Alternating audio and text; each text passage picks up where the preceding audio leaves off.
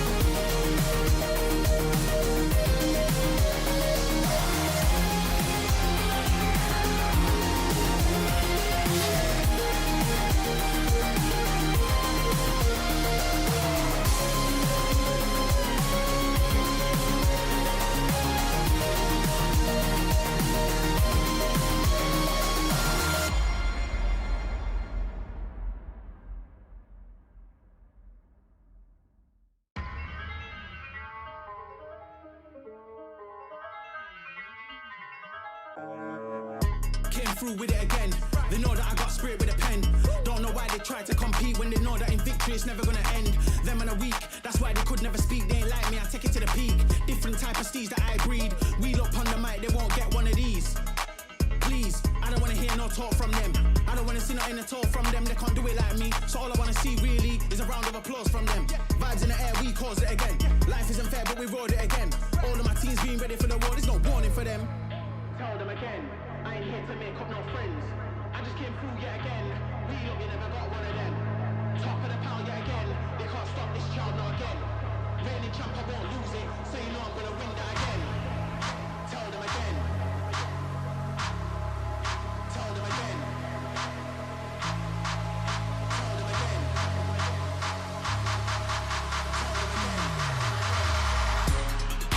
Tell them again. I ain't here to make up no friends.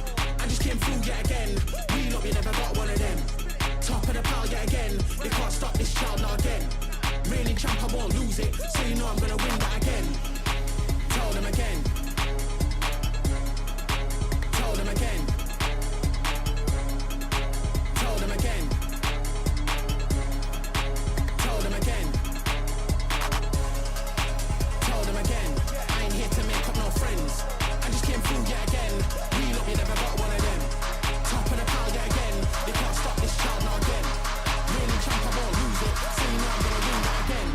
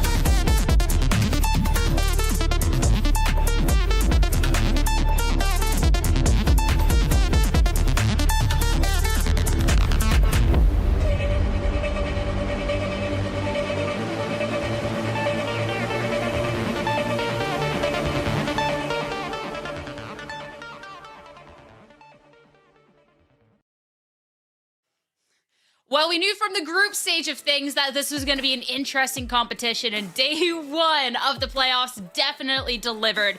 Some ups, some downs, twists and turns, with day two of VCT Ascension Americas ahead of us. Absolutely no idea what can happen. Welcome, everybody. My name's Sierra, and joining me on the desk, we have none other than Roy and Shift. I mean, Shift, you were there yesterday. Roy, I'm sure you watched as well, but yesterday, man, that was... I still cannot believe what I watched. Madness! You watched madness. That's what happened. Absolute chaos. I will wrap up both of these series in small sentences. Number one, 2-game, prepared, M80, lazy. Number two, all nights, trust the comp, GLRS, trust your mental. Big comeback from all nights, huge stuff. Wow. Coming out hot.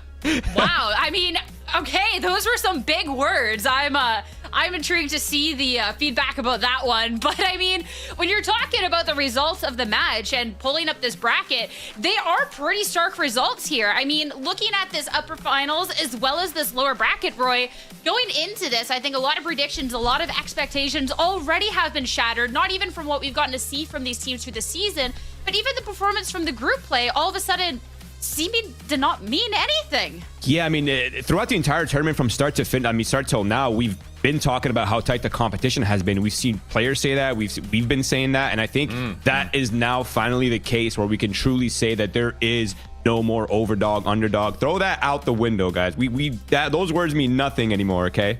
But now we're going into this matchups, right? We saw M80 get defeated finally. They've lost their streak. 2G's on a pretty nice warm 2-0 off the M80. They're feeling confident. They're coming into this matchup. AK, the mental resilience, by the way. Shift, your TLDR was amazing. I thought it was great, by the way. But he's right, though. All Knight's mental resilience, their ability to stay locked in has been unreal in that last matchup. I mean, that was, I think, one of the biggest shockers. Actually, no, I think what's crazy is that's like the second most shocking thing on the day, considering M80 lower bracket. Crazy stuff. And when we're looking at how we predicted things across on the desk, all of us yesterday got it wrong on that first series. I know across the board, we had predicted M80 in this upper finals as a clean sweep, and we were all wrong. But pulling up then the predictions from today and how we all voted, this one I think will be quite interesting, because I know for myself, based off of what we saw yesterday, it was tough to put M80 as the prediction, but I still have that hope and that belief there, Shift, that what we got to see from that group stage, we can see that resurgence. And I love the split that we have here for this match one. Yeah, I think, me and Roy are we're vibing today, brother. I mean, what are we talking about? These guys are handsome and talented. Unbelievable. No, I think the thing for me in terms of these first two matches, the only two matches on the day, 2-game out masterclass the playbook of M80. They did their prep, they did their homework, they came out with the perfect counter strategy. I expect the same thing will happen today versus All Knights, who rely on a bit of a weirder set of compositions. The flip side for M80, I think yesterday was a wake-up call. I don't think that they were as prepared as they should have been versus 2-game. I don't think they'll get caught sleeping here today against a pretty strong GLRS team. I've got that one going 3, but I got M80 winning it. It'll be interesting to see the turnaround, and even just on this upper finals and that preparation, how that's going to be going into today, because I mean, today they definitely impressed on that magnitude. But AK, I mean, how do you prepare against a team that has the mentals, the strength of, I don't know, just every busted Valorant player together? Like, what they were able to pull off was amazing. But before we dive too much into today's series, of course, we do have little interview clips from each to get us hyped ahead of today's match. Yo creo que fue un poco de la calma, porque yo siento que estábamos muy, no sé si nerviosos, pero muy ansiosos por disparar. Y se notó mucho a la hora del cambio de lado cuando ganamos la tercera.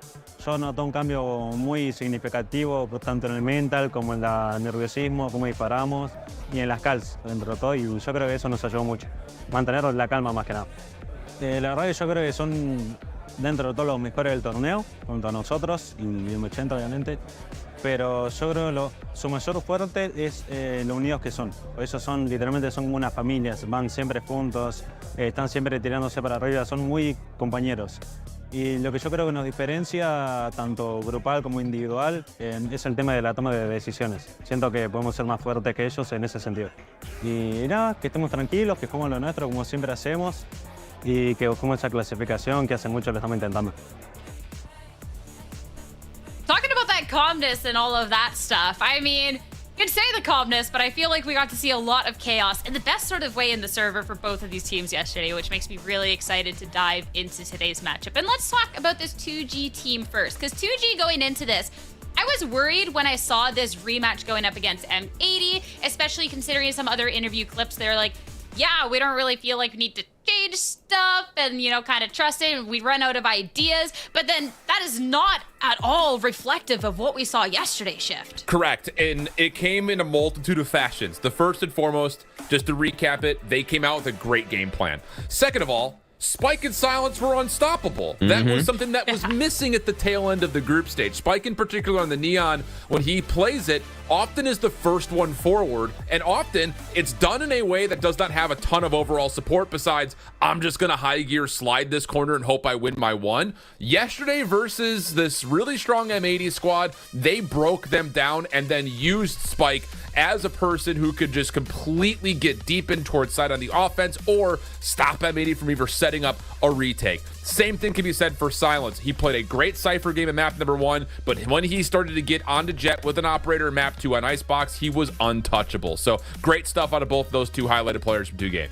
Yeah, it's very rare that we see a team have such synergy with two separate duelists. Like, we've seen it before in VCT teams, but never to this level, never to this fluidity. I mean, the synergy with 2G and Silence as a duelist and Spike as a duelist, it really feels no different. They're able to maintain this consistent style and this sort of opening prep that Shift was talking about that worked extremely well versus M80, and we expect to see the same thing happening in this matchup as well.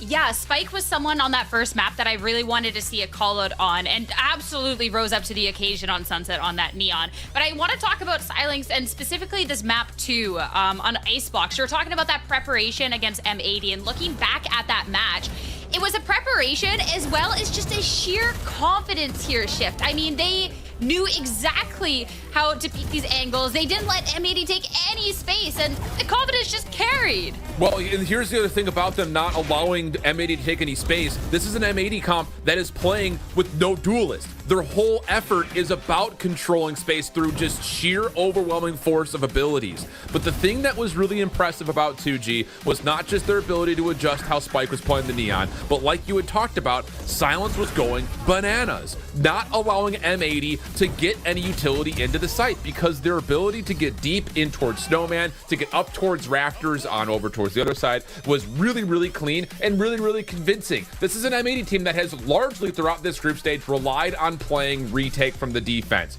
When you get in their face and you stave off 1 point of ingress to where they have to funnel through a choke point, they don't find success. And 2Game really isolated that yesterday thanks to their duelists. It's a confidence that'll take them far. It has been taking them far, of course, being here in the upper finals. But now, when you look at All Knights on the other end of things, when I think of this team, and from this playoff run, the whole thing that I think about this team is the confidence. There's quite a few members across the board here, Roy, that have that, but there's a couple to really focus in on too. Yeah, I mean, the couple, I think we all know who we're talking about right here. We're talking about Dante and we're talking about Sabando, the two players that we've been highlighting throughout the entire tournament. At certain times, Sabando wasn't really having the sort of pop-off that we expected from him. But I think towards the playoffs and towards the end of the group stages, he was one of the players that has been very outstanding. And he's sort of been the missing piece that I think All Night has needed to be that top-tier level team that we've been expecting them to be in this tournament.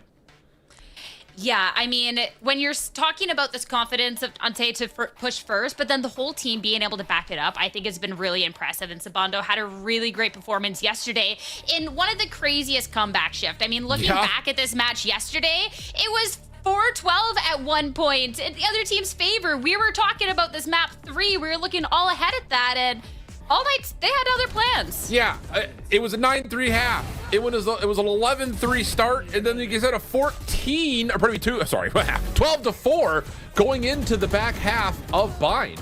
And again, the composure and the trust that this team has off of their ability to trust their composition when they get to their stronger side is crazy. I mean, they put together a long stretch of rounds here on Bind, all of it on the offensive side, save the pistol and the anti-eco. After that, there was no stopping them. Most of that came from the side of the fact that, yes, you did have Sabando opening up great space, but Dante played lights out on the Rays from the attacking side, 18-7 in that back half. So when you put together a great controller who had a great individual series yesterday, and then you find Dante, who may have not had the best impact when it comes to how the Neon formed on Haven, but then turned up immediately when they needed him to on the Rays on Bind, that's a duality setup that you can look at and say, doesn't matter what the score is, you can put them up 12-0, we'll still find a way to trust our setup, trust our comps, and get this thing back to overtime. I mean, yeah, when I look at All Nights on the attacking end of Bind, it was a glorious that it was the constant util to push them back and not allowing Dante any space, and a lot of respect for this absolutely cracked duelist. And then Dante started finding those cracks and started, like, the aggression and the way he was able to take space, completely opening up the window for All Nights to be stringing together all of these rounds and make this comeback that, frankly, we did not expect coming out from this team. And I think, too, with those two very, like, those two play styles going into it and how it was highlighted in yesterday's matches, Roy, this should be a really interesting matchup. Absolutely. And whenever we talk about experience, specifically when it comes to mental resilience and all these things, like whenever we say, oh, they have an experienced player on the team, that is exactly what we are referencing. The ability to stay locked in, to never give up. And I have this like weird nerdy theory that like there is a point, right, where like the pressure boils up and it boils up and it boils up and it keeps building, right? And there's a point where these teams either rise to the occasion and kind of level up immediately and become a completely different monster, or they completely crumble. And it seems like All Knights is the type of team that is going to rise to the occasion. They're not going to crumble under the pressure. Even in the most highest pressure match they've had so far in this tournament, they've been able to perform. They've been able to stay locked in. I mean, even looking back at the past match these two had when in groups, because everyone got to play, everyone, of course, wanted to highlight that a little bit, because you're talking about them being able to rise up to the occasion when it really, really matters. And even during this group stage, they were able to rise to the occasion up against 2Game Esports here, Shift. There is that loss on Sunset, but then being able to bring it back the next two. Yeah, and I think the player that I want to highlight here is actually going to be Adverso. Yes. He popped off in that series, and that was the first time that we'd really seen this bind deadlock composition, because the same thing happened. It was another 9-3 half when they were playing the deadlock on defense. It didn't work at all.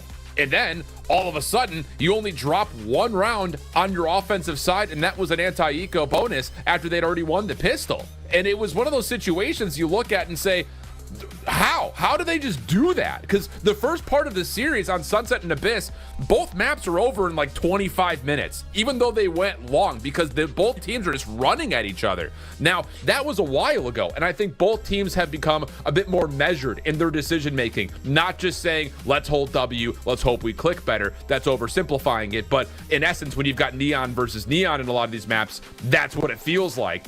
Both of these two teams have grown a lot, especially in the back half of the group stage when they needed to clutch up, win their matches to even see playoffs in the first point. And then to go up against what we consider to be the favorites in the matchups yesterday, to find ways to win for both those two teams in 2-0 form, chef's kiss. Very impressive. I mean, you're talking about, you know, the duel is maybe not just pressing W key anymore, but I think of Dante and I just think of, you know what, if he's not getting the first kill, he's dying first, but he's always taking that space. He's always pressing W, and I think it's just been working out so great with the fact that All Knights do have quite a few shooters to be able to capitalize off of it. But I think how stronghold 2G is, especially when you are looking at the two duelists that they have here, Roy, has been really good and a little bit more controlled throughout what we got in these groups. Yeah, I'd like to remind us that Dante is born in June of 2007. He's turning 18 next year. That's a fun fact for all of us to just dwell on for 2 seconds. I know, I'm so sorry I have to do that to you guys, but he's 17 and he has the confidence of a vet. It makes no sense. Someone make it make sense. He's flashy. He's confident. The structure of the team is very well set up for him. Everything just seems, whenever it's clicking, whenever Dante's kind of their sort of system, their structure is functioning, it's a very well-oiled machine, and they are beasts. Yeah, I think the thing too is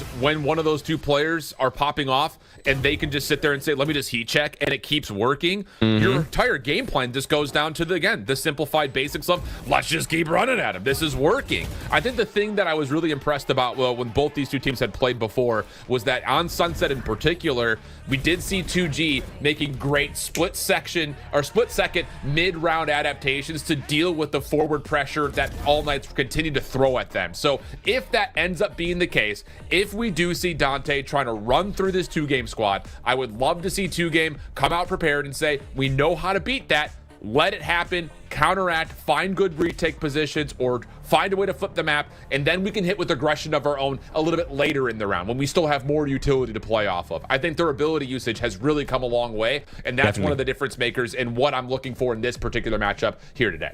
Yeah, and that's a really good point, because I think on some of the maps, they're very stylistically similar teams. They both have very good support players that are able to support these duelists, set them up for early fights, and I think that their strength, which has been their early aggression, has worked for both of these teams, and they both have that strength coming into this matchup. So it's going to be very fun matchup.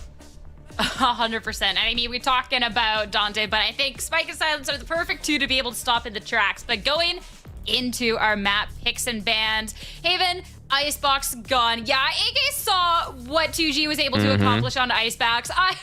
Shift, I'm not surprised about that one being banned out whatsoever. But if this for the first map of choice is kind of spicy. Run back. Here for it. Adverso was a monster on this map. Again, a lot of it was quick action. Dante likely to play the Jet, Adverso to follow up with the Sova. But his presence through mid was undeniable. Ended up finishing the map 26-10. Lotus as a second is peculiar. This is new in terms of their individual matchup. Plus, neither one of these teams have really gotten a lot of reps at it here this weekend. Yeah, I'd like to remind us that All Knights has actually not shown their Lotus. So if you're 2G, I feel like you're kind of left scratching your head a little bit, right? Because this is a bit of a... it, though. I'm sorry? 2G picked it. No, No, it 2G was picked Abyss.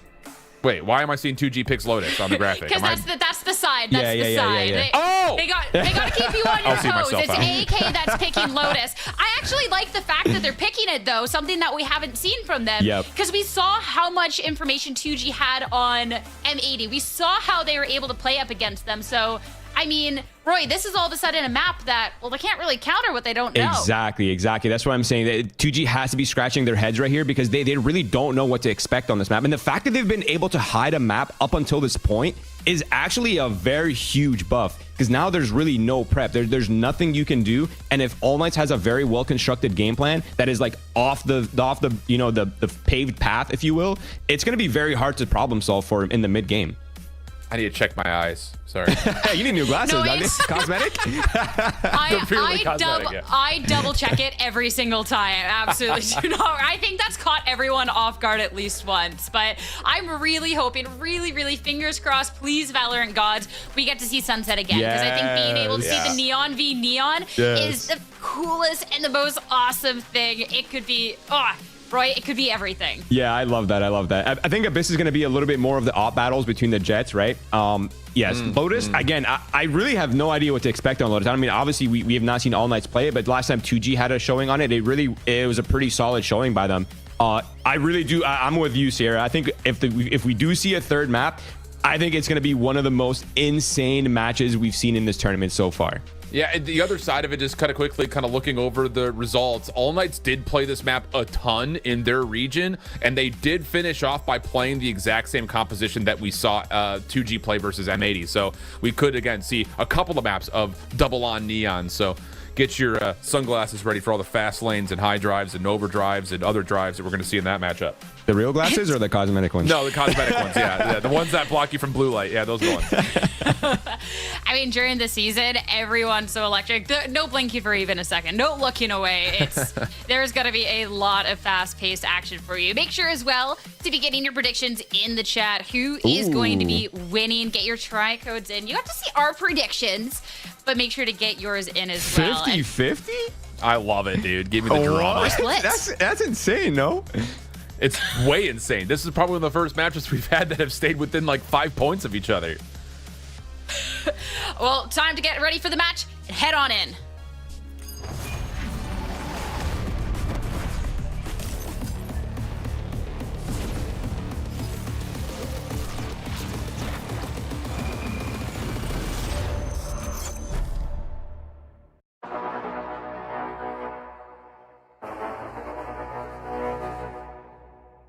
Yo creo que son dentro de todos los mejores del torneo, junto a nosotros y M80 obviamente. Es el tema de la toma de decisiones. Siento que podemos ser más fuertes que ellos en ese sentido.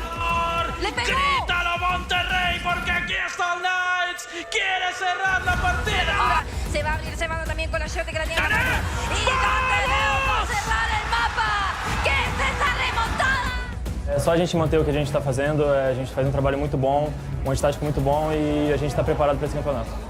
Todos ahí. Acá está. ¡Qué onda! Vamos a la segunda. ¡Va a entrar! Utilidad de hecho le saca la acechadora, no lo ven y nunca lo ven. Bueno para... Sí, capitán América, pero hay que responde, se junta Silence, es buena decisión, es un 3 para 3, 3 rodante, a rodar, mi amor, no quiere correr, ¡uy! ¡Este es lo tuyo! ¡Te pedimos! Algo sabes, ¡oh, no! Se escondió en el tiro, en el doble, solito, responde por medio, pero mismo.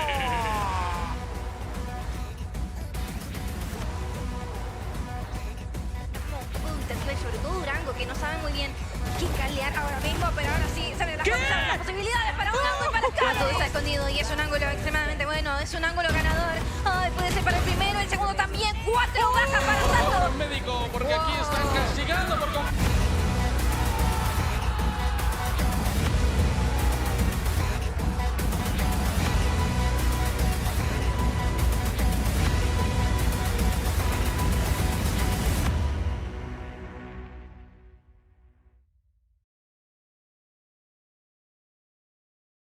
que chegam embrasados, recebam Chu Game!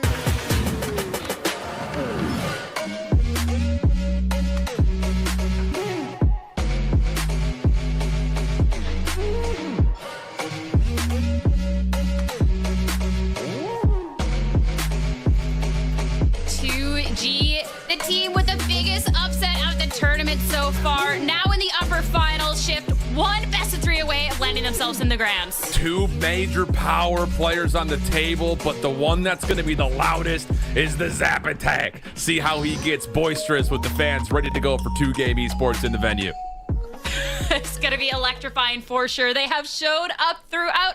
But now for the other team. El poder de la resiliencia y con sangre, sudor y lágrimas mantienen viva la llama de toda una región, el sueño de toda una región. Señores y señoras, Monterrey, denle la bienvenida a los caballeros, denle la bienvenida a All Night.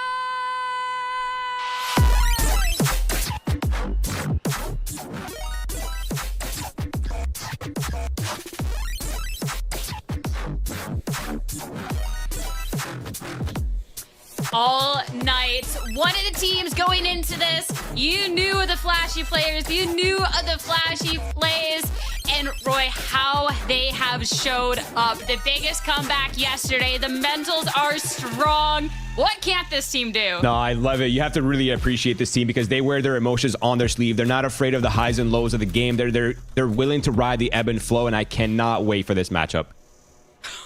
It's gonna be so good. Also, love a good walkout. The calling, especially for the All Nights one, goosebumps. But I think really just reminiscent of what is to come here, Shift. I mean, these teams have been nothing short of explosive. Heading into the groups, we've gotten to see that across the board. We've talked so much about the duelists, but everyone from both sides able to step up at any opportunity always keeps you on your toes. It's a day-to-day game, and as we look at Abyss, yep, this is what we figured would happen. I would assume that all 3 of these maps, if we see all 3, are just going to be mere matchup on mere matchup on mere matchup.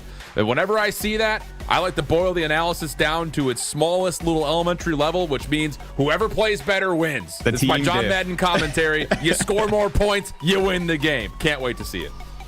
I mean, yeah, that's pretty good analysis right there. Roy, anything else to add to that masterclass? Absolutely. I mean, I think Shift might be the best in the world at what he does. I think he nailed it on his head. It's literally just going to be a team diff from here. I mean, this is going to be so exciting. Last time we got to see Abyss, I mean, Silence was lights out on this jet, but Dante has been nothing short of phenomenal throughout this Shift, and we've highlighted them both so much, and the supportive cast. This is where Adversal last time also just popped off. Yeah, and keep in mind another point about this composition. As much as 2-game are going to look to get Silence on op as fast as humanly possible, let Silence do whatever the heck he wants. On the other side, Dante is going to wait for information, and it really comes down to, can Adverso be everywhere? He was that way yesterday on Haven. I've never seen so many mind games be pulled by a single owl drone in my life. If he can do that again today, it would be a day where All Knights could come out and find themselves in the grand finals. Well, this is it. It's time to head over to Abyss. First map in the series to get off on the right foot here in the upper finals. 2G, All Night, and Masterclass casters. Vansili, Lemikiwi, over to you.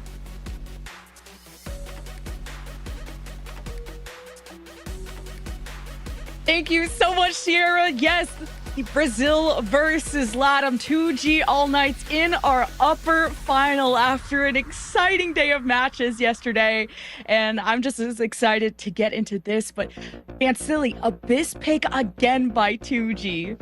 A very good one, actually. I'd be down for the pick for 2G against All Night so far because, yes, we've been talking about how good Dante's been throughout this whole tournament, but although on his jet hasn't been shining as much as he has on roles like Raze or roles like Neon overall. So I think this is a great opportunity for 2G rather to kick things off on the right foot and try to keep that game into close contention. We saw the votes that it was 50-50 throughout everybody that's watching so far. I think definitely this may be the closest series that we're about to witness in the Ascension tournament. And the crazy part is, Lemon Kiwi, these 2 teams, the winner goes into the grand finals, but these 2 teams were number 2 seeds in their own region. We're getting also a look at the coaches, really getting their players prepped for 2G at Spatesor with assistant coach Yoshi, and All Nights have Zonic with analyst Bast with them. And very interesting that 2G picked this despite losing 13-7 to All Nights last time. But if there's one thing I know about these 2 regions is that they're passionate, but they also truly believe that they can bounce back no matter what. And I mean, 2G showed us yesterday after being beaten down by M80, they had the last laugh and they were the ones who knocked M80 down. In order to kick things off, rather, with All Knights on the attack. Early recon dart down towards the middle so that Dante can take control of this mid. So default play that we're currently seeing from All Knights, they're trying to see if they can get a pick, maybe even break this door so they can go for a late split towards the A side, but you're still prodding so far as Zap just got literally zapped down to 65 by that shock. Adverso versus Zap is going to be a really fun Sova matchup of Zap being the IGL and the most experienced players on the 2G side. Adverso's so intelligent. I kind of had to call a PC check on him yesterday of just how he's able to predict where his opponents are through the smoke without vision. So just pressuring Zap back with the shock bolt, making it so well now 2G don't have vision of mid, and All Knights have killed all sound. They keep their lurk on the left and they head towards the right. And this is good because this opens things up for Tinchoff later on. Because of the shock darts from Zap, he's fallen all the way back, so you're playing for 2G very passively at this point. You have to rely on your initiators. Now with the knife out, sees nothing, so the hit comes towards the site. Oh, but the paranoia from 2G was hoping to slow down this push. And is Dante off to a great start. First blood, opening up the site, smoke at the back. 2G will rally the forces. You already see Zap taking an off angle, cutting through, waiting for the flash from Spike, but Zap got hit, and the tempo's a bit off from 2G. AK have been setting themselves up for success from the beginning, and they'll take pistol. You nailed it right there, Lemon Kiwi. A little bit off tempo on how you wanted to retake that site for 2G. You mentioned that Spike had that flash. You needed that control on the top of heaven. So far, when you're playing turtled and reactively, you could give up the site and play on the outside, but it's important, your step one, to not allow your opponents to really push further than security room or the heaven on the A side. But we overpeaked. We lost our battles. There was 3 guys already facing him at that point. So you lose your position. You also lose map control because, again, remember, Tinchoff had such a late lurk going in towards the mid take. He was going to be the final winning condition should all of 2G or All Knights getting dropped here over on the 8 site on the post plant. But overall, it's just a duels. You know this is going to be a brawly matchup between these two teams, and we definitely see it right there as soon as we came into the execution. Going to be a lot of weight on Dante's shoulders to really show up. Yeah, just it's a lot. This is still the upper finals, so, you know, you have that second life, but we saw yesterday that 2G, you know, they put so many eggs in the Dante basket. You know, his back must hurt, but then after a timeout, after things didn't start really 2G's way yesterday, they had a timeout, they talked about it, and became so much less reliant on Dante. They really kind of spread out the responsibility, and it became a united effort, and that's how 2G were able to come back against M80. Yeah, definitely. And I think you're also meaning Dante, for example, for All Knights. Oh yeah, All Knights. But 2G for exactly. Spike, but overall, I think it still goes back to what you were mentioning before of how good these teams are with bouncing back. So let's talk about those a bit while we have this technical pause. So to lean back to what you were saying in terms of 2G and M80, that revenge match, and that 2G looked amazing against M80. They looked much more different on how they played that map and how they approached that map on Sunset as well against M80. There was a lot of like fake mid control, a lot more slower pacing, which forced the hand of M80, and then they really worked the map in their favor. And so that's a little bit of studying, a little bit of learning that they've done. And you're hoping at this point here that 2G lost against All Knights the last time they faced off against each other here on a bit. They've learned something this time around on their eco as they're trying to find some moves here, but it's Dante just waiting towards the spawn to get the first blood. And 2G already worked for map control. They've heavy pushed up the A side and left their mid completely open. That's an adaptation from Zap to help support the perimeter of the map. And it's not like AK have really tried to do much. They do have sights on mid thanks to that camera of Tinchoff, but it is a first blood in favor of AK yet again, of course, with the better weaponry. Great job with the outlaw from Dante, taking advantage of these long sight lines. Now the drone being pushed up A. You're not really sure what to do with that. Just trying to get some word control, trying to get silence up as soon as possible with an orb, but unfortunately here, as they're just trying to walk down and hopefully catch somebody off guard and rely on that aim, and didn't pan out in their favor. So All Knights just looking to have a clean execution. You already see here LZ Luis pinged out. All Knights are just going to smother this site with the weaponry that they currently have, a huge and clear advantage. it's only going to be Spike left on a rotate. So a clean plant overall. All Knights, if they can convert this to only have 10 shots falling, this will also help in the long run for All Knights in terms of the weaponry that they bring, because the Outlaw and also the Bulldogs could still do a lot here against 2G. I do like at least, though, here, Lemon Kiwi, that in this eco that you have from 2G, they're all at 1900 across the board, so only maybe a bit of utility purchased by Spike, but overall, you're making sure that you are buying full armor within the next round, because you know that, you know, Dante or somebody else is going to bring an Outlaw out, and they're not afraid to fight with that, so you want to make sure you bring those chances in your favor in your gun round. You see Spike obviously going for the retake, which is the classic, but hoping to die to Spike or well, getting exit frags, but did not catch them on the exit. It's AK taking the second round. And again, another first blood in their favor. You know, the weaponry helps with that, and it's hard to stack with pistols on a map as large as this. 2G really gambled on the forward defense at A, didn't get anything, and AK, despite, you know, having that huge weaponry advantage, still committed the drone. They don't want to go in blind, and they still executed well. It is definitely a very difficult map to rotate across here on a map like Abyss, which is why a Sentinel is usually key to have in your composition too, because you're turtling up a lot on the extremities, and then if you're losing a little bit of that mid-control against your opponents, it's so hard to rotate back, so most of the players will go through the spawn if not flanking, right? But we'll see how that's going to evolve as we move forward here in this matchup. Weaponry out now for 2G, full rifles, and you see here all full shields. Just a little bit less utility in their hands now for Zappas, for example, he doesn't have these shots. It's a chance for 2G to respond. Smoking, making AK nervous on their side. Cypher util at A. Good division from 2G to cover all of their bases. It is now time for AK to make a move. Where will they set their pieces? Where will the pawns advance? And what map control does AK really want to fight for? Now, they're setting their sights on mid. This is something they haven't tried, and they're pushing all four there.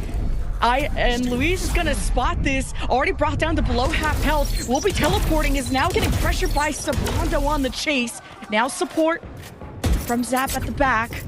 As 2G turn around, they've given up mid. They know that AK can wrap around them.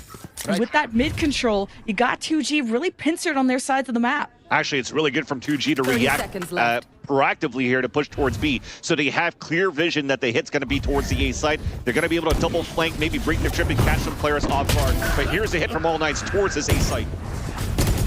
Wrapping around, 2G not wanting to let this plant go through. AK, what kind of momentum can they build? It's Sabando with two and almost turned on the third. 2 versus 1 with Nico. Someone behind, at the front. It's a pain sandwich. Luis not making an immediate move. Seconds remain, and AK will have no time to plant, and it still goes the way of 2G. And how good is that there from Luis to stay alive on the top middle? And because he stayed alive, he was able to get a 3K in the A site to anchor it up and give the round there for 2G. So again, I love the pivot that we had. You saw all those pings that happened on the attack side where it seems as though there is some sort of read here from All Knights to really try to crush this type of solo hold that's being played here from the 2G side on the defensive side. Remember, it was Zap in the pistol round. This time it was Luis alone. But I love that they switched it around proactively for 2G as well, because now you see Luis is TPing away. It's not going to be a player that's going to be stuck out in the open through all the utility that comes through. But the tempo changes now for All Knights. They're looking for a 3-player hit towards the main side of B. Finally testing out the waters of B, like you said, and the silence has been good, but will not stand. That's a free duelist for Dante, already posing on the left, just really focusing on the long range contact plays. As AK, know there's players on the site, but can they really just draw out 2G and take that duel? And in AK's mind, ideally lose it. But AK are just going to give this one up as they know 2G are hiding. They don't know if AK are approaching B or not. Yeah. AK will pivot. Well, this is also the insert of Nico Mushi at the beginning of the A orb. He hasn't seen anybody push forward. He hears maybe a camera being tapped up here and there, so there's going to be a little bit more of a passive hold from the A site when they realized here that they were fighting against 3 players towards B when he took down Silence. So I love this read, but picking up this orb gives their position away, but it also allows your adversary to get the Hunter's Fury, so they have at least a final point to play the pulse plant. While it looks like for 2G, they're going to give this up and play the retake after all. Beautiful. And at least Prizes Yeah, able to reveal just how many members. You already heard the jet dash. You know the hit is there. How do 2G even want to retaliate? They don't. They want to save their weapons because, yeah, economy is everything, and they don't have a lot going. Yeah. One is the economy, and secondly, you see it now, the preemptive knife down towards Long Beach in case people are still lurking around. So as they lost Silence in the beginning, and you only have one player holding towards the A site, well, all your question marks around the map or towards middle. And after they hit the site for All Knights, where could they be after when they lost Prizey? So you've lost so much map control there for 2G to really understand or have a feel of where you can rotate from. And as we mentioned, it's such a hard map to rotate across because not only is it difficult, but it's also very long to path forward. So if you have to start walking to clear it back, you've already lost pretty much half time of the spike before you're able to make it into the site to try to play the retake. So no choice there. Still great defaulting being played by All Knights within these starts, within the start of these rounds, rather. And All Knights are doing great damage. They're getting a lot of kills, so they're coming up to some pretty important ultimates. And I already know Null Command is one away. All Knights, I think they're figuring out that just flooding the site from front to back and just overwhelming whatever defender is there, if it's a solo sentinel or maybe 2 or 3, instead of All Knights getting kind of overthinking it. Because the one round that All Knights lost was when they kind of explored mid and didn't really know how to pincer 2G's defense without the information. So All Knights get the orb. Now they have 3 ults. Null Command, Hunter's Fury from the shadows. And they got vision on mid, so All Knights, it's their move. Yeah, the knife even spotted Zap, and it's a good enough radius for them to know that they're playing towards the right side here on the A side. So looking for some 1-minute clearing, maybe with the Zap utility. So they actually just keep Tinchoff there just to see if at that minute mark he's going to hear the Allodrone. That might force then after the push forward. There you go. It came out at 107. He breaks it right away. Look at now AK starting to move out here and looking to move together towards his B site. Null Command to activate to kick things off. Headshot. They start the exchange. Great first pick by Silence. Now he's suppressed and he's being found. Hunter's Fury to hose down the site. And AK, they trade blow for blow and they come out on top. And even Sabando used his teleport to get all the way to the back to really pressure that back line. And 2G had nothing to say about it. So the plant will go through and then 2G kind of stagger in and out. And they save those weapons for this round. They really have a fighting chance, and now it's a 2 versus 4, and they don't seem really eager to get to the B site anytime soon. We'll see what Prizey can do to do damage with just the pistol, and not much. The damage to the camera, that's pretty much it. Yeah. But yeah, if not for a spike, he's going to save his weapon. It kicked things off quite well, though, at least for 2G on the defensive side. It was a beautiful 80-ish shot from Silence, and I was kind of questioning, actually, when Nico Machine pulled out his Null Command, that Dante is still the first one that's going to peek out instead of having the Null Command come out and maybe just bait that first shot in case, you know, that happened. But it's Dante that dies. At least they got the trade-off. I like the Sabato TP back towards the spawn, too, while you're basically smothering all the audio with the Hunter's Fury, so nobody really pays attention to the heaven, and it becomes a really nice pinch towards the end for All Knights. But I think they're doing a great job, All Knights, not only from defaulting so far here around the map, but it's also a great job that they're currently displaying by keeping the economy low here, where Spike cannot activate that quickly with an operator. And you're probably going to start seeing here within the next 2 or 3 rounds, finally, when we're going to have that money that's going to be enough there for Silence to get the op, where he's really good with. We've seen his display of what he can do on Icebox against M80 with that op. But look at that econ after. I mean, look, they're somewhat half buying around the single Phantom that was saved from Spike, and he's at 700 credits. He's not going to bring it up in the next round if they lose this one here. Yeah, 2G are really starting to suffocate. And the last time these two teams met, it was a pretty even first half for All Knights offense. And it's an exchange in mid. Both teams stacking on the side. Spike now getting involved for the defense, and Silence showing up with the 2K. And is this going to be for 2J to just keep wanting to push through mid, or do they want to keep scrapping this? AK keep challenging, and it's all up to Sabando in a 1v3 with a, I guess, potential thrifty or 2G on the line. Yeah, at least he still has full kit, 45 seconds, could pick up the spike, and we know that Simbado could get things done. And as I respected after all on the buy that Silence has, because if he died this round with everybody else of 2G, he was going to have the Blade Storm within the next round anyways with his armor. So he's trying to keep some sort of fighting chance here with the Econ on the side of 2G. But it ends up being the Guardian that picks up for the 2 kills, and now Simbado is about to get spotted here by Luis. Cover going out. Damage at least Sabando can do. 2G not letting this turn too much into an avalanche. Wow. Silence with the 3rd through the smoke. And this is important. They got to recover a lot of rifles from this too, and they kind of need to salvage this economy a bit. It's a great way to bounce back because that Thrifty or whatever force buy or half buy that they had around that Phantom, they had a Guardian of Phantom and a couple of Sheriffs, and it just focused down towards that middle, and winning that, salvaging 3 weapons on top of that, and the 3,000 credits for every single player from winning that round, that I think might be the turning point now for 2G to be able to get that AWP out on the defensive side quite soon, and it's right now.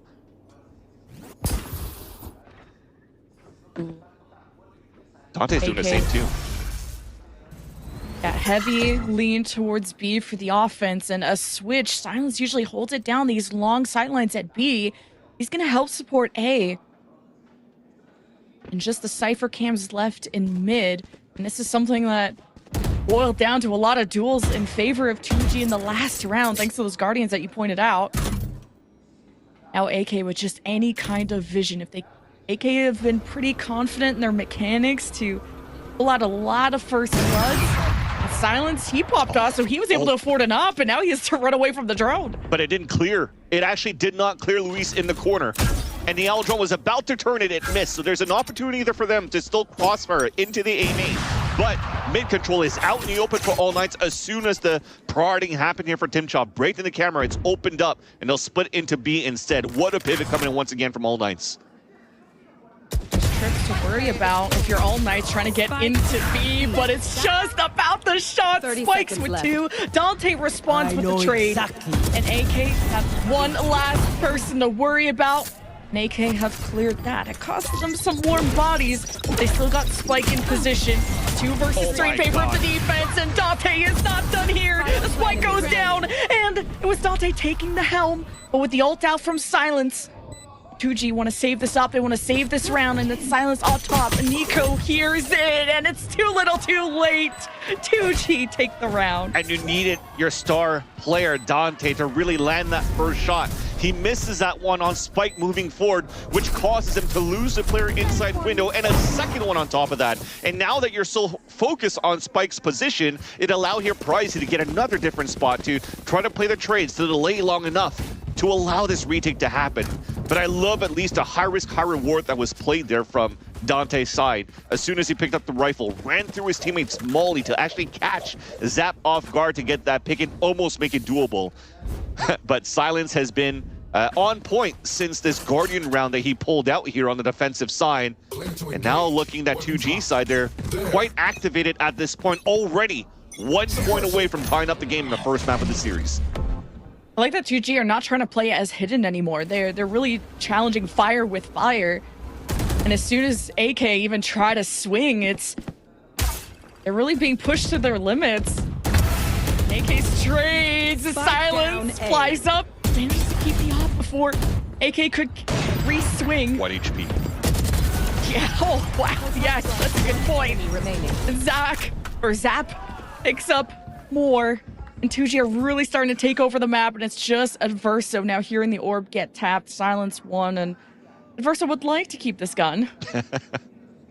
Yeah, it seems like the tides have turned now, where it's a lot of saving happening on the attack side. But once again, you nailed it here, Lemon Kiwu, where 2G are not afraid to fight aggression with aggression. This time around, after prodding and realizing how the A side's being played quite often by All Knights, focusing on B side first for an easy orb in that case, and then they try to pivot back towards middle where they can work towards the A side and then try to go back for a pinch towards the end in the mid rounding. But this time around, because they've always just inserted 1 player towards the A side, 3 players are ready to push out from 2G. They went for the pendulum swing as soon as the recon dart came out there from Zap. and the rest was history. Spike was already down out in the open, and there's no chance here for Adverso to pick this up and save the round here for All Knights. And instantly here, we've tied up the game 4-4, where 2G are starting to realize this slower play style of All Knights could really be punished, not necessarily always in the middle, but the extremity here on the A side too. And that was an important lesson that 2G learned when going up against M80, is that M80 gave them so much space, so much map control, but it's what 2G really did with it. How could they profit? How can they take advantage? And how can they pincer the opponent? And now that the 2G are really getting more confident, we're talking about them utilizing that space and really pushing up, it's catching AK a bit off guard. So now the ball is in AK's court of how they want to turn this around. How can they either match that aggression, or how do they slow it down and let 2G play in their hands? Yeah, and the cool part too about this space that you were mentioning with M80 against 2G was not only where 2G was pressuring, let's say, towards middle of Sunset, and M80 gives it up. Later on in the mid-round, M80 would start trying to push down and triple flank and whatnot, and what does 2G do after? They realize that it's weak side on the other side of the spike site, so they just flip the site over, push out towards the spawn, and fight against M80's weaker defense. So this is what we're currently seeing so far here, almost at that point here for 2G. It's not necessarily that they're flipping the map across on the defensive side against our opponents, but they are trying to push to where the weak side is, depending on how their opponents are currently defaulting. And now it seems as though for All Knights, they're starting to see that 2G are not afraid to fight on these extremities when they find this information. So will they change the tempo a little bit more, especially when you know someone like Dante could really activate the pacing for that team? Although, like I said, it's not going to be on a Neon, but he could still get it done on a Jet Dash to create that space for the team. Just early pauses being called, coaches getting involved. It's a play style change. These are two teams that are friends outside of this game, and they meet in the upper final. They've scrimmed each other despite not playing in the same league. They know each other, their weaknesses, their strengths, and how to counter-strat them in the end. And All Knights already smoked off. No cameras in mid this time. The defense from 2G set up their sentinel on A, shifting from the B site from before. And All Knights, step by step, will advance through middle, and this will catch Louise. If he's not careful, he's going to try and hold this angle, and silence on the offside. Now AK try to isolate that duel by smoking off the left, and with now the knife from 2G, it is going to reveal the members from AK, and they're going to take a step back as a result. This is a great starter from Dante. He showed the fingernails of the Jet, which forced out the offshot and a paranoia from Luis from the A side. Just because of the passive mid play that they've been doing for 2G, they thought that All Knights were going to play for the heavy mid control once again. But what does that mean now? They timed out the knife. They timed the knife that was being thrown towards A as well. What real kill do you have? There's an opportunity here to open things up and to really surprise Pricey in the back, who's currently holding it solo until finally Spike comes through.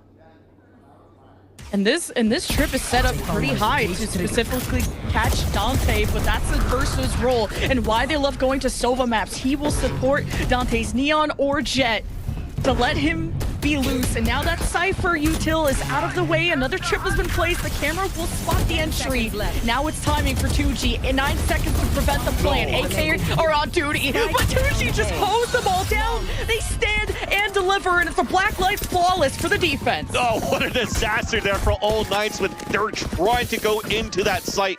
And unfortunately there with a null command that was stopped by Spike, and then they realized, wait, there's only 14 seconds left. We just have to go in for the trade. And Adverso should have had that kill in the back of the site to open things up, but they did such a great job here on the defensive side of 2G to fight on that right side of the map with the Hunter Sphere to support them from middle. And the passive play, which looked like it was going to be an easy split here from All Knights towards the end, towards the A site, was met here by a Hunter's Fury, which is why they were giving that middle up a little bit more here for 2G side. Let them walk into that trap. So all of All Knights here. Heavy flood from All Knights. Exactly, yeah, change. No time wasted. Who cares about info? W, shoot, and it's Dante that leads the way for AK, dismantling silence and only leaving dust behind with the spike planted. Not much left, really no time to think if you're Pricey. It gets a 1v4. Just gonna try and repeat this, maybe with a delay, thinking you went the other way, but Dante with the ace to give All Knights some life again. That's how you stop the momentum being built up by your opponents, by just having, again, that Star Duelist dictating the pace. But it almost looked like there was no real utility that was supporting him in the back. Yes, of course, there's going to be some flashes here and there, but the brunt of it was all Dante moving around that side to get all of these picks. I think Spike there, getting the brute force of it, becomes patient zero here at that A site, at the B site rather, and Dante is giving a chance here for All Knights to keep this game close before 2G can really start running away with this, as they are the ones dictating the pace really so far in this defensive side since they had their money right, since this thrifty round that they played. AK have been using Tinchoff especially to throw these cages mid and either use their cameras too. Sight, vision denial, info denial. But what does All Knights do? Completely shifting from just jumping into the B site, winning the round within a second, to slowing this all the way back down. Really throwing 2G for a loop. Now All Knights with no vision, not seeing anyone through mid, will try to explore it. Silence holds down B, gets rid of the lurk from Sabando. The AK pinch will still go through, they wrap around, and Luis was ready, picks up two. The Hunter's Fury will calm him down. And AK have a chance to still get the B site control. Here comes Adverso with the plant, 2G on the retake. I don't know if it was a selfish play or not, but it was really questionable on Sabano trying to TP across danger. But Nico's keeping it alive here for the team. Yeah, and now time on AK side. Neural theft used by Pricey, and it's just Adverso on the site. Was really relying on his teammate, his duo, to push out and do damage. Adverso, he has the element of surprise. He already heard the spike getting tapped. He almost got Pricey. He needed to hit that shot. He chokes, and 2G defuse to take the lead. That's what it is. He needed to land that shot to give himself a chance on the 1v1 because he knew here that 2G had a lot of time in their hands here to really clear out that map. So they work in a buddy system to rush back together, but it really came down to a lot of heroic plays that had to be done on the attack side to make it actually this close for it to become a 1 versus 2. Because of that questionable TP, the reason why I said, is it a selfless play for him to get picked off here by Spike so that the other could actually rotate over and pinch from the mid take, right? From middle over to Ivy to pinch back and play that 3 versus 1 within the one holding towards Ivy. But Luis at that spot on the defensive side has been on point so far. Yes, he's only 7 kills on the board, but he survives so many rounds at 1 HP, 5 HP. He's getting multi-kills in these impact rounds. AK already threw a knife over on the A side. And then there's a drone in response from 2G. No one home on the right side of the map. 2G gotta worry because AK came bulldozing into B last time. Paranoia timing big. Smoke from 2G to try and divide AK on the push. But Dante has made his way in. And 2G, they start to panic and almost want to give up the site to just have a number advantage. You lose Spike in the process. Spike is being planted. Two different things in that case, but AK will hold it down in a 4 versus 3 where 2G try to take the high ground with a shock bolt, try to pressure them back. AK trying to stay as hidden to play time. And it's 2G that have shock bolts, they have silence with the ults. There's only one place AK can be, and it's Silence that's gonna check it out. He gets overwhelmed. 2G gotta push numbers. AK are right on the edge, literally, and it's Adverso that holds it down for AK. And a redemption there from the IGL of Adverso after whiffing that 1 versus 2. He's able to capitalize on multi-kills in this round to tie up the game 6-6. That looks so good, once again, for All Knights when we started off this game. But 2G really found some gaps here that they could exploit on the defensive side to keep this game close. Although when you want to focus on that last round, they've been doing a great job from All Knights on how they executed behind from the shadows from the Omen to get behind the enemy lines through all that utility that's being thrown in the forefront. Not many times do we see good value coming out from the shadows from that Omen ult, with exception, for example, is Seaside split on Haven. So I'm liking this look from All Knights, at least on how they were hitting their attack side with this Omen ult on their attack. But now we switch sides. We'll have to see if 2G, with how Spike's been playing quite well on his Jet on the defensive side, if he could be that tip of the spear here for this team of 2G on their attack. Their map pick as well against All Knights. It's so funny because this is so deja vu from the last time they faced on Abyss. It was a 6-6 half when AK started on offense. Like 2G are just these comeback kings because the same way they kind of came back against M80, they know how to adapt to counter strat and to really take mistakes on the chin, to know that an issue is always solvable. And they go in with such confidence and they know how to come back. And that's what really threw AK for a loop, despite that huge momentum swing that AK started with, like a 4-1 start, and then 2G just figured them out. Yeah, and it was actually even All Knights that forced out the timeout here once 2G started figuring out this defensive side. So that main control that we thought was going to be All Knights at the very beginning here just really became a nice little chess battle on how the IGLs have been playing against each other. And I think we were mentioning here, or you were mentioning it to me in the green room before we started this matchup here, 11 Kiwi, that these are also scrim partners, or they kind of have like a similar feel of how each other play, which is why we're seeing such a close battle so far and close matches throughout the group stages too between these two teams. And it's respectable because for me, it kind of looks like pretty much Adverso versus Maurice when they were playing against Zeta. Two IGLs that kind of know each other a bit, they know their play style, and now it really comes down to who could actually call better than the other at this point when you understand all of these positions. You have to be pristine right now in your calls.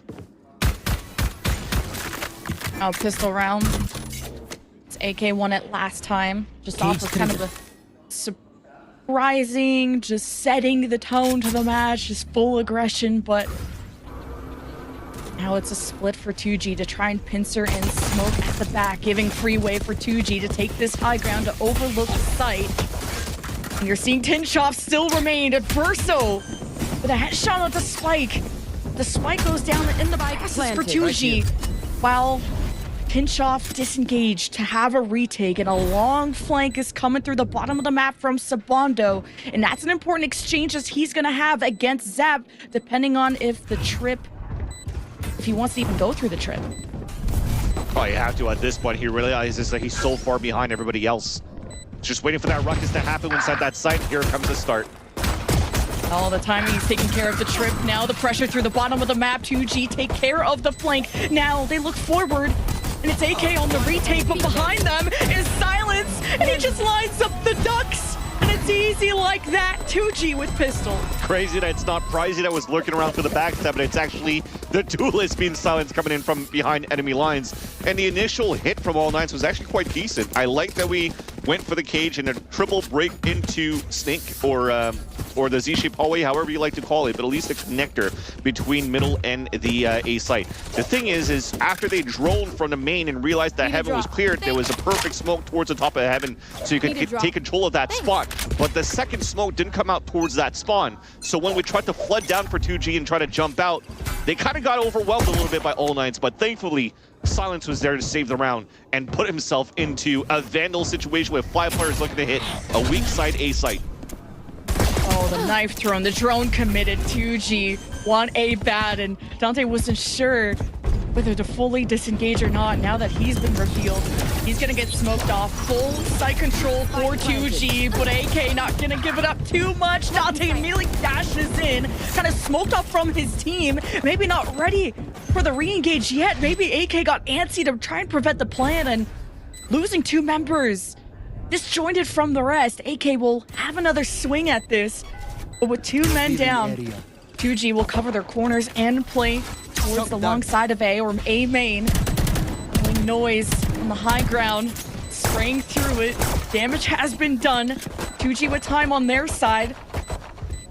Pretty much have this round secured. Yeah, they're for one end, they're just trying to die to Spike, but instead they're dying from the Sheriff of Silence, who gets 4 in the round, and he's done his job.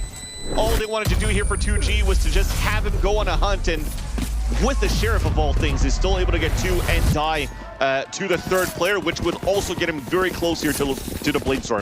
I think he's only like 1 or 2 orbs away here to be able to get that Bladestorm to keep, once again, the driver's seat for 2G within the tempo, dictating the tempo of this matchup. Because if it's not for an op that might fail in their favor, they'll have the Bladestorm, they'll still have the dash available with the Vandals that Spike could also do for the team. This is going to be a difficult task now for All Knights on their defensive side. Now AK KO knife on the right side, not used yet.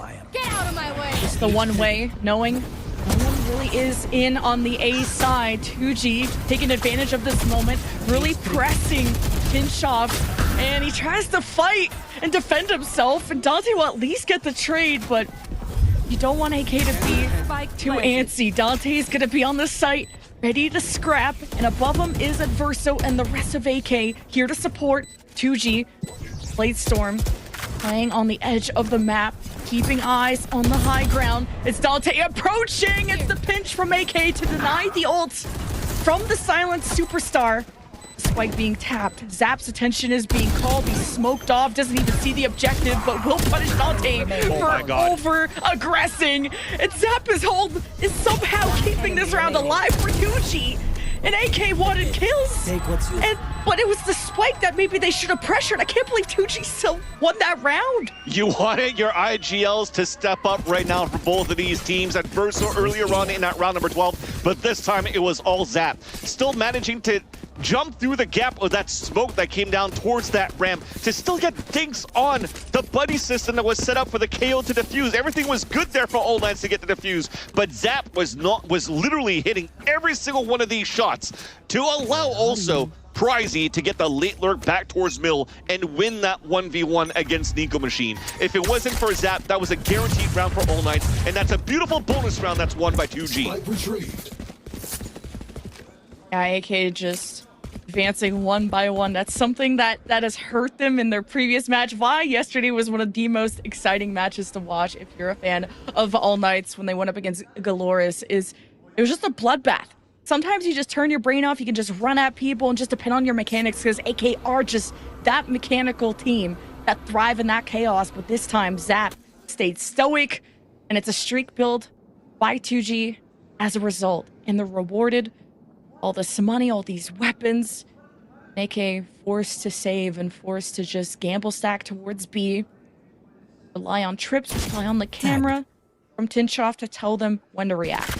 It's a good start, though. The stack is correct. They have 4 players at the right spot. They got kill trips in that site. They played outside the site, too, for the Cypher. So now if they try to run in, you could get some wall bangs here on the defensive side for All Knights. And a beautiful knife from Nico to really suppress the entire 2G team trying to rush in. And it's quite scrappy. And AK did good damage, taking out 2. Silence with 4 in that round to build up those ult orbs. Great round out of 2G as they go up to 10. AK did good damage, but not enough. Yeah.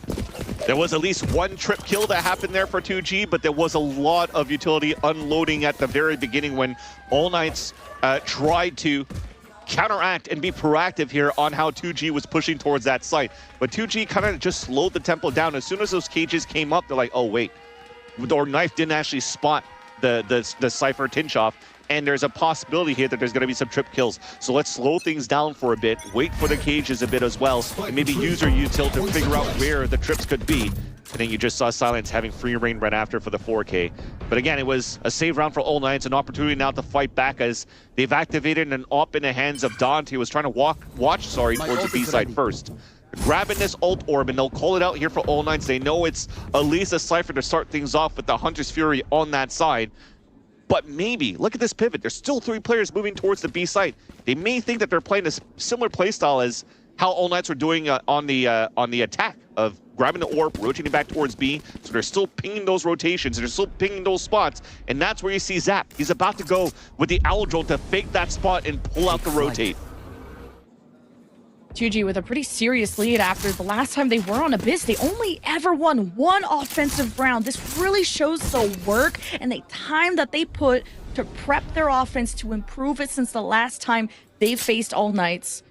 Now a few more rounds away from actually winning their map pick and slowing the game down to a halt. But look at Prizey. He could have the backstab here, but he gets kind of pushed back by a paranoia, and he does damage to Nico, who slips through the shadows. 2G fight for site control, and it's still Sabando left on there with Nico pretty injured. But 2G have the spike planted with util on their side, but now there's an op involved. Hunter's Fury available for Zap, but with his teammates in the way, it's not the right time. So 2G We'll just have to play ring around the rosy. Dante swings, spikes is quicker, and he makes his way to the back for 3. That is so nice for 2G towards the end. It almost looked like you're questioning the play here from 2G because the L drone was perfect. It did pull out the rotate. There was only one player holding towards the A side. And you're like, wait, how come people are not really moving forward yet? But they were kind of blocked out by the one-way smoke that was being thrown out here by Sabando that didn't allow for them to really tempo up towards the A side. But at least maintaining and containing that area and pulling out the rotates on that B side allowed Tinchoff to really get a position towards Norway. So they went into a second phase instead of tempoing up towards the site to go for a fast execute with the paranoia that allowed Tinchoff to get into the A heaven and get that pick and open up the site and allow here 2G to really get inside the A site and play within. And you've mentioned it. They had the Hunter Sphere available for Zap. He didn't want to use it yet. He was going to be the last line of offense. Basically, if everybody else couldn't hold their position on the defensive side. But man, is Spike shooting so far, so they don't need that Hunter's Fury, and they could save it in their back pocket into potentially the closing rounds of this first map. Just that kind of stalemate, that chess match on the site where eventually the scales tipped over once Spike was let loose. Really close game. All Knights will call for a tactical pause and look towards Zonic, was yapping away, and he means business. And All Knights won this last time by just having this incredible defense that only let one round slip. And now this is a whole new 2G. The stakes are very different from the group stage. It's all on the line. See how this goes. Try to make some sort of play at least. Maybe a late recon there. Oh, maybe not. Maybe it's just gonna be Dante walking up alone to just meet Pricey and put a dagger between the eyes, and that gives a chance now for AK to maybe turn it around here on a lower buy. Will we see a similar matchup right now for All Knight's defensive side, just like 2G before, on a round where they had a lower buy, on a round where they were able to fight towards middle and get this information and fight back against their opponents? And All Knights now, they'll play those numbers. Yeah, to not even let Pricey get set up at all, where they're usually throwing a camera or a cage, and a lot of util now denied. It's 2G. Have some trips, but it's Dante yet with another headshot with the ult. He does get traded. You still have one duelist left. The Silence tries to dash in through the smokes, makes the space, and it's just a war. Everyone's shooting through the smoke. 2G have blocked off those exits. There's one that's open. Great reads out of 2G to cover those bases. And now the Hunter's Fury to deny the plant. A lot of time still left with 30 seconds left. Hunter's Fury not getting any information, though it was for denial. Here's this backstab from Sabando. Another comeback. And it's just a 1v2 for Zap. And it's just great coordination, team play, and a thrifty for AK. And it is gonna start that way. The blade storm coming out from Dante, a second one into the A site, and it still looked like it was going to be a 2G win going into this A site because it did the hard clear into the Omen, or not the Omen, sorry, but at least the player at the entrance of that A site. They cleared it out perfectly, they got it within, but now you saw the Hunter's Fury come out on the defensive side. The KO Knife 2 pinged the player, pinged the Omen. It didn't give a chance here for this smoke to come out back towards the spawn site for 2G from Luis. Which then all of that was all to run that clock down so that Sabano could come in for that flank with that Sheriff.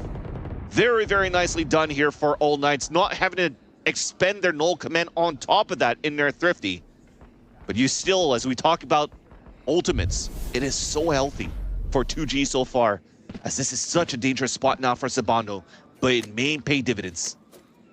All Knights just one of the most resilient teams, going into a 3-9 half against GLRS to turn it all around and win it in overtime in the end. All Knights do not care about a deficit. If anything, it pressures them to play better, to play smarter.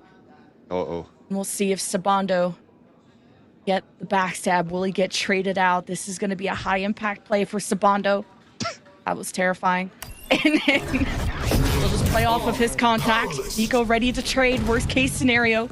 Now null command. And Luis is going to use from the shadows to take advantage of the space. Sabando gets 2 for his troubles. And Nico pitches for the other half. And Luis are left with nothing from the shadows. He's in the sight, and wow. What a defense from All Knights on B. Yeah, it definitely became a high risk, high reward there for the position that you had from Sabano. In all that, thanks to the baits coming out from Nico Machine. The knife to cancel out the Aldrone, and the reason why I said uh-oh is because the knife really only spotted the Aldrone trying to clear out towards B main from the start, which then means you should be able to swing out from that double box and win that surprise attack against the Silva. But he stayed put in that corner for Sabando. It was still a call here coming out from 2G to deathball into this B site behind an ult command. And the high risk again, Sabano was able to find that timing, catch 4 players really off guard, get 2 of them, and allow here Nico Machine to swing back out to get those last 2 kills as 2 players were really swung out in the open and caught out in the open. And 2G now are like, okay, well, they're starting to come back in this game. And we know what All Knights could do in these matchups when they're in a very, very far deficit against their opponents. They could always fight back with great tenacity. It doesn't matter if their opponents are winning by 2, by 6, or by 11. They will take it round by round, and you see how calm they stay within these rounds, despite facing a map loss or a series loss. This is so good what we're seeing from All Knights, and quite worthy as to why they're at Ascension in this tournament so far. I don't think AK can pull off a quirky strat like that again, putting Sabano in just this one and done position. We'll see how the next round goes. 2G calling that pause to collect themselves, to not kind of these rounds get away from them. 2 more for 2G. Now it's an early knife just to see, is anyone close from AK? Now they have to check. AK or 2G, you have to check every corner to make sure they're not getting multi-killed by someone. There's all these trips right at the front door of A, and with the drone being shot, Hunter's Fury, just to get even more information, and they got a ping on Tinshoff, kind of dancing away. And you had Sabando, who almost peeked before putting the smoke down. I wonder how much he saw or did not see. 2G will shift. Yeah, he really wanted to stay inside that smoke in case there was going to be a temple behind to Hunter's Fury. So it's going to be a mini gulag in this Omen smoke as Zap is trying to clear out trips. Meanwhile, though, they were a little bit more aggressive for All Knights, pulling a smoke at the very beginning on the top middle to really try to expend 2G's utility in the very beginning of the rounds, which would give them less for the hit. And so far, we've seen the Aldrone, the Hunter's Fury, there's still a recon dart, and some flashes and paranoia for an A-side hit. This is still not over yet for the 2 players anchoring inside A. Oh, Sabando keeps regenerating these smokes, and it's gonna play inside the fire and gets nothing for his troubles. 2G open up the site. They lose silence, but they could still play this step by step, front to back, the same way they did before with Spike to win the round. And speaking of Spike, that's down 2. Nico's in a 1v4. If he doesn't pull this off, this will put 2G on map point, on their map pick. He's on the other side of the smoke. Now full vision on the high ground. So many little corners. Now knows that they have to be playing from A main. Already heard one. Can take advantage of 2G staggering in. They got what, like almost a high low. They're all looking. The firing squad is on the other side of this corner. Nico plays off of his flash and now just dances and had an isolated duel but couldn't pull it off. It's 2G up to 12. I respect that. Map point right now that you have here for 2G, but on the side here of All Knights, they still have good economy. And you paid attention what they had in terms of ult economy. Still quite far away before they have some smothering ults here, some high ults that could really help on the attack side hits. So he tries to go to fight in and isolate these fights to keep the economy low against his opponents, so that 2G will be forced to buy pretty much towards every single round where you get to a moment where the economy gets broken. You really have a chance here to win the map. But now the only chances now that All Knights has is to really try to tie up the game and bring it to overtime. But you know that they could do this. Look at this tempo change. A TP towards the front. They want to fight back against the early map control that they're giving away quite often in this second half here for All Knights. So they're trying to cut rotates out or trying to make sure that they can flank as fast as possible. And All Knights don't play by the book. They play by their book, going for kind of these high-risk, high-reward plays, even setting up Sabando in the cages, in his smokes, playing up close at the doorway of A last round. Just didn't work out for them that time. This time, Sabando will lurk around mid. And 2G. Oh, what a read. The knife the owl drone gets broken right away here as Adverso swung out and they're like, yo, there's got to be somebody hiding in that corner. Shark Dart takes him down, he's got a TP away, and that's a tell. So that's the mid position gone, and that's map control back in favor of 2G. It's like the Where's Waldo, but it's Where's Sabando, and he forced him to teleport out. 2G having to be so hyper vigilant wherever they approach on this map. A lot of hiding spots. 30 seconds left. They cross over now towards B. They will be smoked off. They'll head their way in, and it's Silence that can lead that charge. And with pings on the other side, you're shooting through boxes. You're swinging as a team, and it's 2G that got caught by Sabando. Now with 12 seconds left. 10 seconds left. Even numbers. A Zap holds the sight line against 2. Turns, hoping to challenge this op. As Dante creeps through his own smoke. Enemy remaining. Now off the neural theft from Tinchoff, Dante takes his time, slows it down. Doesn't have to use the op. Spike is tapped. Zap knows someone is close. He's been such an anchor for them, holding his position before, but it's All Nice that will not give up. Going in on a 2 versus 1 and then still tap the spike so they double up to look down towards danger again. I just wanted to pinpoint how good these guys are in terms of these high pressure moments, not trying to be like, oh my god, I gotta stick to spike, cover my body. They just wanted to make sure, understanding the time left under their belt here that they could work with. Just trying to force the hand of their opponents. And you saw there, just Zap trying to go for the recon, already gives his position away because of how short that dart came through. And I love here the call from 2G of how they tempoed up towards this B site, at least to start, because of the fake knife that they threw towards the A side. It got shot right away. So if it gets shot right away, you know there's players playing forward into the A side. So the rotate back over to the B side was going to be much longer. Although it still turned out good in the end for All Knights to be able to save that round and stay alive in this game. 2G, the win is still within reach. Blade Storm being spotted there by the defense of AK. Silence going below, above, the head. Oh no! The head above water. Silences his opponent, but goes for too much. AK planted. Will shut him up for good and permanently, but AK will have to play at a disadvantage in terms of numbers. Sabando will even it up through a ping through the smoke. As 2G got the plant, now they can play from main. They got the crossfire. Yeah. And AK have shock bolt. Adverso, one of the smartest Sovas that we have in Ascension. He's gonna hope to flush them out. With 2 flashes, Nico throws 1.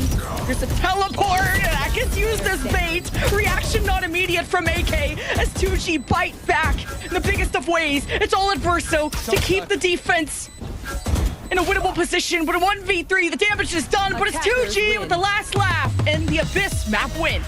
Oh my god, you were talking about high risk, high rewards, and they did try to do that there for All Knights, trying to TP off a pop flash that unfortunately did not blind the players on the left.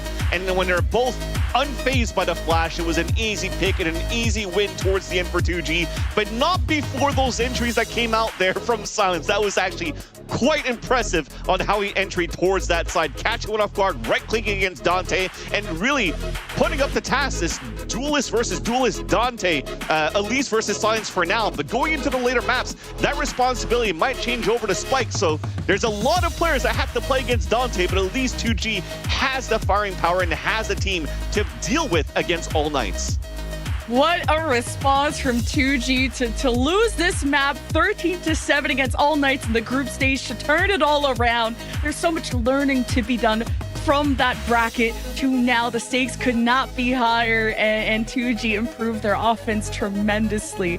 And, you know, you saw the handshakes, everyone's friends at the end of the day, but only one team will remain on the upper side of the bracket after this next map. We go to Lotus next, but we'll hear from the desk. See you after the break.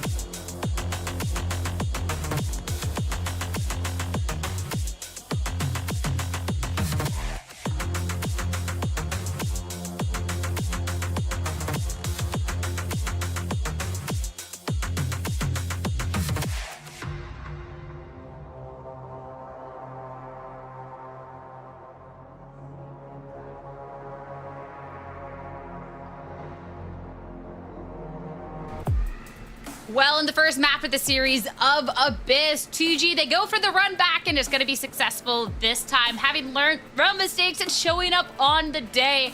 I mean, Shift, looking back through that map, All Knights, there is definitely some fragging capabilities, but 2G, they seemed so cohesive. They looked like they knew what they were doing when they approached this map.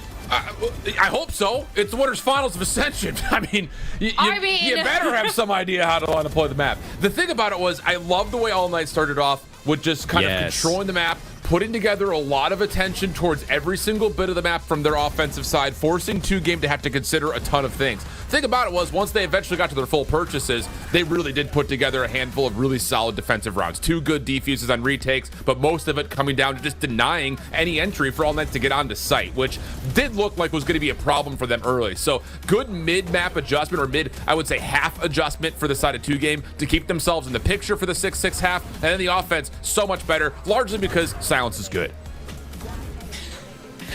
Pretty good at the game, I would say. I mean, Silence on multiple maps, when he's able to show up, is just been showing out, and so difficult for any team to be really being able to go up against Roy. I mean, it's just no matter what role Silence is playing, it's just crack. Yeah, no. Silence shoots head, very good player. Wow, we are really good at our jobs. I mean, just look at the clips that we're seeing right here. Just the level of drilling that was happening by this player was just unreal. Just to reiterate, by the way, he was 27-16, 7-4 on the first kills. He had the combined kills with the next 2 players on his team. That includes Spike in there, by the way. That is madness from him on the first map showing. And honestly, I do agree with Shift. I can see why 2G picked this, because they have made significant improvements to their into Abyss and the way they're approaching it. Yeah, 7 out of the 11 first kills go just to Silence's back pocket. Also offensively, 100% cast percentage. What? Ooh. Legitimately, he was a part of every single elimination. That's unbelievable. So really good stuff when it comes down to what his overall presence looked like. Spike was also right up there in terms of his presence on the map. That's all good news for 2Game, especially going into a Lotus map where we don't really know what we're going to get from this squad, just to kind of tease that point. Yeah, it'll be really interesting once we get into there. But for AK, I mean, even if they were victorious on this map last time around, 2G is so evident by their series yesterday, and then even just really hitting that point home today. They are very good at this calling. They're very good at this adaptation. And when Silence is going this 27-16, I mean, that's going to be more than difficult enough to be kind of dealing with. So when we go into this next map, and they're not going to have that tape to be really building out those game plans, we're really going to have to rely on those individual performances and that adaptation throughout. Yeah, and I think 2G and Silence had kind of threw a wrench in the plans of All Knights, because I feel like they sort of won the veto. If they had just closed out the map that they won last time in a 13-7 fashion, going into Lotus, where now you have the advantage of having secrets on this map, which not many teams in this tournament can say, you had it all laid out. It was a perfectly laid out veto. They did a really good job in that regard, but I feel like the sort of curveball that we got in this first map has kind of ruined things a little bit for All Knights. I mean, we don't have the information for All Knights on Lotus, but for 2Game, we have seen their Lotus before, and unfortunately, not necessarily going their way. This is where we do get to see Silence go back to this Cypher, a stronghold for the team Shift, and Spike to be picking up that duelist capability of the Neon. Yeah, we may have not seen this map at all for All Knights, and only once for 2Game in this particular event, but they did play it a ton in individual regions for them, and relatively speaking, they both found good success. And I really don't look at that matchup versus M80 and hold it against 2Game too much, simply due to the fact that M80 were just outclassing them. They shut down the Neon. They weren't giving them a chance to play deep in towards sites. That's what M80 does. They're so good at maps that look like Lotus just because their retake percentage is strong and their ability to execute is I would say more often than not, pretty unrivaled on the day. So I don't really hold that against 2Game. I'm more looking to see how they played it in their region, and both teams share very similar results. Win percentages on both sides of the Spike are about the same. They're going to play likely the same composition with Neons and Breaches on both sides with a Fade, Cypher, Omen. So if that ends up being the case, again, just to break it down like we did right when we opened the show, same mirror comp, essentially means whoever executes better is going to win. I think at the same point, you also have now an opportunity to really see the presence of not just Spike on a duelist, but Dante flexing into a different duelist where he also finds a lot of success. So that's the matchup that I'm really curious about, just because the two Neons are likely going to beat each other a lot. Especially to Dante going over to the Neon for this map, supposedly, but I think that's a pretty strong wager here. I think one of the things that we talked about in the virtual green room was Dante with the op-ed was just not quite hitting the same as maybe other days. So going on to something like this Neon, making that impact in other way, that's what I'm looking forward to as we head into our Blacklight Agent Select. Make it all official here, Roy, Yes. on what we're going to see. It's Show the Battle it. of the Duelists, and that's going to be the lock. All right, Shift. There it is, the mirror composition. Now we can now we can give our big brain analysis. May the better team win here in this mirror matchup. Obviously, we're joking, but like the compositions are the same, but they've had ample time to revamp the way they're playing this map. They can, and sometimes just swapping up the way you're approaching the map, swapping up how you're taking early control. Even like your varied set ult plays and sort of these off rounds can make a world of difference when it comes to these sort of matchups. The other thing about this for 2G is not just the adjustments that they can find versus M80 from when they played the last matchup in the group stage, but in particular, it's can they get things going on offense, because M80 were not allowing them to get the map in any regard. That has to change. My eyes are on the Duelist v Duelist, something we'll get to see a lot of on Sunset. We've seen before, but if we can get to that point, that's going to be in All Knight's hands as it's ready to head on over to Lotus and head back to our casters, Vance, and Lemon.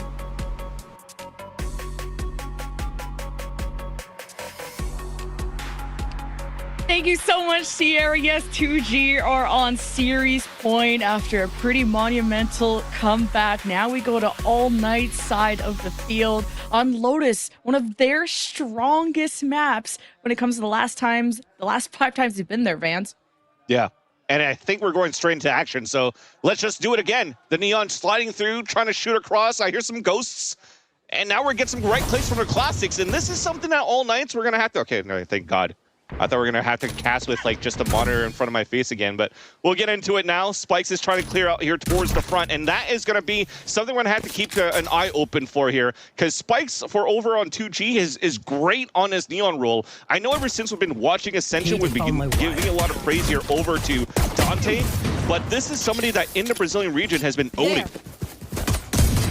Yeah, and for him to take the helm on so many of these agent picks versus 2G, who like to swap that between Spike and Silence, and it's AK that, man, pushed up aggro as heck right off the rip. Things slow down, 2G revisit A, wrap around, and they lose, and 2G lose every duel on a single person drop from AK. Yeah, sorry, I had a black screen for a bit, which is why I couldn't see anything, but we're good now. But at least it's a great start for All Nights to win this on a pistol round and a flawless 2, right? This was also a map here on Abyss where they lost earlier on. They were able to bring this comeback, but it fell kind of short with how Spikes has been doing such a good job activating on that side. But now that he's going to be able to do this over here with Silence playing this Neon, we'll see what's going to happen. Man, we had quite a tone setter of round 1 of like, we're thinking we have time to talk about narratives, maybe people's pets, and then all of a sudden it's just an all-out war just right at A lobby. And that's just the type of style that AK have on pistol. That's how they won the very first round previously. Now you just have Fault Line on Mount. Spikes, how does he deal with any Cypher trips? Well, lucky for him, they're not going to be there, but opening the door, they're greeted by Sabando and a 3K. That is not what 2G wanted to find. Nope, and with Silence being the last player staying, of course, playing the Cypher this time around too. It's something that's going to be difficult here that you're going to have to be ready for against All Nights. This is also, we haven't seen too much of All Nights in Ascension, at least onto playing Lotus, right? This was also something that was mentioned on the desk early on by Roy. But I think this is also because people are respecting 2G a lot on this Neon pick on Dante overall, where when you're looking at the map veto process against all of these teams since the beginning of the group stages, it's really always been Lotus being banned by their opponents or floated out and banned as a second map ban. So All Nights have always been picking pretty much Haven, which was the other strong suit for them around the Neon. And now you're seeing this value that Dante brings, how fast they could be in these opening doors, Fault Line, run through with a Fade Eye, and really pinch your opponents here against 2G. And already from the get-go, Lemon Kiwi, 2G are afraid of this. They're already holding back towards spawn for the first 40 seconds. Passive camps too, just to try to see if there's any early aggression coming out. But All Knights want to play more reactively. I'm afraid of All Knights. I mean, we just experienced 2 Blacklight flawlesses. The game just started and we're in bonus. Like, what the heck is happening? 2G really trying to take their time and not get surprised too much. Just giving a lot of map control now to 2G as they advance, clear the sniper trips, and just slip it on by. Silence with first blood, 2G with sight control, and AK trying to shoot through the smoke to do any damage. It's too little too late with the spike down. AK gonna wrap around. Baby door was broken. 2G have to be aware they could be surrounded. Don't have time to play outside the site besides maybe over at tree where Silence is. And even then he smoked off. 2G are really getting pinched inside the site. And Dante is hunting for more. Pricey will trade and 2G will still remain. It almost felt once again it was going to be one of those moments where All Knights could retake the site with this neon composition. And Luis, once again, in another moment where he survives with HP, low HP remaining off a TP in the end, saved by his teammate on top of that as Prize was holding the back of the site. But they tried to go for a trap play once again for All Knights at the very beginning. Understandable, their bonus round here. So they're waiting to see if there's going to be any protocols off tap orbs so they could pinch back towards the C site, if not triple push towards B. And once they realized that for 2G's passive play, that Silence saw this push over on the B site, well, they also have their own composition that could be fairly quick. So they overtake the A site. They played a nice crossfire towards the end. They win the round, and thankfully, with a couple of players still alive at the end of the round to still keep their economy quite healthy in this gun round. But it is a great swing round that could happen here where 2G could take the lead potentially by 2, because winning this next one could potentially break the economy of All Knights in round number 4. Speaking of economy, you got an Odin buy from Nico just roaring away at A lobby. Silence mad respecting this. So 2G will fight for the left side. Camera from Tinshoff. Maybe spot this. This could be the same shot from AK where they open the door, and I like that Luis is trying to deny this. He'll go 1 for 1. You have a chance for 2G to advance with their backs protected on the site. It's Tinshaw.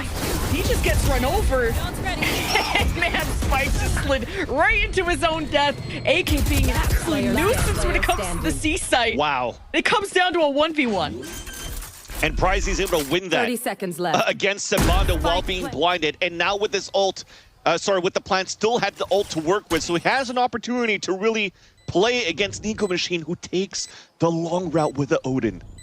Prizey's still winning in that corner, though, and he's watching that angle. He's gonna win this. Odin's a big boy, and it doesn't work out. Prizey evens things up for 2G after AK came swinging for the fences with 2 flawlesses. 2G is so composed, resilient, and they fight back.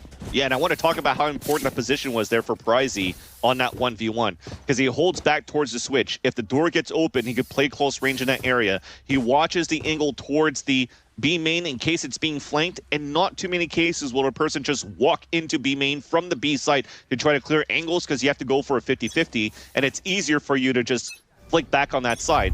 And if the spike was going to get tapped, he has the ult to work with to really try to find where his opponent could be within that site. So very nicely done by Prizey, being a key component in the last 2 rounds in terms of 2G able to string 2 rounds in a row.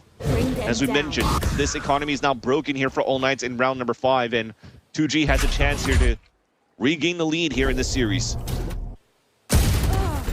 Heavy push, first bloods, back to back for 2G, just absolutely obliterating the A site. No chance for trades from AK. And with Sheriffs, you just hope and pray for the best. And this is racking up a ton of ult orbs too for 2G. My ultimate but hey, Tinshoff will do what he can, catching 2G, extending out of the site, doing a bit of exploration, but now Tinshoff revealed here at the staircase. Doesn't stand a chance. 2G on a roll. Yeah, I was going to say there's an opportunity at least to do some econ damage. The 2 players playing outside of the site were one-shottable by the Sheriff in a chest shot there by Tinshoff. Even a leg shot probably could have taken down Zap. But thankfully, still pristine in terms of the shots. And I gotta I gotta praise here 2G so far in terms of the supporting cast around what we always call the show around Spike and Silence, but Luis is doing a great job since map number 1. Zap has activated a little bit more here in this map, and Pricey again has closed out 2 rounds so far for 2G. They're looking much stronger here in this second, or in today, and in the last 2 matches even. From the M80 game to this one now today against All Knights. No WAP available here for Dante. It's going to be a rifle, and okay with that because we know that they want to try to go for this early rotate, not give a chance for their opponents to really set up in the post plant. They are spread across the map here to find this information a little bit more passively. And the Odin just completely locked down the right side of the map now. It's nightfall. You have tons more in the bank, but Spikes gets pinged by a trip or something, and he just gets caught. Shoelace is tied up, and 2G will at least make the most of Spike's sacrifice. And it's just absolute chaos here, back and forth. Just Nico with the Odin. At least have a chance in these isolated duels, and he's got the good lineups for a Zippo clutch. Well done there, my Nico Machine. A little bit of redemption after losing that 1v1 against Pricey, but I gotta, again, really nice on how they're playing within this this map here for the side of the attack side for 2G, because they really avoided all this utility that was being thrown by Dante, even avoiding the relay bolts being thrown by Dante to really go for these instant trades. But yes, we are going, it seems like, to be witnessing such a bloodbath between both of these teams. I think it's going to be a map where if you blink, you're going to miss it. So you have to make sure that you tape your eyelids open here, chat, and make sure that you pay attention to this matchup between these 2 teams. Do not blink, especially with how fast these teams play. And it's not even about retakes. It's about just holding the wall. We fighting. We fighting. We scrapping it out. And again, right side map control for AK limits the options for 2G.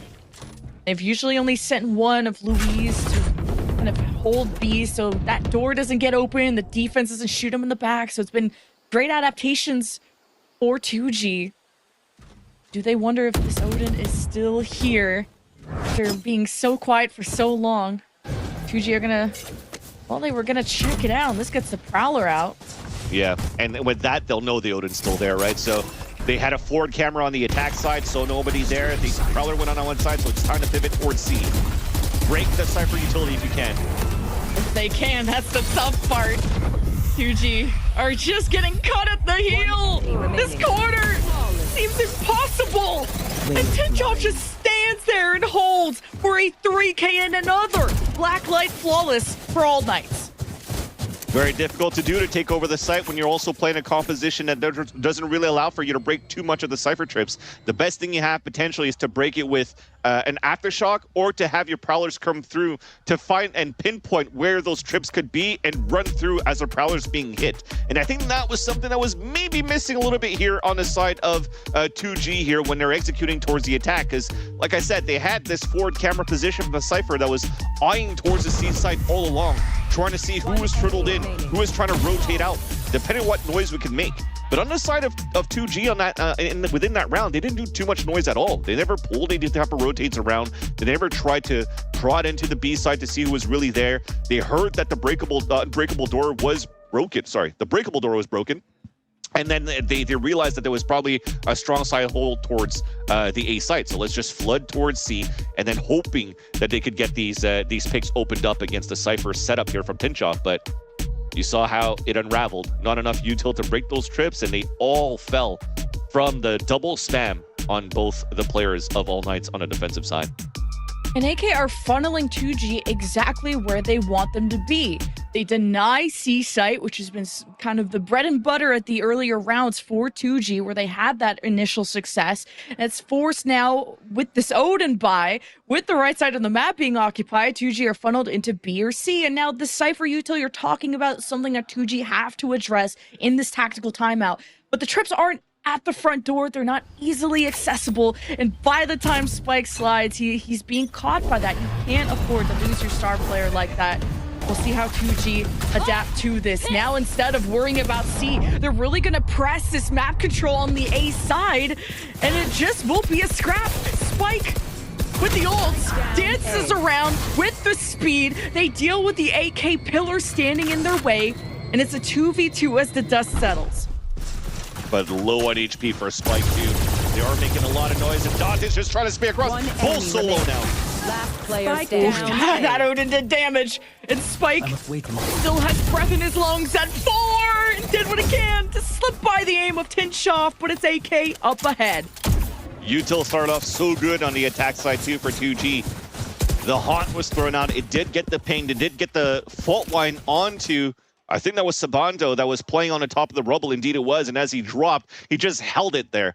Even if he got ping, he trusted his teammates across. He trusted the Util coming in from the defensive side to stall this aggression coming out from Spikes at the very beginning with the overdrive. But yeah, it all becomes a bloodbath towards the end from both of these teams. And as the dust settles, it really comes down to the position towards the end, because you're also continuously playing in the unknown after. All more of a closer round for 2G, trying to contest the A side. It's worked out for them to just avoid C with all the Cypher annoyance that is caused for Spike. Now the Nightfall for the defense. Just slow down this push, and then they line up all the ducks, and 2G just going one by one. Now a bit stuck in tree, waiting for the push from Zap, who's got no util. Got nothing really to fight back against AK. So at least going for orb, or even if they want to reveal their position. See how AK continue to be stoic on this site. 2G even have access to stairs if they wanted to wrap around. But it's 2G that lack numbers. I don't know if they can really take the risk. Yeah, and even if they did, you have a passive angle being watched by Adverso, so they're playing the numbers advantage for all nights, keeping the protocols up. And now you're forcing the hand of 2G to work it inside that site, but just 4 players ready to fight against you. And an Odin, too, 2G. The only thing they had left was a Han. He got immediately shot. Maybe the best of years, I could tell if it's from the high ground or how close inside of the site it was. 2G, smart moved across into B, leaving a duckling behind there of Zap to cover their backsides. Who's even gonna go in deeper than that. Spike will be playing it with just 2 holding there for 2G. And Zap catches them off guard. He'll go 1, and he gets the second. And deals with the util, but not the giant Odin of Nico. Now, Prizey surrounded. You can't do much else about it. AK on an absolute tear. Their defensive setups are so good right now for all nights if you're not breaking this early utility. So this time not playing as aggressively, at least into what, the first 10 seconds of the A side, but that trip that's watching over that side. Usually when you're playing a Killjoy, you're placing an alarm bot right at that entrance of where the staircase is and towards the A side, so that you could actually get those players inside to be ready. But the extra layer that they add on top of that on the defensive side for all nights is the fault line from Adverso. So as they break the trip on the attack side, the fault line comes through, so he could continue to slow players down, so that Nico Machine could continue to position himself in great spots. And throwing out the Nightfall, it really throws a wrench into the plans of what 2G were trying to do as they're trying to execute on a split towards this A side. When you have so many players across that side and you're watching all these pushes and you have amazing aimers, it's hard for 2G to capitalize on a round win here. So small buy coming out on the attack side. Again, another initial engagement, war of attrition of utility towards the A side. But now you're just trying to prod towards C and hoping that the shares could land. And going through such a long side of the map with the weaponry that they have, 2G, I mean, this has been multiple failed attempts now on the right side. They got the space, but AK plays so far back, it's been hard for 2G to have the right angle to find the approach. This time they'll go through tree. They're coming in quick. Pressure on Nico with that Odin. He's got the backup. Spike AK ready. Spike planted. Here's the retake from AK. They got smokes up. Nightfall from Prizey. Just ensue the chaos. Nico ready to swing, but 2G are ahead in numbers. As AK know they're close enough, they cannot play scared against the weaponry that 2G have. The Rolling Thunder emerges from Adverso. 2G taking a step back. And the numbers, the weaponry are failing them. And time, 2G just have to play their lives. They have to play time. The defuse has been procced, and 2G are trying to prevent it. There's not much silence. Get through it. Got defused. Yeah. Oh, no, I got he got him. Oh, He my got him. God, at the last second. Oh, my With the God. wall bang on top of that with the Sheriff. And this should have been a round that came in here for All Knights. They had the better weaponry that you mentioned here, Lemon Kiwi. They had ults to work with too. I'm actually surprised here that 2G went for the Nightfall to push back towards the spawn. It got opening kills, but there was still a Rolling Thunder available for All Knights. That should have been a round here, guaranteed for All Knights, that came back in favor of 2G. I think, did Sleegy just mention here that it was going to be an easy round for All Knights or something? Did he just cast a cursed team there for the retake for All Knights? But nonetheless, 2G stays alive, and they stay alive this round. Surprise play on the attack with a slide from a flash that gets stopped right away by Zap with the ADS. And even on Abyss, like, All Knights like to pull out these random aggressive strategies, whether it's putting Sabano in a corner or now just sending Dante to slip through.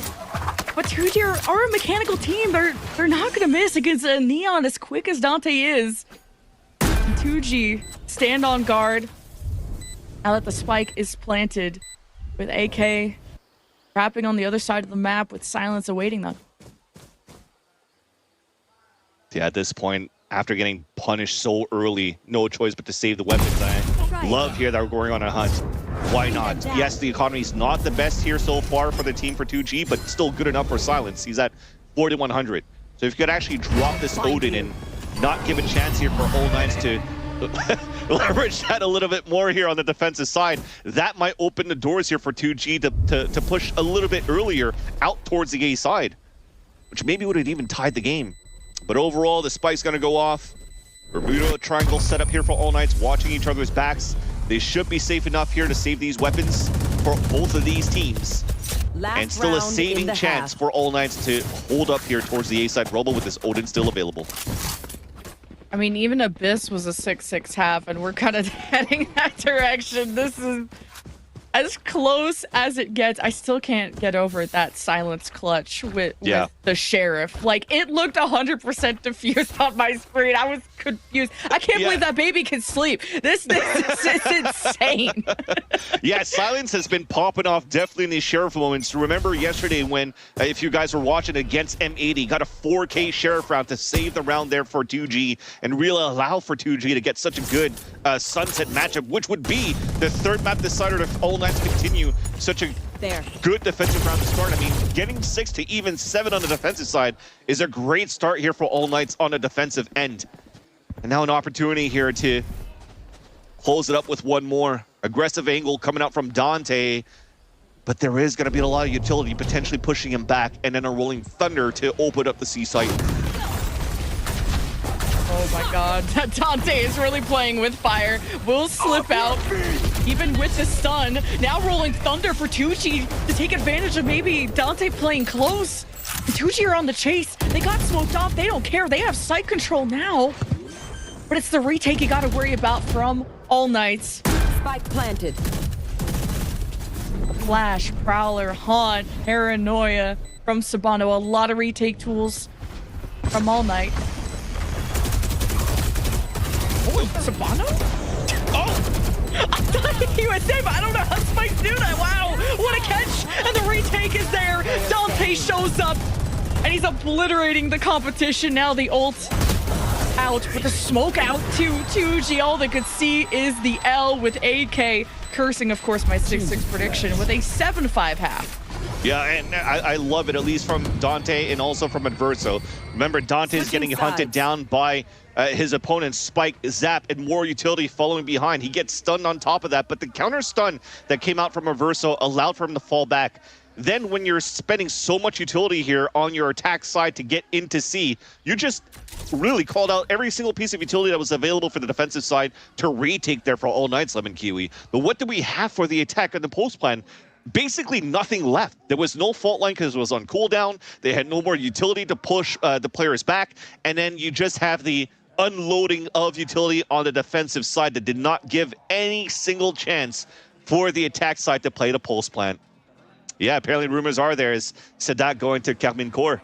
That's a crazy, crazy timeline that we're currently living in, but I'm here for it.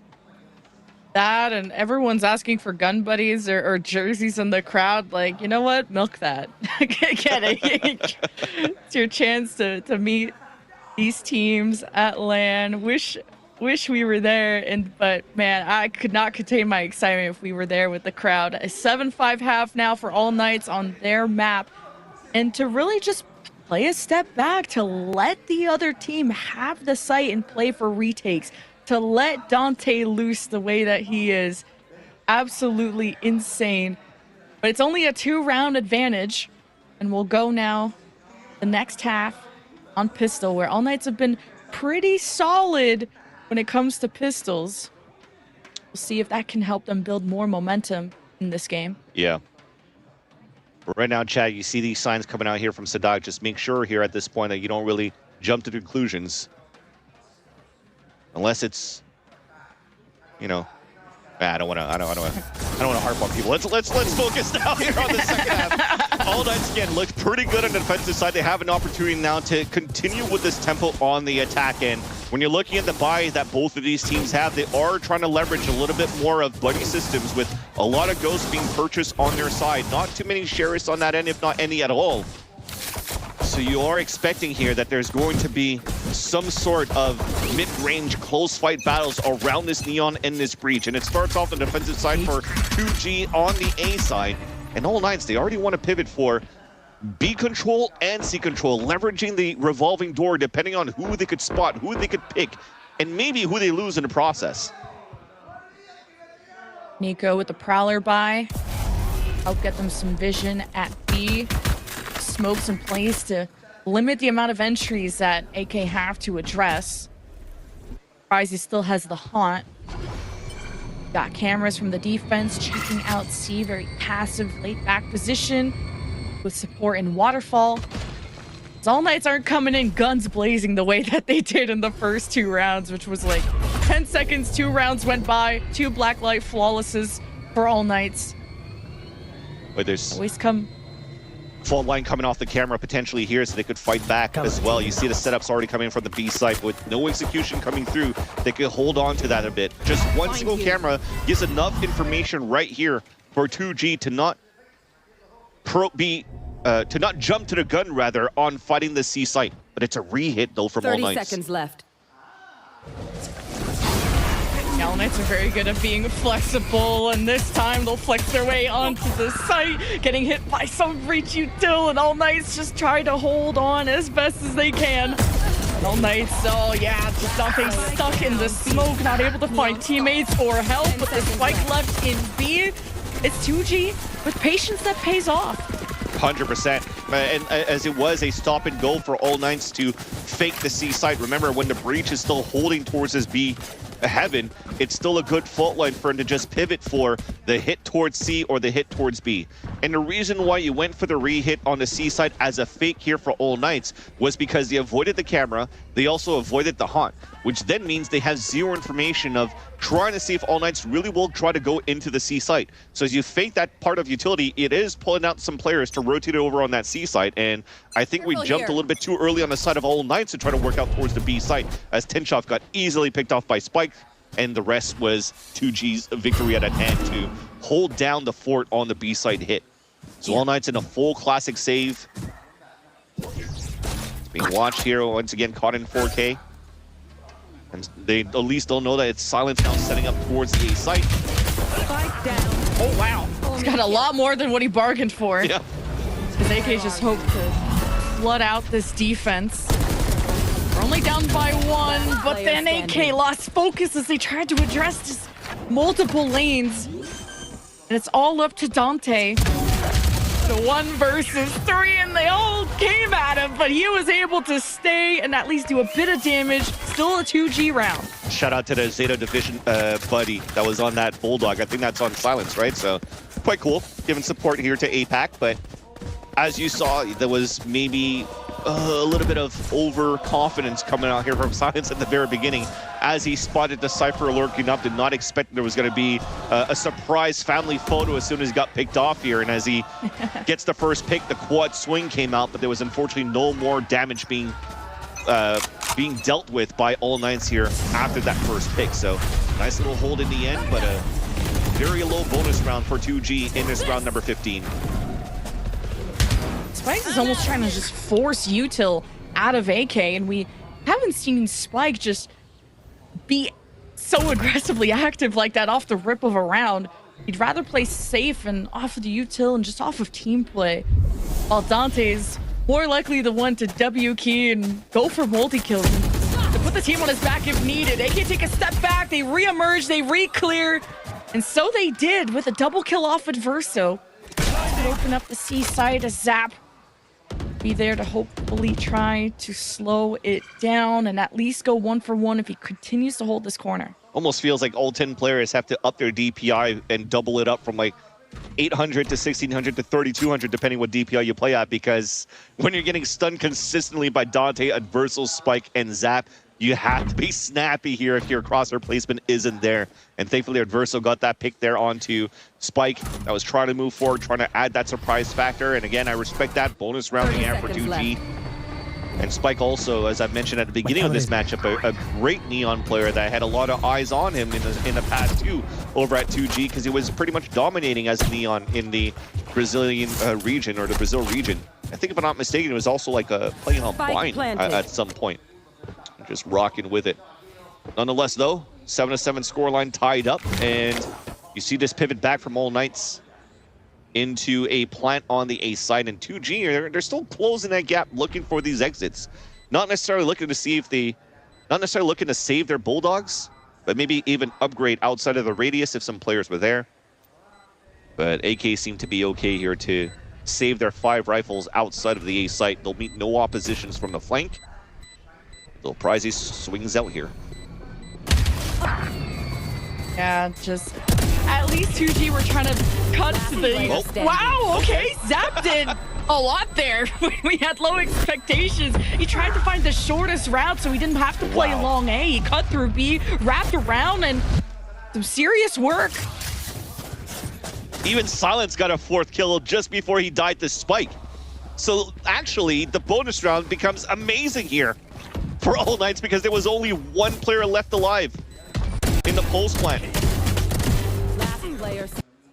Sorry, the bonus was perfect for 2G, as there's only 1 player left here for All Knights. This is not that great of a result that you wanted to have here, coming in of such a clean round at the very beginning on your attack side. At least they'll have a Rolling Thunder, Guardian. Slow pacing coming in here from the A side just to bait out util. I mean, Sabano dying is going to be tough because there's not going to be any smokes on your actual execute, so you probably have to start tempoing a lot faster than you should right now. Because if you give 2G an opportunity to breathe and reset up now, and you don't have any smokes to work with on your exec, it'll be tough. Thankfully, fast lane with Rolling Thunder could be the saving grace to get inside the C site.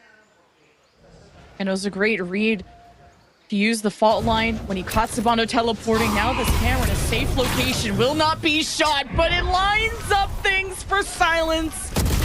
The info pays off. The Outlaw will play at the back, and Zap will take over from the waterfall side. And it's just Adverso in a 1v5 where you pointed out economy was already put in shambles from the last second damage that 2G did.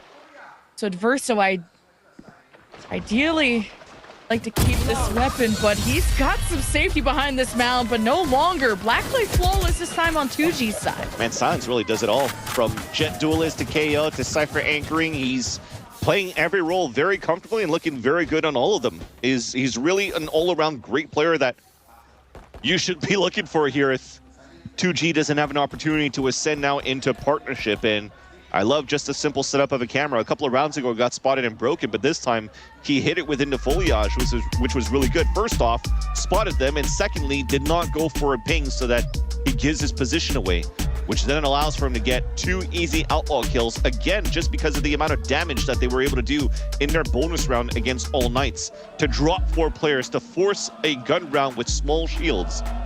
Just great heads-up play by understanding that economy here for the defensive side. Now All Knights are forced to time out. So they could hopefully carry things back in their favor here, where they should have control. They should have control of this attack side on their map pick. Yeah, this is a very strong map for All Knights, but forced to take a pause after they've only taken 1 offensive round in this half. And just being caught by just walking into an area where their position has been discovered. You already pointed out how Silence played that C-site solo so well. So now it's about opening up the strat book, and if you're All Knights, they've been quirky with it too. And I think Sabando has been a really creative player that you can insert in these spots, and I wonder if All Knights can talk about what the weaknesses are in terms of map control for 2G, where to insert those players where you could convert more numbers to get more multi-kills. This timeout, not necessarily for this round, rather for All Knights, and they're fighting here already. No joke. I mean, Spike has done this before, except he didn't have any visitors last time he sat on Mound. And All Knights contested it. But man, they all fell. But to be fair, the weaponry wasn't favoring All Knights. Not ready yet. Now they could start to salvage this economy by gifting over a round to 2G. They'll wait around this corner, maybe trying to give a sense of security to 2G. Screwed. There's no more cages left. They can't really cross over to pick it up. The only thing is winning off the fault line, and somehow the fault line was good enough. Everybody was converted now for 2G to just try to group up and not let them cross over and pick it up, and that fault line really saved everything in a double swing. Wow, okay. It's too much for Luis to handle, but at least the rest of 2G back him up.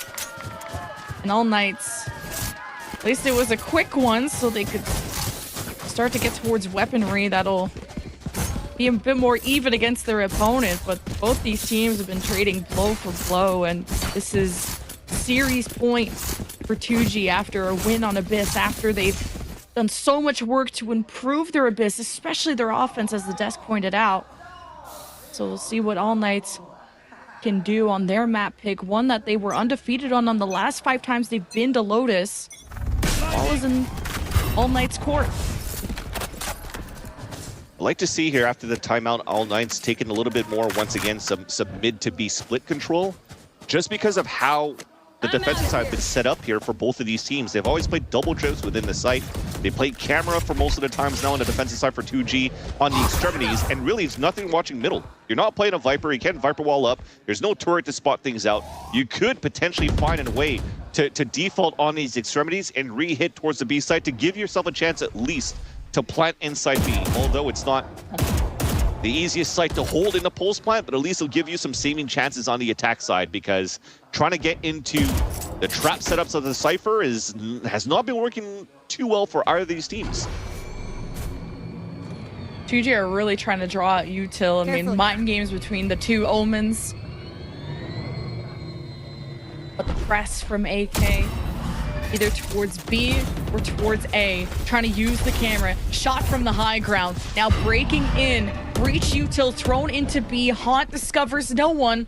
Smokes in place for AK to have a bit of safety during the plant. It's a paranoia to a rolling thunder from 2G as Spikes throws out the ult too to just zap away. And everyone past the smoke. Somehow AK take damage, but only start to fall now, and are successfully able to plant before Spikes, the janitor on duty, is here to clean up. But it's Dante. So just a lightsaber battle between them in a 2v2 with AK panicking, stuck inside the room. Dante breaks out, loses to Luis, traded out. Pricey versus Sabando, with Sabando at 11 HP. Now with the teleport, and wins that against Pricey. And all tied up. Oh my god, that was an intense round of Valorant where I thought maybe in 2021 it was going to be crazy to cast a double controller with a Viper's Pit into a blind hit, but now it becomes a Rolling Thunder to double overdrive to a Paranoia being thrown on both ends to Fade Haunts being thrown to. It's crazy what's happening in that B side so far. But again, it just all got traded out where both of these teams found the right timings to just make sure that none of the opponents got value out of the Rolling Thunder Paranoia combination. And it was up to both Neons to really create that space, to leave it to a 1v1. But I don't even have time to talk about this. We're already going into round number 19, a push towards A main, and it pushes some players back for some information. Oh, Luis just got spotted, but he's not TPing out. He might still be in a great spot to maybe catch one. But All Knights are still holding back towards the spawn while they keep one player inserted towards the C main. Until then, But the camera bait, where you thought Luis was dead for sure, and he trusted silence. As soon as you heard the camera got shot, Luis reacted. It's a number advantage for 2G, and it continues to boil down to 2G aggression, keeping AK at bay. AK have no space to work with. Look how far Luis is pushing up, and Adverso can't line up the shot. That was not good.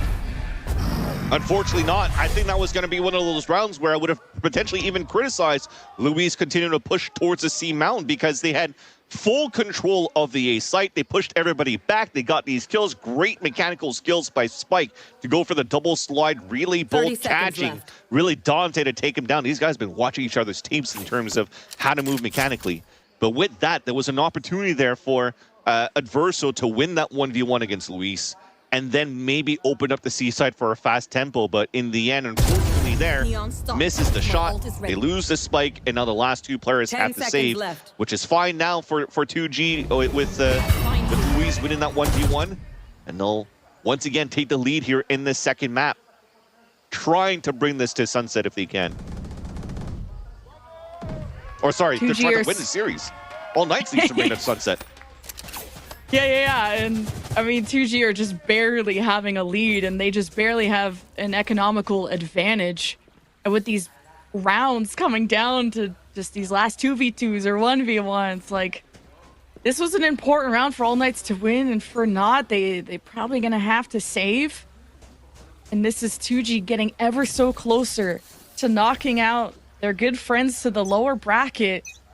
And with M80 and GLRS down there, it's just not a great place to be. Able to still get some rifles out if you're AK, and man, does it hurt! Punishing 2G. Tried to contest Rubble, got a little too confident.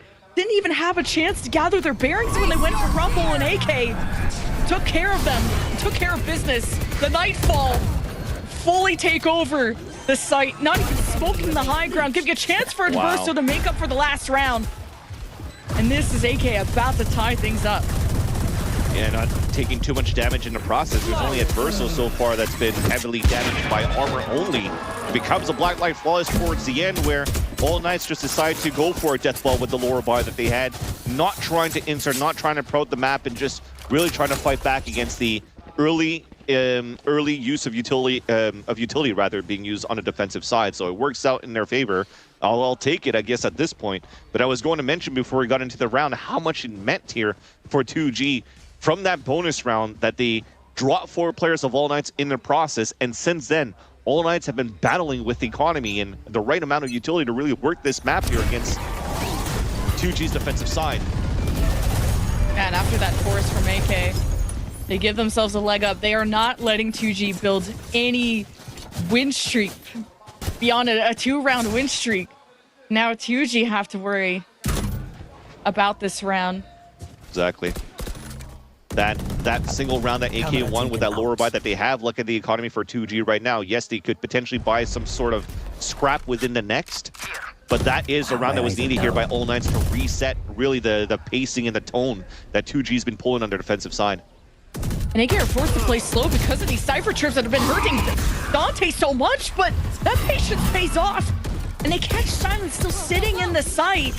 And AK leaving it open. Now spotting that fault line coming from Waterfall. AK will stand, ready for the smoke to drop. The spike will be planted while that vision is obscured. And 2G have a split.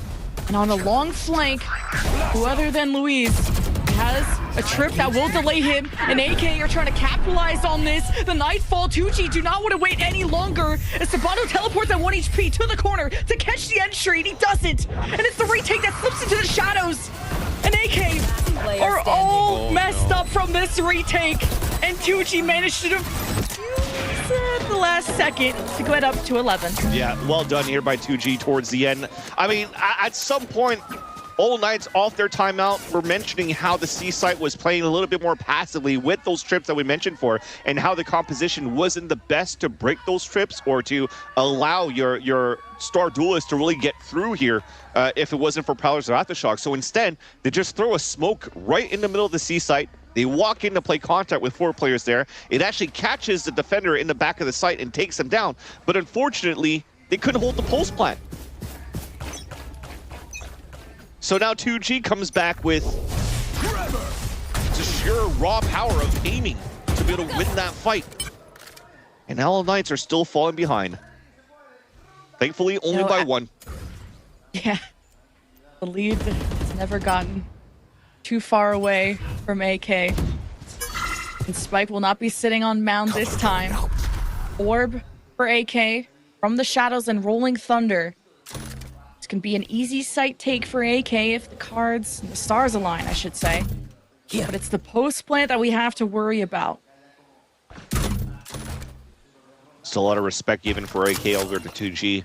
The initial tap on the spike, on the orb rather, on the C side, trying to see there's going to be a push moving through. They now capitalize on the orb and have a Rolling Thunder work with for the execution, and 2G realizes that after going into contact into the A main, they want to let this Rolling Thunder come back. They play so far back, and they'll play the retake in the site that they've been pretty good at so far. Great read, now the retake for 2G before AK gets set up, and man, AK just stood and realized and reacted. And it's AK that bring this to 11 before the spike even got planted. And for them to not even feel too secure when the Rolling Thunder came out, to just react as quickly as they did to the defense retaking. Ooh, yeah, it's intense. Zap's feeling it too. He's like, oh man, that would have been something that we should have had at that point. And it seems as though their attempt to flood retake before the spike went down kind of just bit them in the behind, because none of that utility really took down or concussed or really slowed down All Knights here in the hit towards the site when they overtook that site. So maybe it was just misplaced utility, unfortunately, there. It really didn't allow here for 2G to fight back in that area. Which now ties up the game once again. We're going back and forth so far in the later halves of the second half of this map.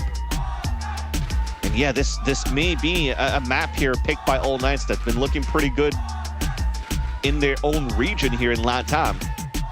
But also seeing that it's 11 here at this point, mirror matchups, they understand each other's playstyle, and it's only fair here, just like they've mentioned, and just like you voted here in the chat how close this game would be, 50-50. We are divided in the second map on the mirror matchup. Anyone can take this. This is as close as it gets. We truly have the best team showing up for Ascension, fighting for that one seat in the big leagues. It's 2G calling that timeout. Once they get any kind of energy going, man, they start getting loud. They get out of their seats, yelling at the crowd, yelling at their opponent. And now it's time to lock in the overdrive from Spike. Not taking any kind of aggressive positioning, as Luis is discovered from the haunt. Not punished, as AK will smoke. Will try to grab the orb. That'll give overdrive to Dante. Yeah, at least one away. No, he's two away. Yeah, oh, at least one away, getting picked, whatever it is, right? The protocols are still there, because I still like that call, because for All Knights, it's for them to decide now that we're into the later halves and into the final moments of the second map. It is quite important to potentially give the chances in your favor should you lose this round here, but they only went for the tap and still gave it up.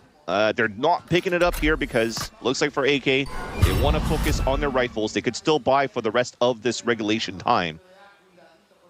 So they went for the tab, rotate back towards A. And again, it's been very difficult to deal with the Cypher utility on where it's being placed by Silence. A Laura buy could still be very good for a team like 2G, as they've converted before in the past. AK are trying to draw out 2G. Will Zap take the base and Baby Door.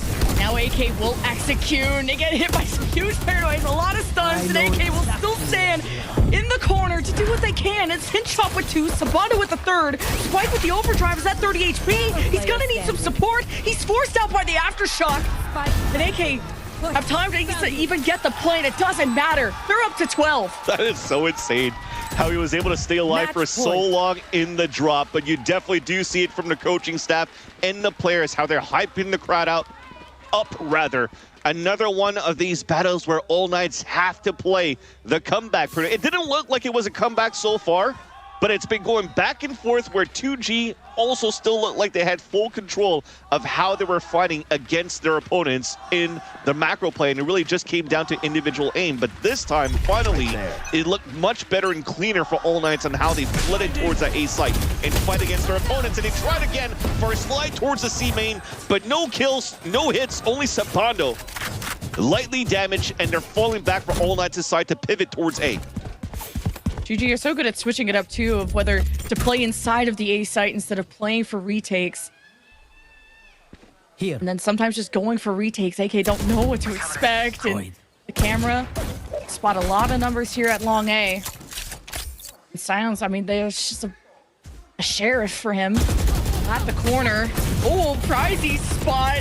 He has a hero rifle, and then make the most out of it, catching AK with some stuns, and Nico will try to trade and do what he can. Now throwing out the hunt to get info on the other side to see who escaped. And we're left in a 3v3 for the win for AK at 12. The spike left behind, not a good spot when it's within Prizey's vision. That's the thing. It's out in the open where the attackers are actually pinned into 3 different positions, and they're trying to force the hand against Luis. They also have a TP to work with, so it makes sense for them to just chase him down, because if they open up the C side, it's going to be an easy TP that gets denied right away. That is the biggest kill that Luis can do right now in regulation. Now Luis is just playing games, playing with his food, an insane turn and burn by Luis. And a dog in him, 13 seconds. All Knights just tried to win off of kills. Left. Will recover the spike. No, I think they barely have time, especially now with 2G on their tail. The spike drops. 2G will force more rounds. It is not over. Switching sides.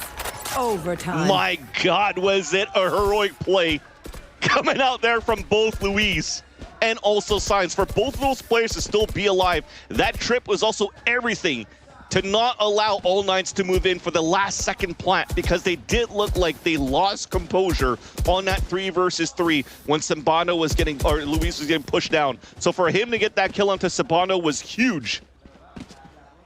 No opportunities to TP, no opportunities to plant, but an opportunity to fight into overtime.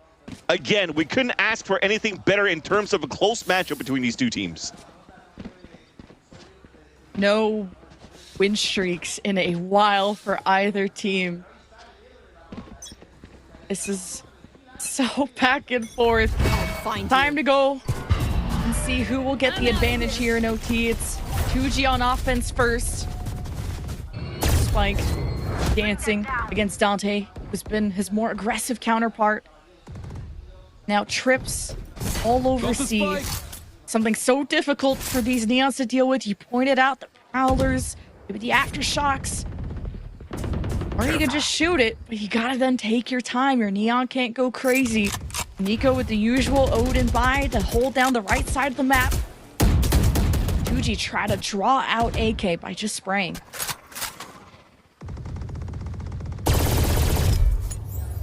Seeing a nervousness around for both of these teams, both right there, kind of hesitating on where they want to add the actual pressure in the very beginning. Avoiding the Odin in the very beginning and looking to just contact play within the C site once again.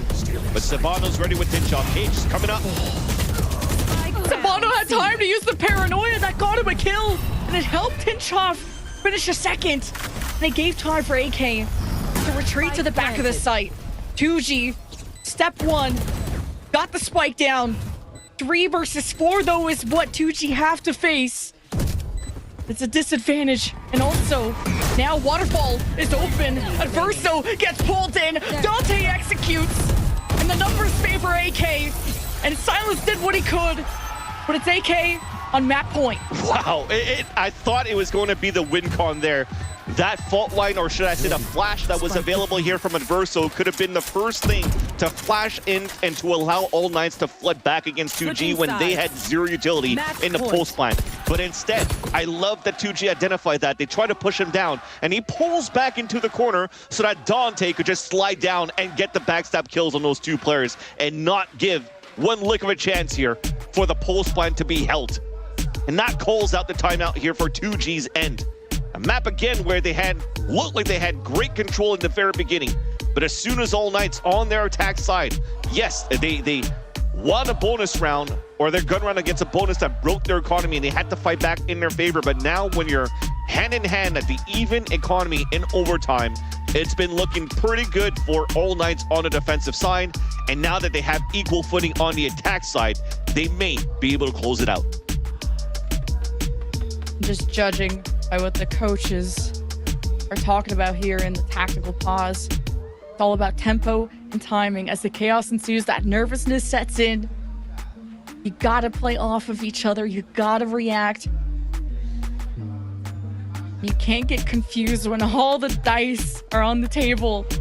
It's now All Knights on map point on their map pick, going all the way to overtime with back-to-back round wins from All Knights. Can they close it out, or will 2G knock them into the lower bracket? They'd have to come back, and we got a game on our hands. Oh, we definitely do. We definitely do, with how chaotic it's been between both of these teams, on how aggressive they've been fighting in these early rounds. And sometimes we're changing the tempo. It becomes an all-out battle in the post-plant scenarios, both of these teams. Very beginning of this round, though, on the defensive side, you saw the fault line come out on over towards A.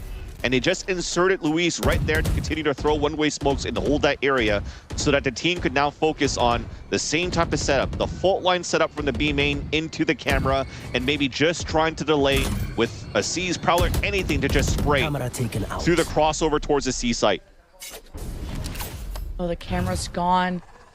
AK trying to, again, bait out the defense, maybe just trying to blindly shoot at trips or where they think the camera was. And now you got 2G nervous, playing off of no info, and AK also smoked, made it look like they were going to cross into C. And now the actual hit is happening at A, and holding up close and personal is 2G. And Spike even using the walls to get back to a safe position. Even the teleport from Luis too is the defense with first blood. Yeah, you just had to have Spike do a high-risk, high-reward there. Just spraying through the smoke, crossing your fingers that it actually breaks and takes up an opponent down, and it took down the star player. Pivot now goes into the C-side, hit by the trips, TP across the battle behind! A re-hit that 2G could not keep up with. AK, the numbers back in their favor. And a safe plant will ensue, coming up from behind. Zap, 2 at the top of the site, door open, drawing the attention from AK, but with the smoke in their way, there's a sense of security from AK as they focus forward to the top of the site, where Spikes will not allow them to get through. And it's 2G with the pin serve, but as AK bunker down, they enthrall 2G from the shadows. Sabando, now he's involved. Now it's Zap in a 1 versus 2. And he made his way into the site and has the high ground. Has no idea that the hit is from Waterfall. And there you have it. AK take the map. AK take their map pick and are able to push this into Sunset off the back of Sabando. Breaking ankles, going with the TP while he's hit by a trip, and solo holds the C site to make sure that they push this into a tiebreaker map. And that is pure redemption going into what happened in round number 24, where he died by the hands of Luis, where they were supposed to grab that spike and get that plant. They had the weapons advantage. But again, in these moments where it seems as though it slips here for All Knights and their backs against the wall, they're always going to stay composed to be able to fight back. So now being able to do this here for All Knights, we're in for a banger treat for a third map. All Knights from that deficit rose from the dead and gave us a darn good series. And the sun will set on our final map. But before that, we got to go to a break. We got to hear the reaction from the desk. Get our popcorn ready. We'll see you for the third one.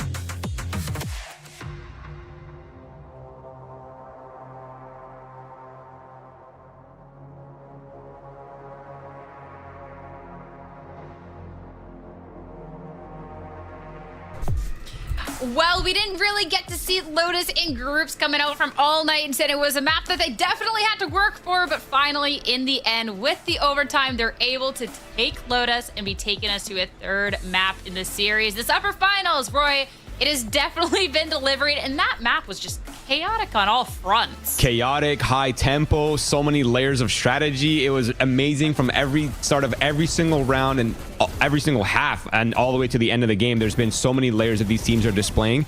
I do specifically want to mention the initiation of Tinchoff. It's somebody that we haven't really discussed very much, and the level of game that he showed today really allowed AK to kind of cross that finish line. Yeah, I think that, you know, obviously you look at him as Cypher and you say defense, okay, what did he do? And he was a lockdown, I think, just not only over towards C, but he was trusted upon to get a couple of really important trades to allow retakes to come through for AK, especially in that first half in particular. He was really, really magical in terms of reducing the numbers that AK were bringing onto the site, making things a little bit easier for his teammates. And then when they got to the offensive side, that's when you started to see, again, his ability to lock down rotation. He was lurking a lot to the middle of the map alongside Sabando. They were problems for AK at certain moments, or pardon me, for 2G for certain moments. I had my teams mixed up. But I think the thing is, you know, when you reduce the numbers as convincingly as you do, you put these post-plant situations into 4v3s, 5v3s, 4v2s, which was often the case. AK were so successful at finding rebreaks, and I think just in particular on their offense, especially there at the end, getting clean executes and putting themselves in positions to have numbers at the end to hold the post-plant. Yeah, that's a really good point. I like the fact that you mentioned that there was like this sort of like slowdown in the mid-round that allowed players to sort of do what they do best, right? And it's sort of been my own personal gripes with All Nights, is sometimes they'd look a little bit too pigeonholed into a specific pace or into a specific style. But I feel like on this map specifically, they showed a lot more depth in their mid-rounding and a lot more depth in their tempo changes and their tempo control, like their ability to put pressure on 2G in many different ways. I mean, this map, the fact that we get overtime for the second map of the series and still get to see the third, I think is great. And for AK, I mean, going into this, we talked a lot about Dante. We talked about Tinchoff and a lot of those highlights, but Sabando as well, Roy, definitely stepping up in that series, going to be claiming that MVP. 6 first kills to boot. Yeah, he is definitely heating up, by the way, because in the beginning of this tournament, he really wasn't showing as much strength as he is now, and he was one of the players that I was specifically looking forward to, because listen, I have a thing for like really star player controllers. Okay, I love to see it. I love when players are able to pop off in off duelist roles, and he's one of those players that I think about when I think about these players. It's like his stats on Omen coming into this tournament were insane, and it's really sick to see him finally step up into that play and step up to be that player for his team.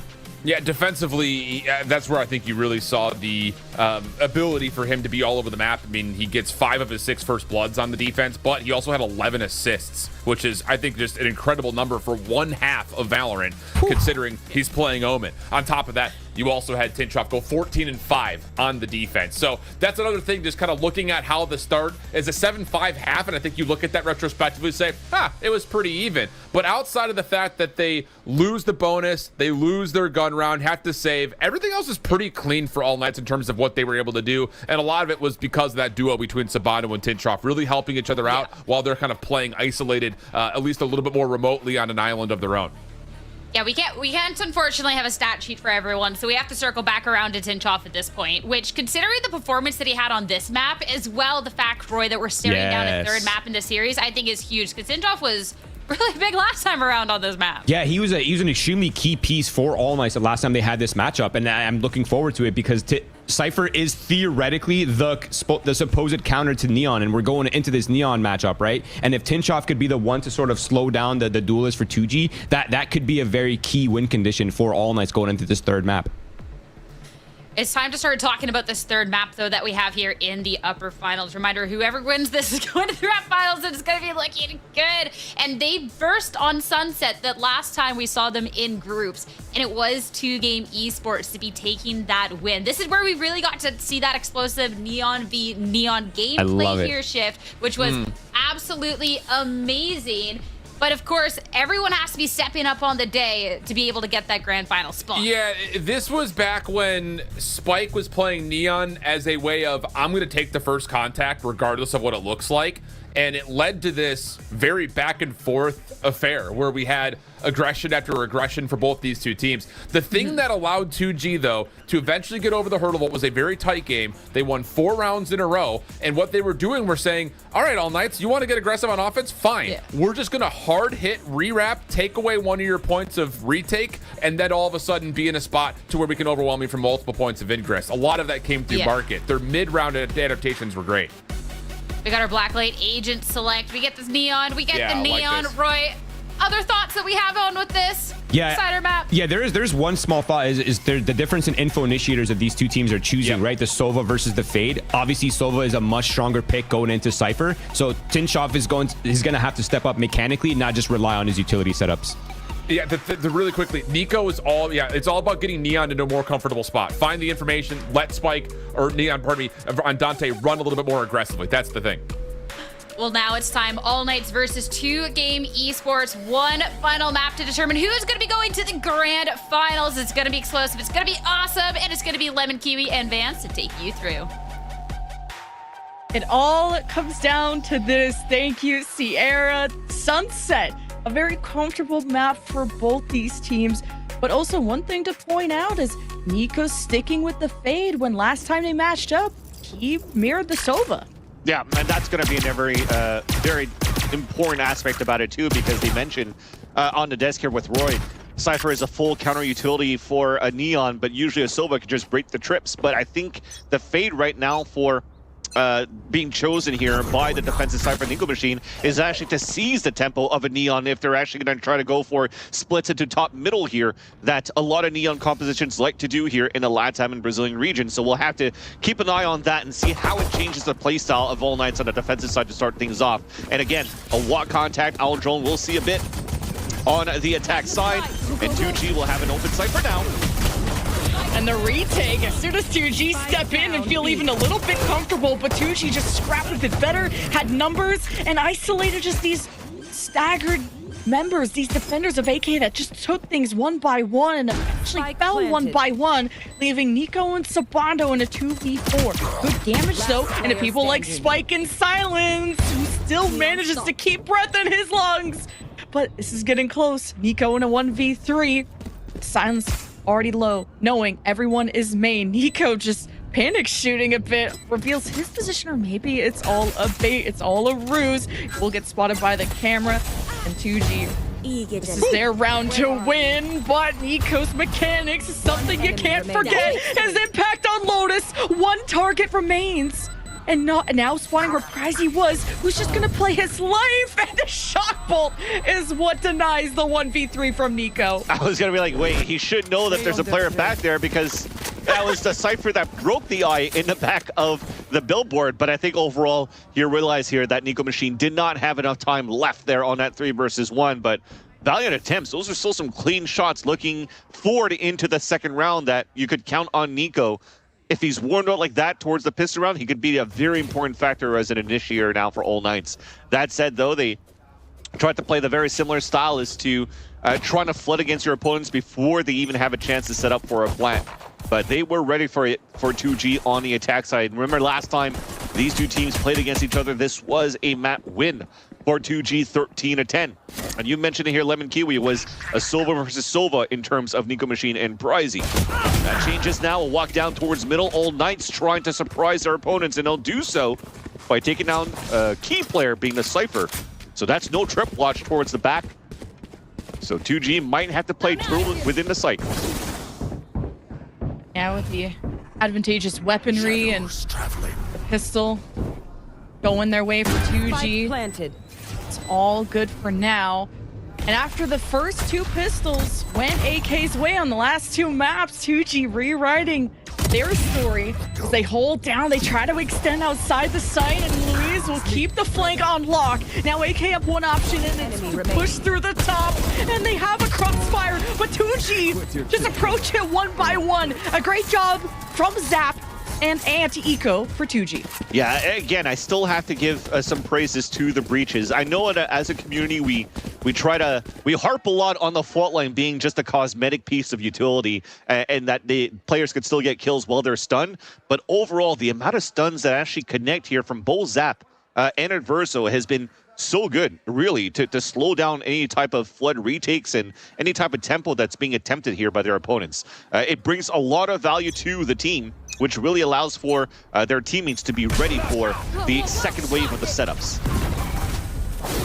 AK not giving up really any site control. They go for immediate takes to prevent the spike from being planted, or maybe just trying to catch the spike being planted and kill the planter. And AK may need to just relax, take their time, let 2G waste util and go for the more guaranteed fight. And now it's a trade, and it's Dante still left alive, and a crossfire for AK as 2G cross the road. They don't look both ways. More multi-kills follow in AK's favor to salvage the bonus. And, well, Silence is still kicking. He's got a 1v2, though. Only 5 HP to do it with. Yeah, that's the thing. So that's why he's not going to use his hat. He knows this is not necessarily a winnable condition unless he's able to find great positioning after. He hears the footsteps, now being paranoid, and this is going to be the wide swing conversion for All Knights towards the end. But I was just about to say, there was one slide that came through from Spike and a fault line from Zap to take control towards Elbow. And what was the retaliation for the defending side? They fault line back. They already prowlered. They already seized. They went for an aftershock. They went for a relay bolt. They basically had no utility left to really try to hold back towards the A site. And I like that call to still for 2G, despite them knowing that it was a strong side towards this this A site. You could still walk up and try to play contact and hoping that the trades will come into your favor. But unfortunately here, you're playing against a hot Nico Machine since the first pistol round, and also better weaponry for All Knights to set up that crossfire to win. But if anything, the util win, the util battle is being won by 2G at the very beginning. Flash forcing Nico back. It's a trap play from AK, ready to be executed again. Will 2G learn how to address it better? Decide to just leave and try another strat in the book. And now that mid is open, they got camera in place. 2G can explore how they could get around to the backside of A. They will just drone up now that the one-way smoke is gone. So AK get back in place to go for the trap play. There's the fault line, doesn't make connection to 2G. The cages come up so Nico can come out, and Silence just snuffs him out somehow. Here comes Dante to finish what was started, and he slips back into the shadows with 5 HP to spare. Oh my god, this is so good in terms of counter reaction and proactivity from both of these teams. We'll have time to talk about it in a bit, though, because it seems as though for 30 seconds, we're going to go into this B site now for 2G. Yeah, the trips only slowed down 2G. Louise opening up the site. AK only having 2 left. And it's just up to Adverso who's going to save the weapon. 2G pivoted and it worked out. Yeah, so when you start the round, though, for the default for 2G, to have Silence move up ADS and break their trip on top middle and he smoked the right side, that really pulled out the defensive side on AK. The thing is, they drone instead, which kind of gave a tell that they're going to pivot back towards the A side. So you're playing on Neon. It's easy for you to rotate back here towards the A side to set up that crossfire, but with how they reacted after, how Silence got that pick and the hat out, Dante did not want to give a chance here for 2G to have a good read. You're going to look back at your mini-map, you're going to pay attention to where the pings are going, and as soon as you're looking up, Dante's sliding down to get the pick and even it up on a 4v4. And then it forced the hand, an even 4 versus 4 situation. You had to anchor it up towards that B side. People are getting hit by trips over on B, they were draining utility, but towards the end, it's still a win here by 2G because of the amount of bodies that they had pivoting back off the hat that was thrown by Silence, and realizing where the weak side was. So again, I just love how that round was being played by both of these teams and how they're continuing to have strong communication to work in their defaults on both defense and the attack. And to adapt on the fly, like when you're in a map 3 in an upper final, like 2G not getting trapped and being more vigilant in how they cross. I guess the crossroads of A. Now Haunt, early info, is AK search where the hit is coming from. 2G are okay to give up a lot of map control and just play off of cameras.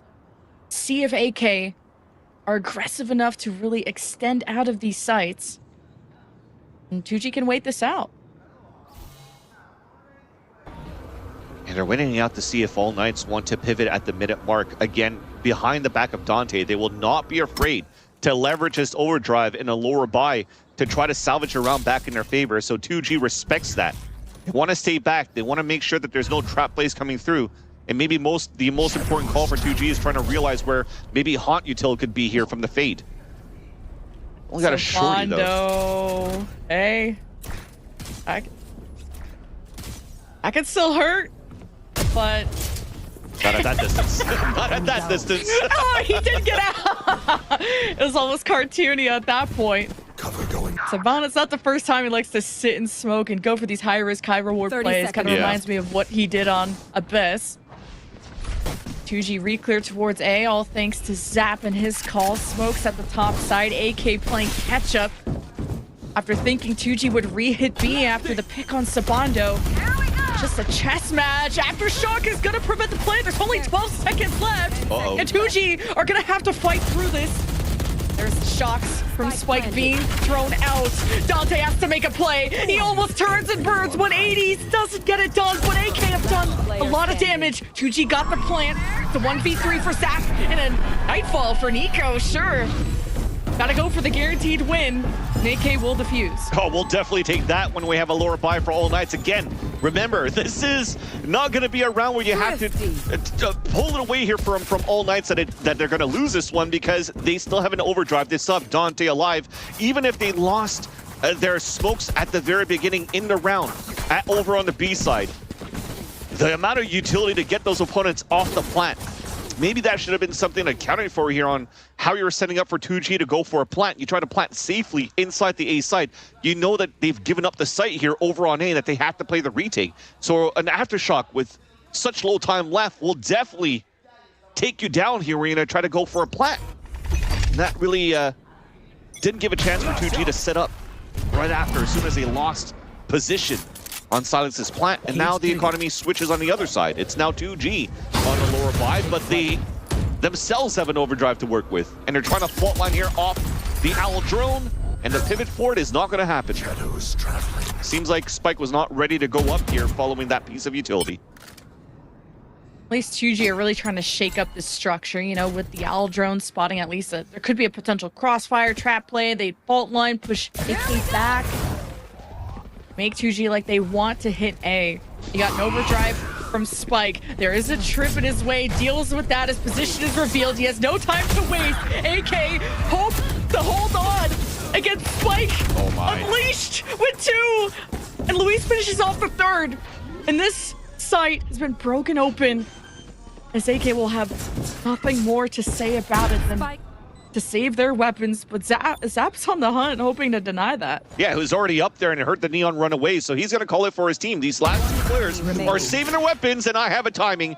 And now, thankfully, Dante has the high gear, so he's a little bit further than everybody else, but he's pretty much pinned there. There is a trip watching that back. He should be able to save his weapon if I'm looking at the minimap right now, but overall, on Spike to be able to slip through like he did with this overdrive should not have happened on AK's defensive end. And once again, lower by overdrive available is the win con for both of these teams. And now it's time here for 2G to get a Blacklight Flawless when on the other end it was a Blacklight Thrifty. We're going across on both ends and we're getting everything in this third map of Sunset between both All Knights in 2 games. Zap doing great damage to the economy, denying 2 rifles when they otherwise could have just sat back and called it a win, talk about the next round. It's 2G that start off with a very strong offense, but off of their Neon just going crazy. This has been a battle of 2 duelists, Spike versus Dante, with Spike activating at the best of times. No hesitation There. as 2G recon to B, forcing AK to respect that.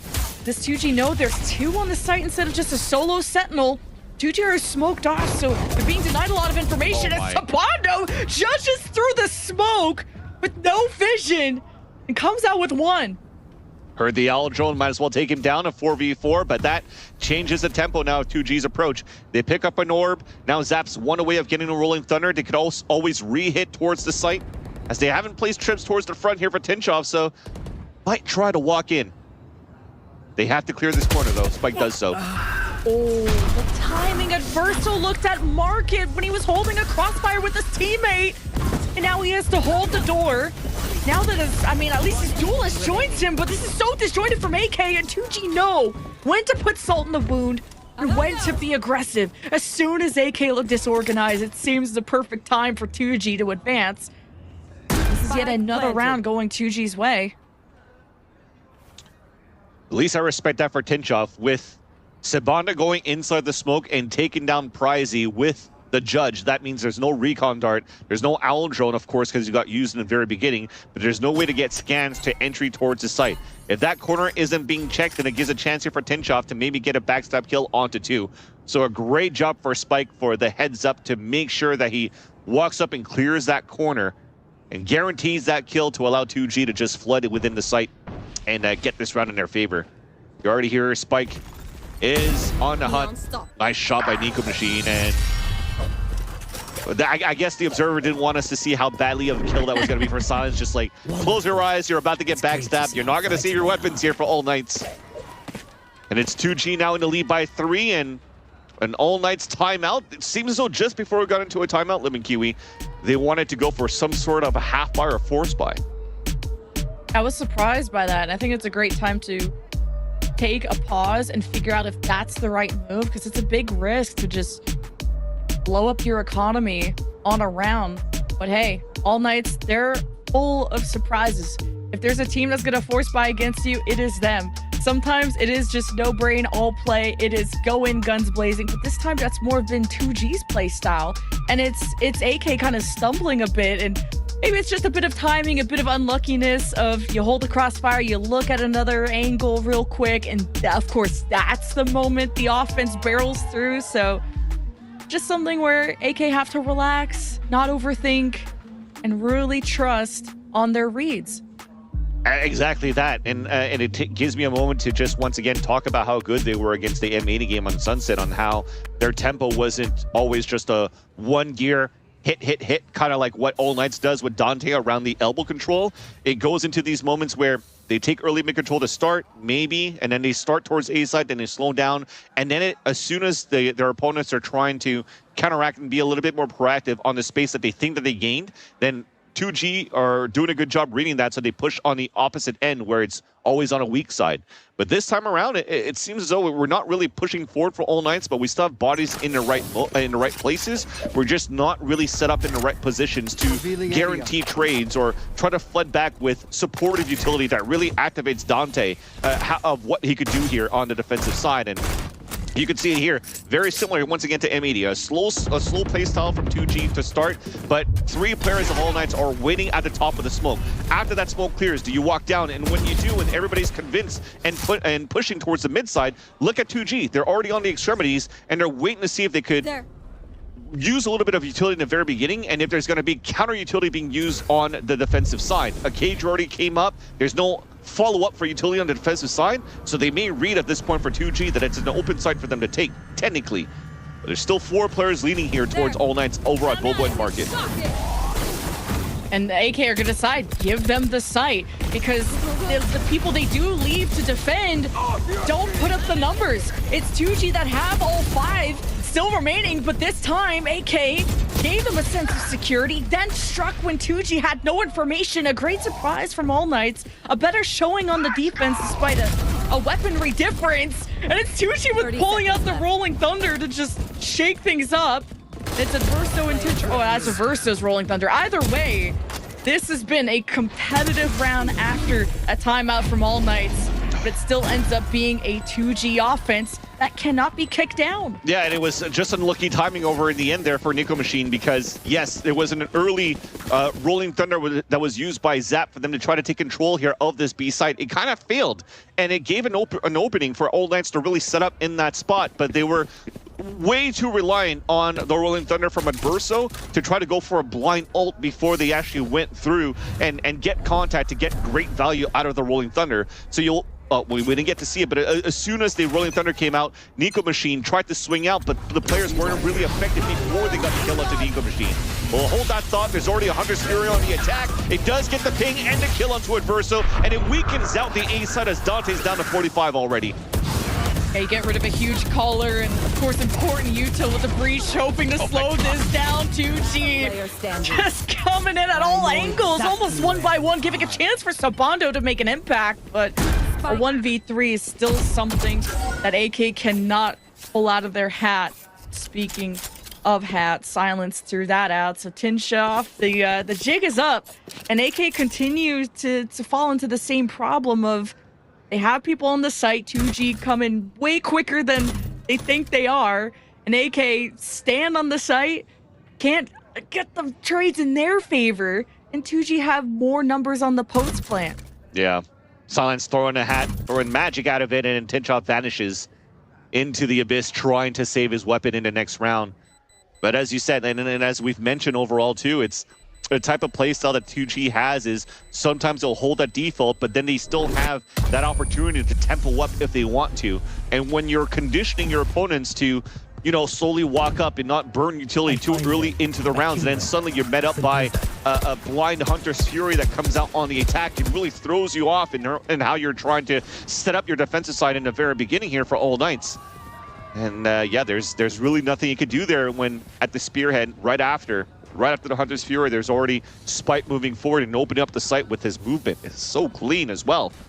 Already stunning up here, Nico Machine, getting that pick, and now giving it a chance now for the plant to come through for the attack side. That's that 7-2 scoreline. 2G looking so good in another round where they go back at 2. They're trying to default it back. The Spike's down in the back too, and they're trying to see where the aggression is coming from. Prowler already came out from Nico Machine towards the B main, but they seem like they want to refight this. We already saw how scary 2G are after their 13-8 win against M80 yesterday, and Silence starts things off strong for First Blood 2G. Mid-map control 2, the kills continue. AK going in 1-by-1. Dante will unite and try to stand together through all the fire, the flames. Dante will do what he can, but by himself he can't do it all. At least any kind of dent into 2G's. Something AK are praying for. Sabando on top of the box, catching 2G off guard. He's been able to convert quite a few multi-kills. He's kind of creative off positions. And 2G, 2v1, this is not guaranteed. And Tinshoff, who's always the last remaining player, is gonna go for the retake at 62 HP. Yeah, a little bit of a tense cosplay by Sabano. But Tinshoff, 62 HP, I was going to say maybe doable because it's not really Planet where they could go for a spray, but Tinshoff doesn't have any cages. It's just going to be, well, actually, they still went for a smoke in the front. So tap on the Spike, because they have so much utility. There's the L drone. So the round's going to come in for 2G. Very nicely done, at least on that side for the attack. Tinchoff will have no choice but to fall back and save his weapon. But I do respect here. Nico Machine, this is probably the second time that he gets caught out in the open when he's forcing the hand, he's forcing a play. And the reason why I respect it is because I've mentioned how good he's been in the pitch round in that second round and seems to be really crisp in his aim. And he's probably going to be met in those situations where he feels like he has to make a play to try to give a chance here for All Knights to come back because they're falling behind by so much here in this third map. In a map that have been so comfortable in playing on Sunset throughout the Ascension. But this is also a map that's comfortable here for 2G. So now Nico Machine gets caught multiple times. I don't know if it's going to start hindering into his confidence to re-peak in his moments and turtle up a little bit more, which will give more space now for 2G to work with. Dante getting aggressive off the rip, and man, he'll always convert a kill. But Dante needs support, and this time with Verso will help him make an impact. Take that early B control, and 2G, no, Nico's stuck in with the smoke. They isolate the duel, and 2G lead themselves in a 2v2. Pricey not as healthy, and Louise caught. Pricey in a 1v1, and it's AK. Show us some signs of life. Yeah, and then the first time that we're seeing 2G not as coordinated on that 2 versus 2, peeking out 1 by 1 against, they're closing the line, they're closing the gap on the amount of stingers that they had on their side. And as they peek 1 by 1, they just get melted down. And as I mentioned and criticized Nico in that previous one where he might be afraid to really fight back against his opponent. He didn't care. Still got a kill. Still got a dink onto a second kill, which gave a chance there for Sabano to get that kill onto Pricey towards the end. So salvaging around at that point, trying to go for the trap play with the Neon and Breach. And it worked out. So we move into the last round. Also, at least in their favor, they're doing it again. It's insanity. You just do it again, expect a different result, and the result he wanted was more than 1 kill if you're Dante. He's trying to muscle a win as much as he can. It's a rolling thunder from Zap. Oh, I love that. They overwhelm B.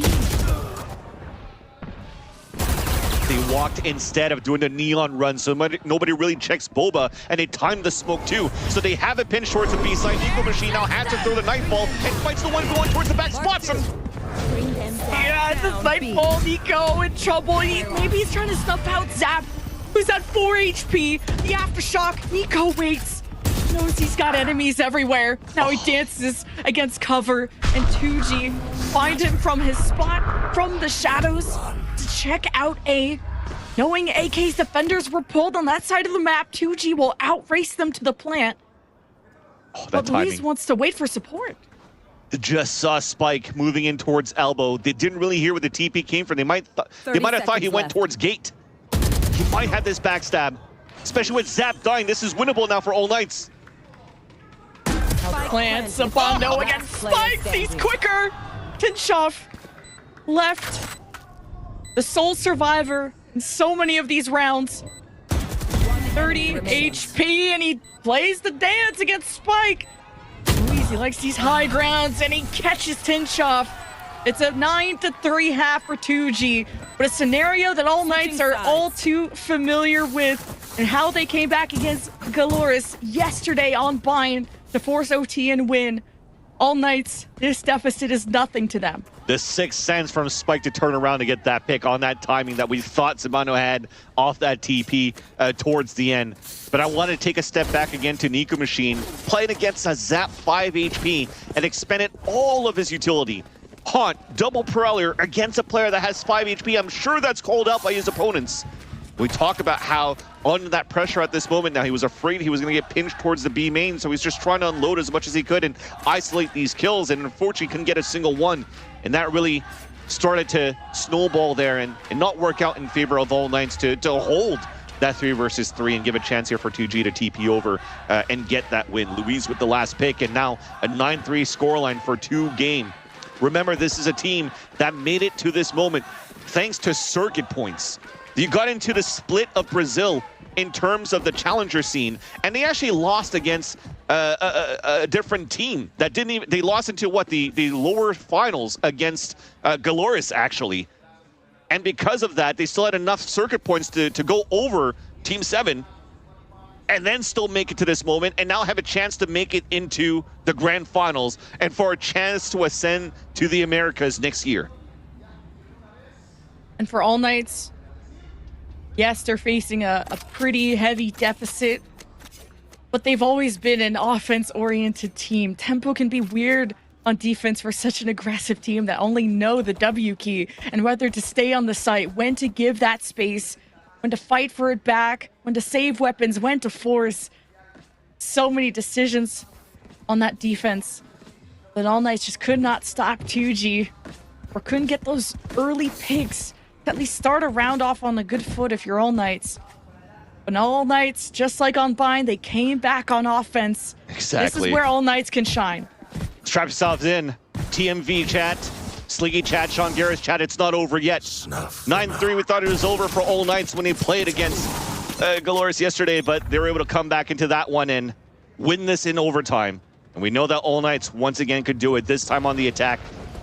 3 players pushing out towards B, and the Haunt is going to spot Spikes just behind the billboard. So much punish. Spike is going to be forced out of his position. Does he have a teammate to go for trades? And, well, Luis doesn't know who to shoot at. There's just smoke in his way.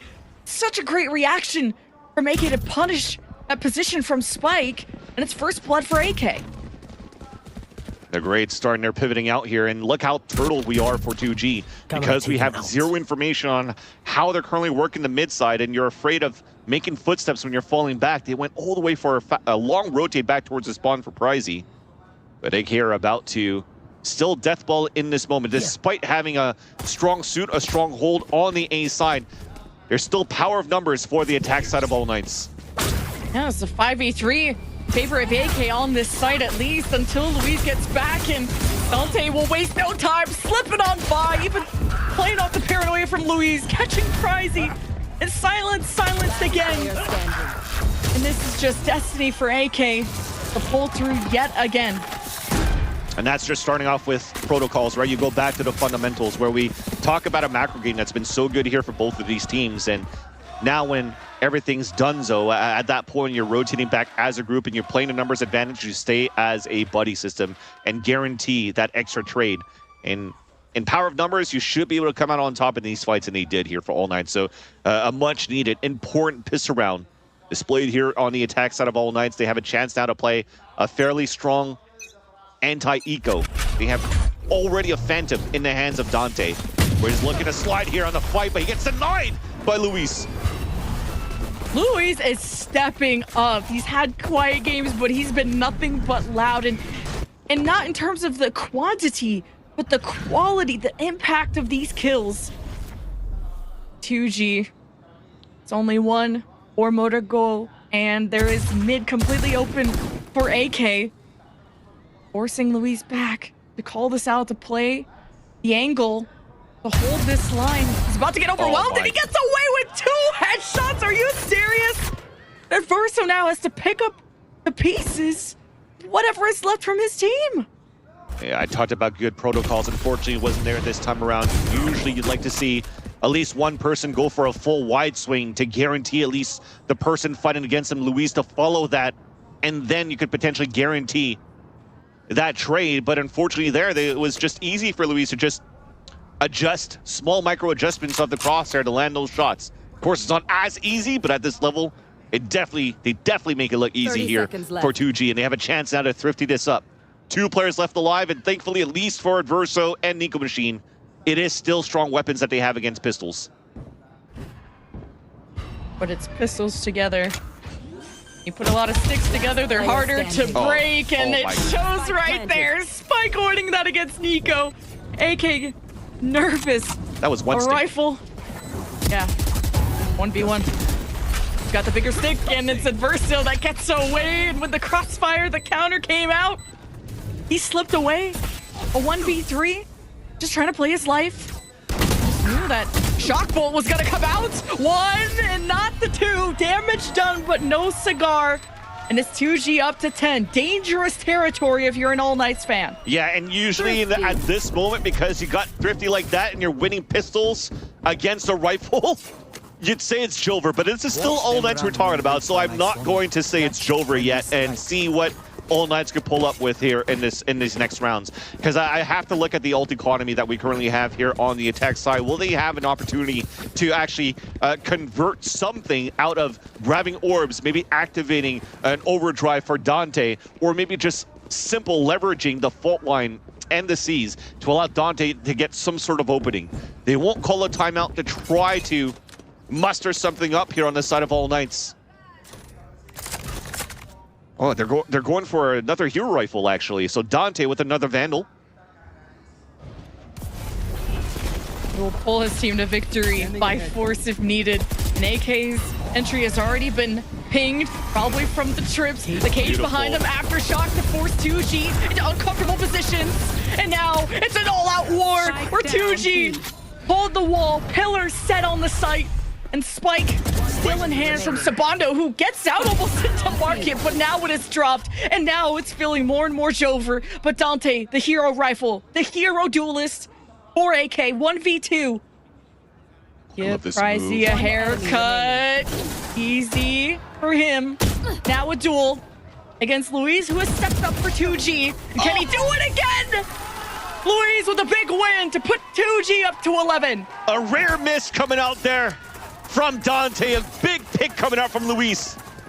And I love the move from Dante when he came back towards the headshot to take down Pricey as that Silva. Why? Because the information was there. Yes, there was a bit of a fumble with Samantha running out towards the A side, thinking that the rotate already happened there for Luis inside B.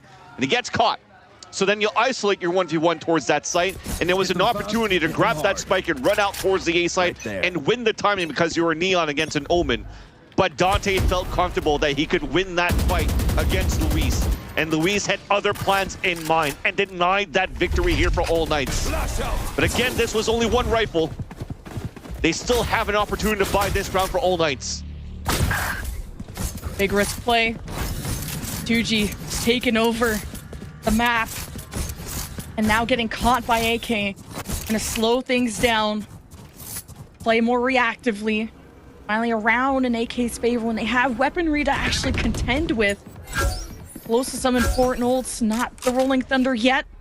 But Dante with an overdrive, and you've seen what he can do when he knows where those pieces are. He knows how to shred them. Dante needs information to work off of. With him falling first here, looks like it's AK that wants to be a little bit more proactive. Big paranoia though, pushes him out. Zap, gonna dodge here. The Aftershocks got the support. Louise, no paranoia. Smokes and a teleport. Someone's pissed.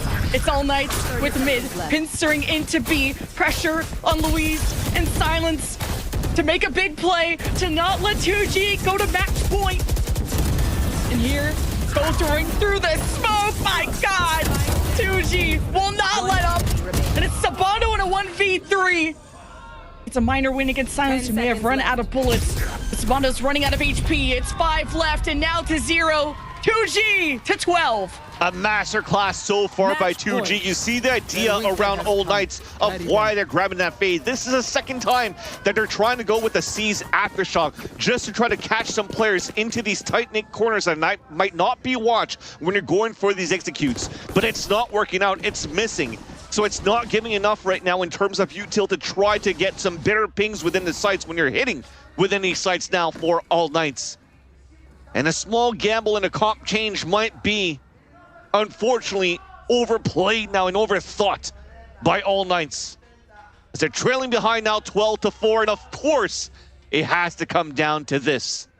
For us to wait a little bit longer to see if All Knights could pull back the comeback here. Again, it's not over yet. It went from a 9-3 scoreline to a 12-4 scoreline for GLRS on that second map of Bind against All Knights. A different composition, a different story, a different team, but still had a player that activated the whole time on that side for GLRS. Actually, two. There was Urango, there was Sato. Just popping off there on the side of GLRS, yet All Knights still found a way to fight back. Now we'll see here for All Knights. One more time, backs against the wall to see if they could bring this into overtime. If not, at least it's not going to be over yet for All Knights. They still have the lower bracket run that they could do here, Lemon Kiwi, but you definitely do want to have the upper seed going into the grand finals, especially when you have a 2-map ban in your advantage. You should have a 2-map ban in your advantage going into the grand finals. You definitely do want that in your favor here for any of these two teams that wins this series. Speaks to how much 2G have prepared for this moment, this opponent that they know so well. It's a comfortable matchup. They've turned their Abyss of results around from losing 13-7 to 2G winning Abyss to a whole new story on Sunset. 13-10 went the way of 2G on Sunset before, but that was close. This is not. All Knights look quiet. For the first time in all Ascension, I don't see All Knights doing all the yapping. It could be just them locking in. They've come back from worse. They got ults. They got a broken buy, but they don't have broken spirits. That's for sure. And they're going to try to keep the tempo in their favor. The haunt doesn't go deep enough, allows for the first pick to happen for Silence, but it gets immediately traded out. Although not coming in towards B. Tinchoff, big responsibility right now to watch his flank. Now it's a marathon, not a sprint. It really sucks to lose your star player of Dante early, but he went 1 for 1. And Louise activated here for 2G. Bye-bye, Spike. Now he's overpressed here for Louise, and he's about to get surrounded. The spike is down, and Swan, what the heck is happening? It's all up to Sabando in a 1v2. It's not over, and it's not going to be about the spike. It's going to be about the element of surprise. How can he get behind 2G? And like what that. can he do with full util? Like that. Thankfully, Tinchoff, despite him dying, was still holding towards the A-main push. So, oh no, he missed it! He missed the spike! Gun here. Spike shot it too. Well, they know they're going to hold down for all the marbles for the grand finals. Sabando at least has a weapon. There is injuries on Spike's side. And a Huntress Fury that can't be used in this close of quarters. Smoked off. Sabando will be allowed to access the spike. And now he's on the chase. And it's all about time, and it's all about 2G, 2-game to the grand final towards the peak of the mountain to ascend amongst the greatest. Oh, pain right now for Sabando, where we praised how good he was in these moments too, but unfortunately let that slip. But yes, look at the crowd, look at the support from 2G's side too, of how much this means to them. Again, remember, a team that was not supposed to be here made it through circuit points, are now at a grand finals. And how much does this mean here for the team like 2G in the grand finals? Because if you're looking at their map pool of what they've played so far throughout this Ascension, they haven't even shown their Haven yet. So you have an opportunity now to get 2 bans in your favor, to have Haven that's not been shown yet, and now to actually play vetoes against whomever team you're going to have to play against in the lower bracket, that's going to come in from the lower bracket finals. But at least now from the side of All Knights here, Lemon Kiwi, there is still hope. There's still a living chance now for All Knights to still continue a deep run, because they will have to wait between GLRS and M80. That's going to happen next. And this is an uncharacteristic All Knights. This was all Squires. Look out for them in the lower bracket, like you said, to face the winner of M80 and GLRS. That is not going to be easy. 2-game who only even got to playoffs over round differential, over Reta, and the support in the crowd has meant so much to them. And this has been an incredible series with an incredible turnaround for 2G to lose Abyss and then to win it this time, to even somehow improve their Sunset, to absolutely demolish All Knights, to make them look silly, to make them play off their game. That is what's critical. And 2G will look ahead with a big advantage, and their heart's full too. Yeah, and this was a story here as well for 2G when they first started their tournament. They looked pretty hot, right? They went from like a 2-0 to almost not making it here into the playoffs, and had to wait into the sidelines to see the final result of like the TSM matchup against All Knights to see if they would make it through or not. So again, the story is pretty crazy for 2G so far. If it wasn't for their opponents and whoever wins, then they wouldn't be in these situations. And now that they are, they're taking full advantage of it, and they're our first grand finals here in the VCT's Americas Ascension tournament. And what do we think about 2G potentially ascending? They are in the grand final. We have one more match to go, but let's hear from the desk. This was an intense game 3. It really was. And first things first, big congratulations to 2Game for being in the grand finals. I mean, the celebration at the end, I mean, again, like everything else, it's hard to root against them at that point.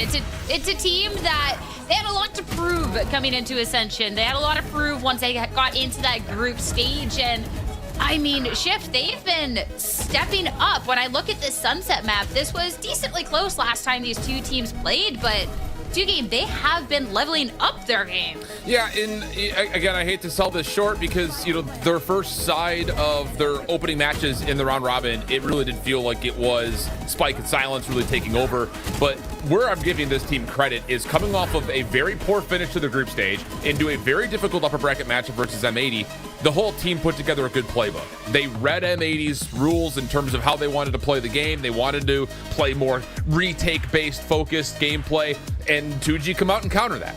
Yeah, All Knights want to do the same thing, but faster. You stop that from happening. It's just they're reading their opponents at a very high level now that they've played them twice. Yeah, I kind of want to. Sorry to cut you off by there earlier. I kind of wanted to reiterate something that Van Silly said, because I think he kind of drove the point home, which is the fact that this team barely qualified into this event. They barely qualified into playoffs. They had to wait until the last few rounds to figure out if they were making it or not, and they ended up doing it. And this is the true underdog story. Like, this team is not supposed to be here, and the fact that they are the first team to be in upper finals, or in grand finals, excuse me, is insanity. And it's part of the reason why is, yeah, they have Silence, they have Spike, but whenever a third player on their team steps up, that's when 2G looks amazing. And this time it was Louise who really stepped up for them on this third map.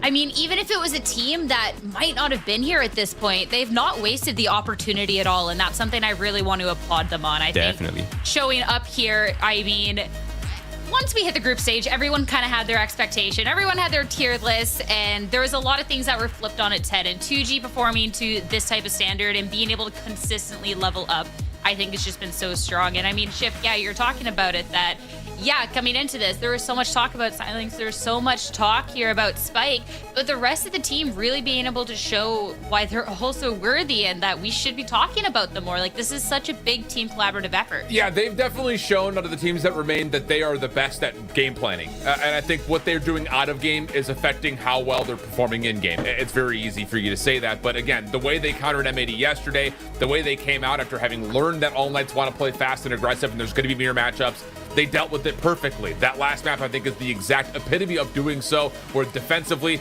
they only allowed 2 plants to come down. They retook on 1. The other was that on offense, they were getting the spike down, and they were holding it nicely off their post plant. So they're really doing all of the work they need to show up when it matters most in the moments that are going to really be the difference maker in these particular head-to-head matchups. So I don't know who's going to be in the grand finals, but whoever it is, better come prepared, because you know for a fact this 2-game squad will. Yeah, definitely. And I think a part of 2G that to me that is kind of outstanding is the fact that this is one of the most inexperienced teams in the tournament, right? But the level of depth that they show in the parts of the rounds that are unscriptable, like once the rounds have broken down and it's like we're really into the late part of the rounds, they're able to play it with like masterfully, which is just insanity to me, to the fact that they have such young players who have their heads on and their massive creasy brains. It's kind of rare to see this kind of level of like young talent that has the ability to like maneuver through the unmaneuverable, you know what I mean? So that is a level that teams will have to match them on, the openers and the closing parts of the round. It's literally the poster child team of it can only go up from here, and now they're in the grand finals and have the opportunity to really go up to the highest standard, go into VCT Americas. Of course, we have to find out who is going to be joining them there. They still have a road ahead of them. We're going to be taking a break and interview, and on the other end of it, time to head on over to the lower bracket.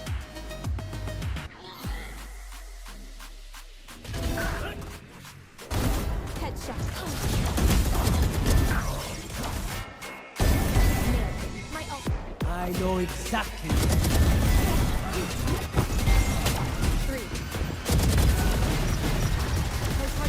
One enemy.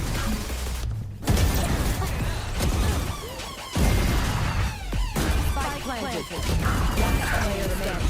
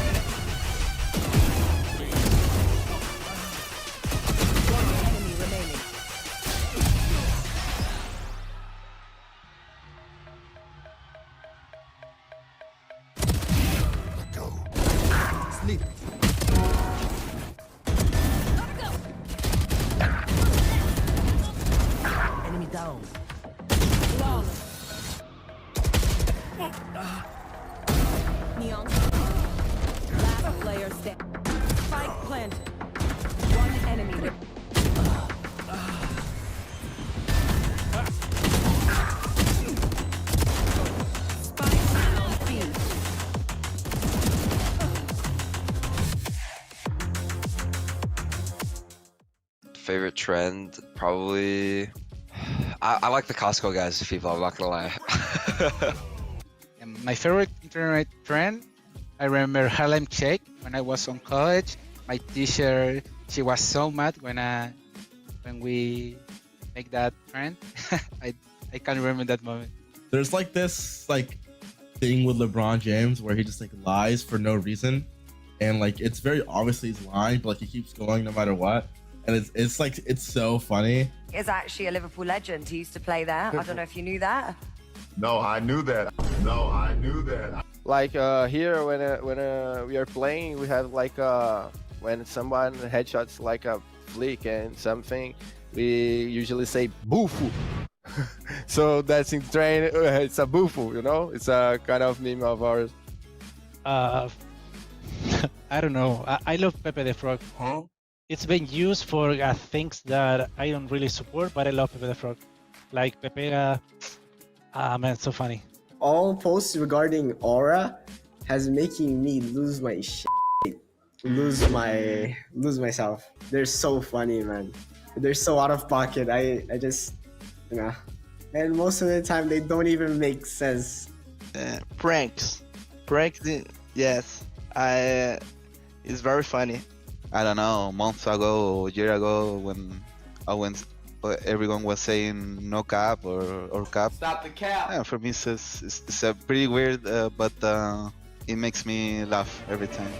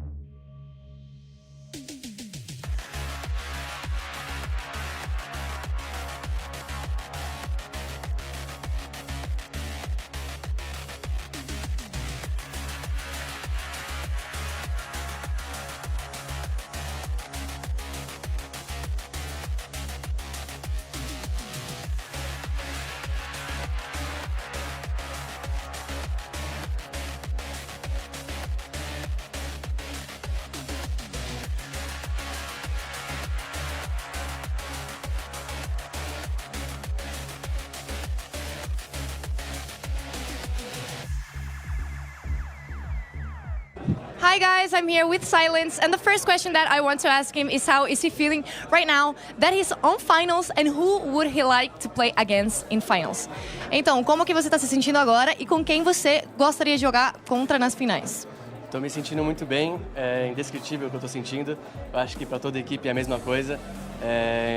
Antes de tudo isso começar, a gente não esperava nem chegar no VCB, a gente conseguiu a vaga pela 2Game, muito grato a isso, e agora pô, a gente está nas Américas, na final das Américas, então isso é indescritível. E adversário, acho que eu não tenho nenhum adversário que eu quero enfrentar, e é isso. We don't really have a preference, and yeah, I have no words to describe the feeling that I'm feeling right now. We are really, really happy. Last year, we didn't even classify to Challengers in Brazil, and now we are in the finals here in Americas. The second question that I want to ask him is that they haven't played a best of 5 for now, so how are they preparing for this situation? Então, vocês ainda não jogaram BO5, como que vocês estão se preparando para isso? A preparação é sempre a mesma, óbvio que a gente nunca jogou uma melhor de 5, acho que ninguém do time jogou, mas a preparação sempre foi a mesma, sempre vai ser a mesma, e é isso, nada muda e não vai ser cansativo não, vai ser rápido. It's going to be really fast, nothing changes really, we're going to prepare the same way that we are preparing. No one in the team has already played a best of 5, so yeah, it's a new thing, but we're going to prepare the same way. And the last question that I want to ask him is that we saw his family here, and I want to ask how does it feel to play in front of them? Então, como que foi jogar na frente da sua família? é outra sensação indescritível. Todos os jogos da minha vida inteira, praticamente, minha mãe sempre estava lá para me apoiar. E ontem, do nada, ela apareceu lá no office, lá onde a gente fica, me deu uma surpresa, eu fiquei de cara e, pô, isso é indescritível. E agora jogar, fazer cada round, conseguir olhar pra torcida e ver que ela tá lá, dá um ânimo a mais pra fazer no próximo round uma coisa melhor. Once again, no words. It was a surprise. I wasn't expecting my mom here, and she came as a surprise. And yeah, every time that we're playing, looking to the people and just seeing her there is just, I get really emotional. Muito obrigada. Thank you very much, guys. Stay here because we have one more match.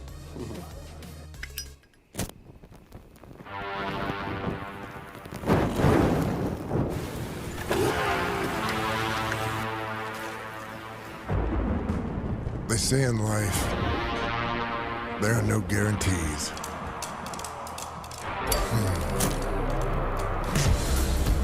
They say a lot of stuff like that. Slow it down. Play it safe. Hedge your bets.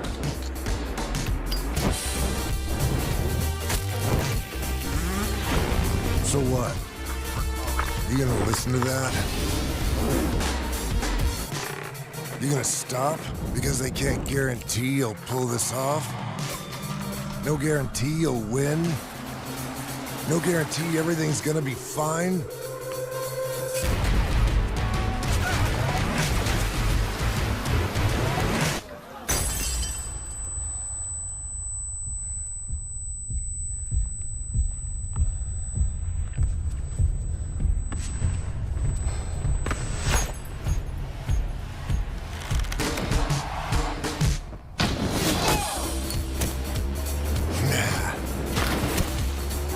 In life, you make your own guarantees. Nobody else will light your way. Start your own fire and keep it burning. And we guarantee you'll have one hell of a lifetime.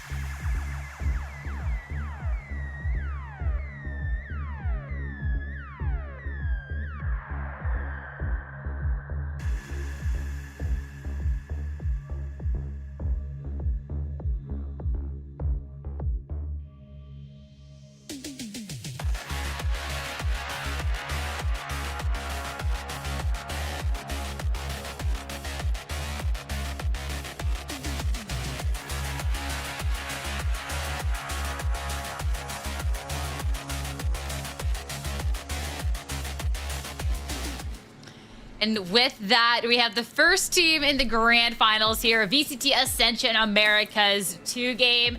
I mean, we talked before the break with how much they've leveled up throughout the group, throughout this playoff, and Shift, honestly, if they keep leveling up like this, like, yeah, maybe they're coming into this as one of the more inexperienced teams, but they got a lot of potential and a lot of like going forward for them. They've got all the right puzzle pieces. It's just about making the picture come together, I think, when it matters most, especially in that last interview you heard them talking about. They have yet to play a best of 5. So there's an attrition game that starts to come into play. That'll be a new test for them. But hey, they've showcased that they can play across a multitude of maps, including beating teams on their preferred maps overall through the veto stage. So 2-game really do look like they are a complete squad right now. And now we have to start talking about that lower bracket. As you saw, a 2-game, they didn't knock AK out, just down. But we have to figure out who is going to be playing up against AK. And it's M80 and GLRS in that lower bracket fighting to not get eliminated, to try and fight another day. 2 teams that when we talk about them, we had a lot of expectations coming into this. And in the group stages, M80, they lived up to that. And they're finding themselves in a really sticky situation already. I mean, Roy, obviously you can look at this broadcast and be like, oh, NA bias, but even the other teams were saying that M80 was so strong coming into this, and they're in the lower bracket. What happened? I think there's something that transcends the NA bias, okay? It's facts. And the fact is M80 has only lost 2 matches in the beginning of Split 2, and ever since then, they've gone on a complete win streak. And that entire win streak ended yesterday. So I think the numbers and the facts speak for themselves that this team is definitely not a type of team that is going to struggle 2 times in a row. So if you're M80 right now, they are historically the type of team that whenever they take harsh losses, they're very quick to bounce back, and they're very easily the type of team that will recover mentally and come in strong for their matchups. Something I want to talk about with M80, of course, when a team wins or loses, normally you can scour the socials and see what they're thinking. And there was a lot of little tidbits from the team. Xander had tweeted that there was the worst versions of everyone that showed up, but it was the one that from Qualanoob that I wanted to highlight. First off, how much it blows how off they were today.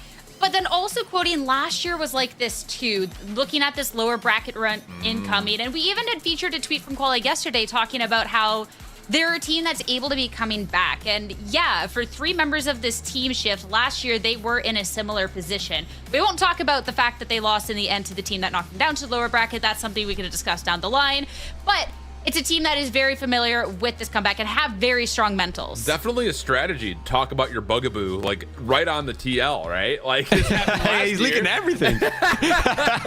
No, it's one of those things that, you know, I said at the top of the show, M80 looked lazy yesterday. They didn't look like they were well prepared for a squad in 2G that had done their homework. And it felt a lot like M80 were coming out saying, we'll just play these guys the same way we did last time. There was nothing really truly innovative about what they were trying to do. To be fair, they didn't really make too many great mistakes. It was just they were getting beat and they didn't have a backup plan. That's what I think of when I talk about kind of being a little bit lazy. However, I think it was a major wake-up call, and today has to be different. Yeah, absolutely. And just a kind of like a quick TLDR on M80's performance throughout this specific tournament, right, is they have been struggling individually. They've all made tweets about it. They're all saying, oh, I'm not playing to the level that I'm supposed to be playing at. This is nowhere near our peak. We're playing at a 7 out of 10. Like, this is something that's coming out of their, I mean, they're leaking everything on the TL, but it's true. And I think they got tested on that yesterday, where they were getting held on choke points and they just weren't able to win out the team fights. And like, yeah, you can have the most elaborate strategy, but at the end of the day, if you're the type of team that can't win the team fights, if you cannot shoot your gun, you are not going to win. It's an FPS game. I mean, talking a little bit of what we got to see coming into this, I mean, Chip, you love numbers. You love some good numbers, so take us through it. I'm no mathematical scientist, but the good news is you've got things like ChatGPT who can make algorithms for you, and when you punch the buttons, that comes out with these results.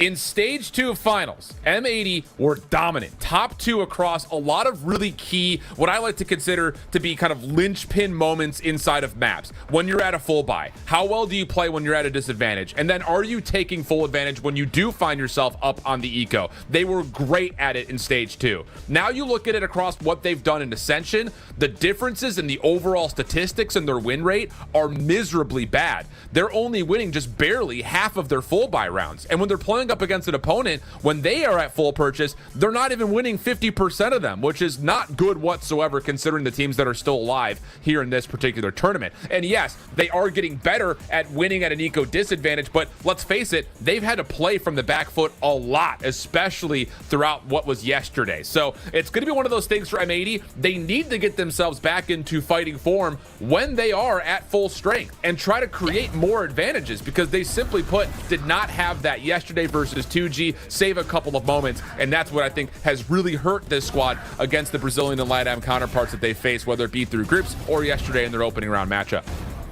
You're talking about getting back to full strength, and I know during groups the team was struggling with food poisoning, and yesterday I'm hoping is a little bit more oddball. But Roy, going into this, it was a rough showing yesterday. Yeah, they definitely were struggling, and I think a part of, like, for me, the part of it that they were struggling the most on were their openers. That was supposed to be one of their strengths. They're supposed to have the system where Koala is getting all of the support that they need, right? But in that matchup, they went negative on their openers. It's one of the first times throughout the entire tournament that they've gone that negative. And it was, I think it was 7 kills overall in the negative in terms of openers. That has been a sort of key victory for M80, and it's not something that they displayed very well yesterday. Yeah. So I mean, the way I see it is that kind of the blueprint's already been formed into how to defeat M80, right? It's to like challenge them early, don't let them run their game plan. And many teams have ran that exact blueprint and have gotten pretty good success versus M80. Yeah, maybe some of the matches weren't closed out and none of the matches got closed out, but the one yesterday finally did. And I think teams are looking to that and they're seeing like, okay, we could just recreate what they did to beat M80 and we could just kind of just copy them.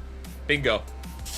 Yeah, that's definitely something, a little bit of an uphill battle looking at this lower bracket. And that first little thing that they have to be triumphing, well, it's opponent on the other end and looking at GLRS. And I mean, when we're looking back at the success that a team has had throughout their own season and everything else, this was a team that we had a lot of high expectations going into this with, and we have gotten to see some individual highlighted performance from the team shift.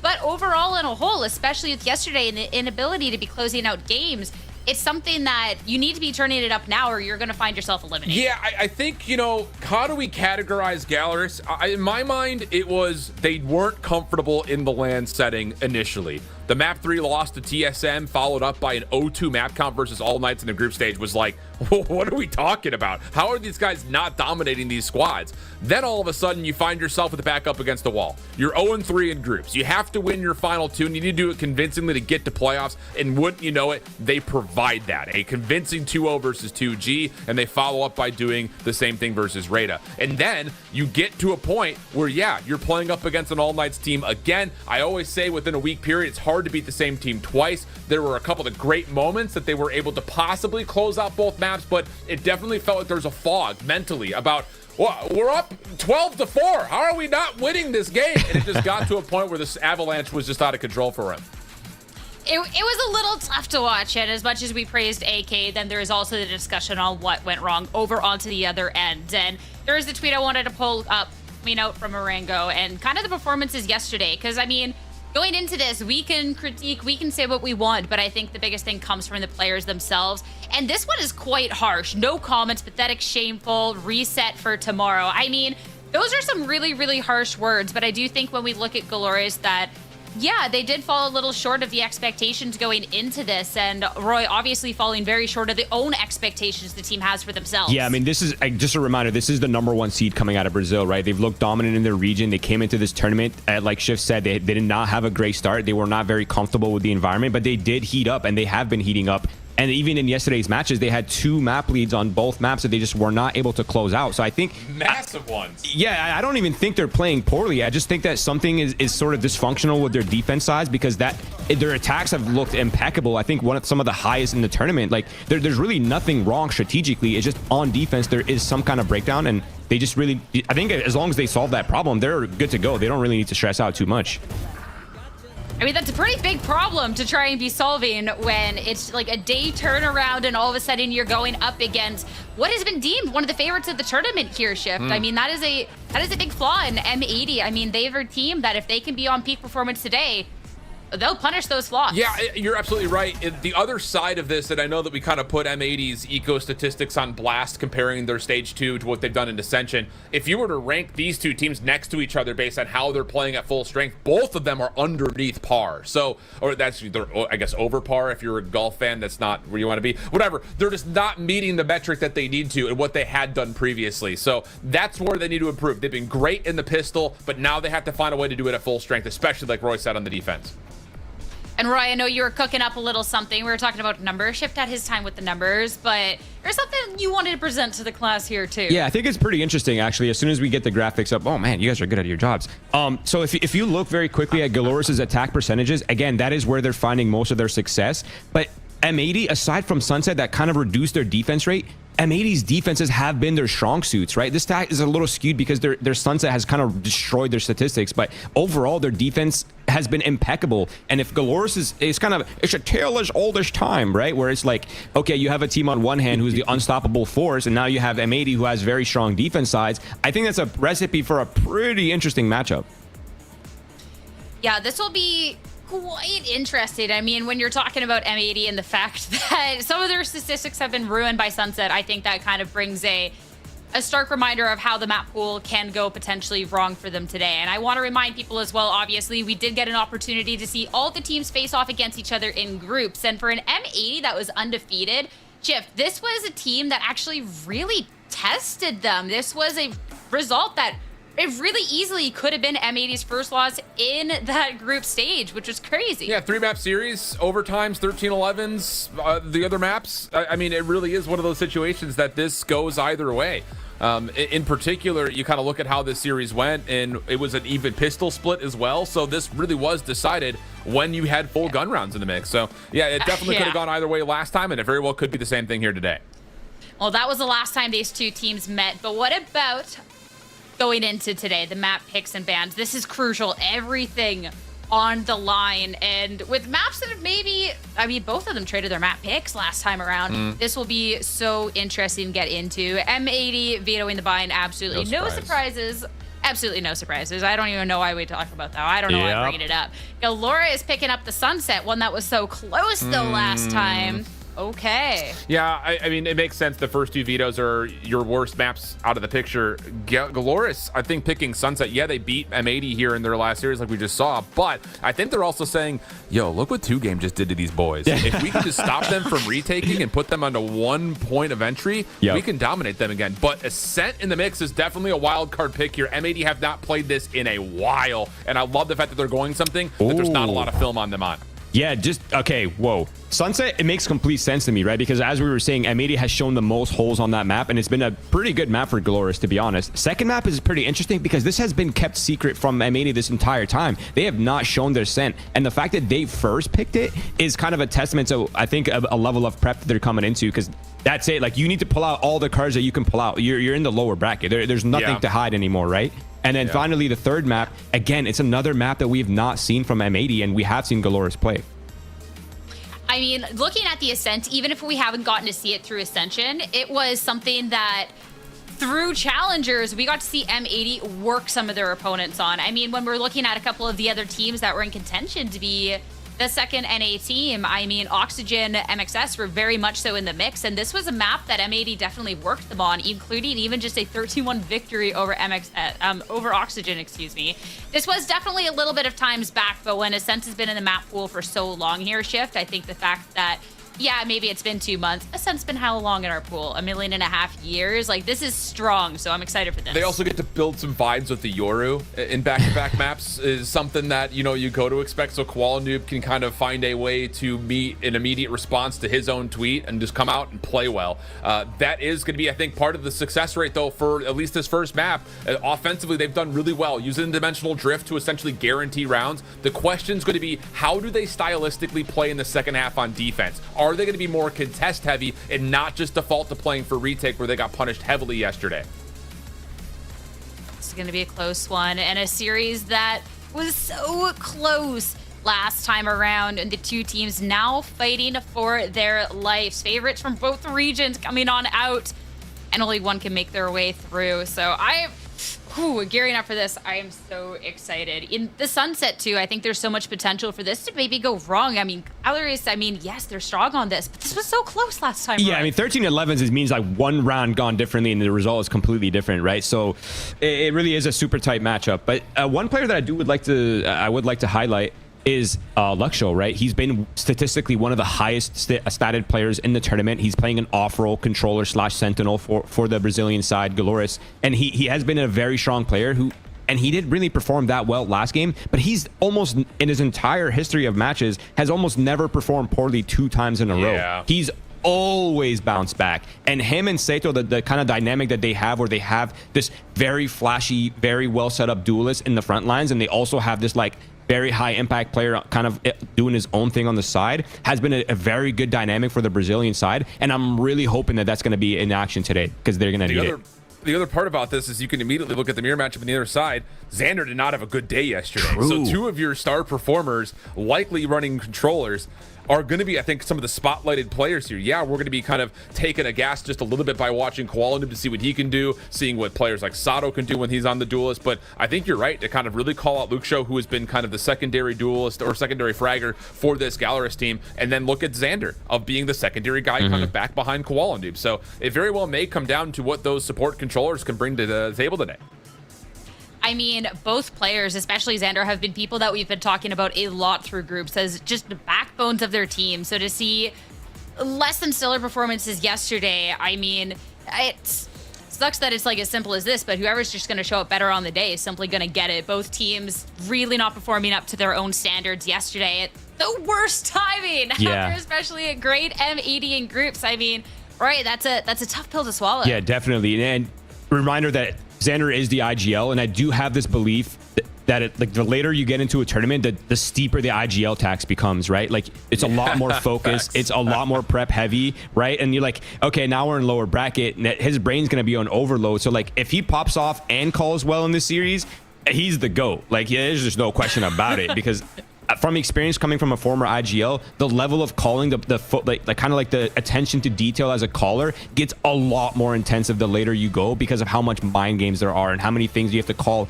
outside of your comfort zone and for your team's comfort zone while still trying to win gets much more difficult later on. Especially yesterday when we saw a 2G that was so well prepped. I mean, Xander must have been working overtime, and that's a tough spot, but hopefully with a good night of rest and hitting the books, that everyone can bounce back today. And still, we're looking at the who will win the meter in the chat. Very heavy on that M80 focus. No. I'm a little surprised. That's strong. Really surprised? Are you kidding me? How are you surprised by this? 80-20 on a North American stream. Wow, that's crazy. Wow. Chat's probably spamming. I saw Valen in chat earlier. I bet he's out there hitting it hard with the M80s. Just spam. I mean, they've definitely been in tough positions before, and 3 of the 5 last year in this same spot, and being able to push on through. And for M80, one of the favorites for this, I mean, it's all up to this. This is a whole season for both of these teams too. Obviously, we got to follow M80 a little bit more closely, but for GLRS, they also came off of his stellar season. And to go up against then one of the favorites that's been deemed by the tournament, this is... Man, I can absolutely not wait for this shift. No, well, you're going to have to, Sierra. You're going to have to wait a little We're gonna wait a little bit. It's going to have to happen. I want to kind of go back to the conversation since we seem to have it. You know, again, we talk about, Xander and Luxo not playing particularly well yesterday. Here's the thing. They were the top fraggers. When they played last time around, Luxo went 77-53 and 16-5 in first blood battles. Insane. Koalanub on the other side was 71-49. So those 2 players were plus 24, plus 22 respectively. But yeah, if you're GLRS, you want that Luxo to show up here again. You need him to show up here again. It's not a debate at that point. When you're looking and you're talking about the flashy players of this team, Sato just being such an exceptional duelist, you need the backbone there too, and you need Luxo to really be showing up here. And I mean, when we're looking at the Sunset, where he was able to just have such a stellar performance last time when it was so close. a 13-11, Roy.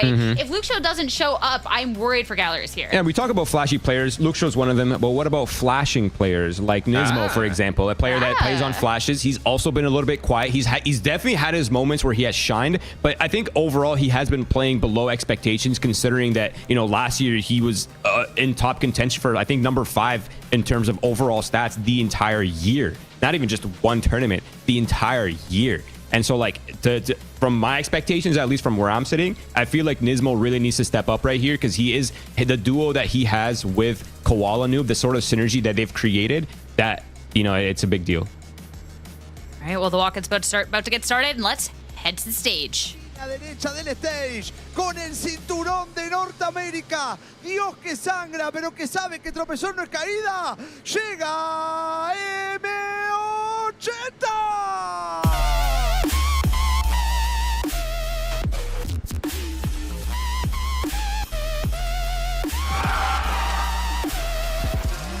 The favorites of NA, of Ascension, now finding themselves here in the lower bracket. It's a team that has that comeback potential. They've seen their spot here before, but now they have to be showing up here, Shift. It was a rough showing yesterday, but smiles on their face, and they're never ones that are down for long. Confidence from Nismo is key.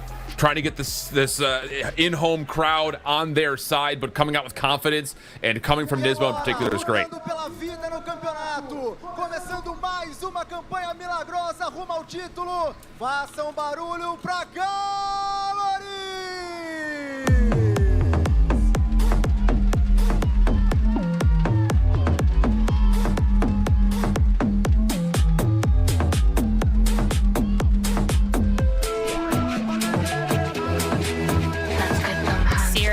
Down to business. GLRS yesterday so close to getting to a map 3 and falling just a little bit short, but a team that has been able to perform throughout their season. A duelist we've talked about so much, and a strong backbone of the team here. I mean, if they can get off on the right footing here, Roy, this could be such a close map, and there is the potential for an even bigger upset than the one that we saw yesterday. I mean, I'm not even sure we can call this an upset, to be honest. This is the battle of the giants. These are the #1 seeds from Brazil, the #1 seed from North America. The level of expectations that I have and everyone else should have is that these players are about to pop off. They want it really badly. It's come down to this. None of them were expected to be in the lower bracket so early, and now it's do or die for both of these teams. And the Blacklight Agent Select, since we have such recent tape over here on Sunset, we haven't necessarily been too surprised here in the playoffs by any of the agents, any of the picks. Koala, Yoru, Zero, the Neon, the supporting cast here, Shift. Yeah, and again, focus towards Xander on the M80 side in terms of how much are they going to try to get him involved on the defense in particular when we're on the second half. The other part about this is, again, you look to Xander to kind of be the guy to initiate off of trying to find some weird timings, whether that be through mid or around kind of the pinches on the sites themselves in this attacking half. So focus towards Xander for me. On the other side, Sato on a Neon. Anytime you see it, especially coming out of Brazil or Latin America, you have to be worried about it. Let's see how much he pops off today. And I'm looking at both of these breaches as well. Nismo is able to step up a lot in the later stages of that group stage. And with so many assists for the team, and Orango, despite maybe a result they weren't necessarily happy with yesterday, really being able to put together a little performance of his own. So lot riding on this first map of Sunset. It was so close last time around, and this is elimination. Map 1 of the series, and it's time to head on over to Lemon Kiwi and Vance to take you through. North America's last hope against the heart of Brazil. M80, the favorites of Ascension against GLRS, one of the most underestimated teams here. And it's last life, it's lower brackets, do or die, Vance. Yeah, that's it. We started the day talking about the #2 seeds going head-to-head between All Knights and their opponents here to make it to the grand finals. It was 2G that made it, and now it's the #1 seeds of the region going into an elimination matchup. So now one of these teams is going home. Thankfully, though, if you're looking for the cans of both teams, they both look energized. They both look that they were hyping each other up, especially Nismo is coming out to play. I'm hoping to see that he's going to step up to the plate in terms of his util, but also his aim that I know and that we know that he's good for. But overall, this is a map that has been always shaky for this whole Ascension's tournament. for M80 on Sunset. Thankfully, they start off here on the attack side, where they're much stronger here at a 55% win rate versus the 42 defensive win rate, where when they played against 2G yesterday, they were red. Now they have a chance to dictate the pace, and they have a chance to also control the potential aggression that could be coming out of Zero with this Neon pick. And yeah, going to Sunset first. Yeah, slam dunk. It must be a bit of PTSD for M80 because that's the first map they slipped up on against 2G, one that humbled them. Their first loss is series-wise in Ascension. But GLRS, I said they're underestimated because they will slip by into playoffs in 8th place in their region and then go on to win playoffs and make their way to Ascension.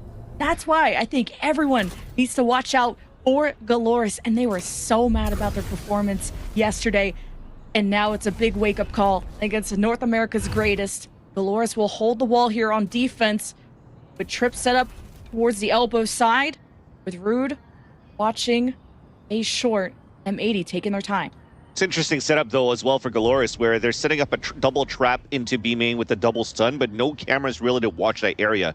So you kind of have to jiggle and give your position away, but it doesn't matter.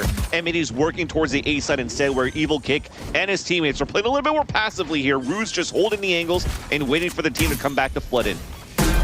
Evil Kick gets all this time to use shock bolts to maybe drop players out of safe positions.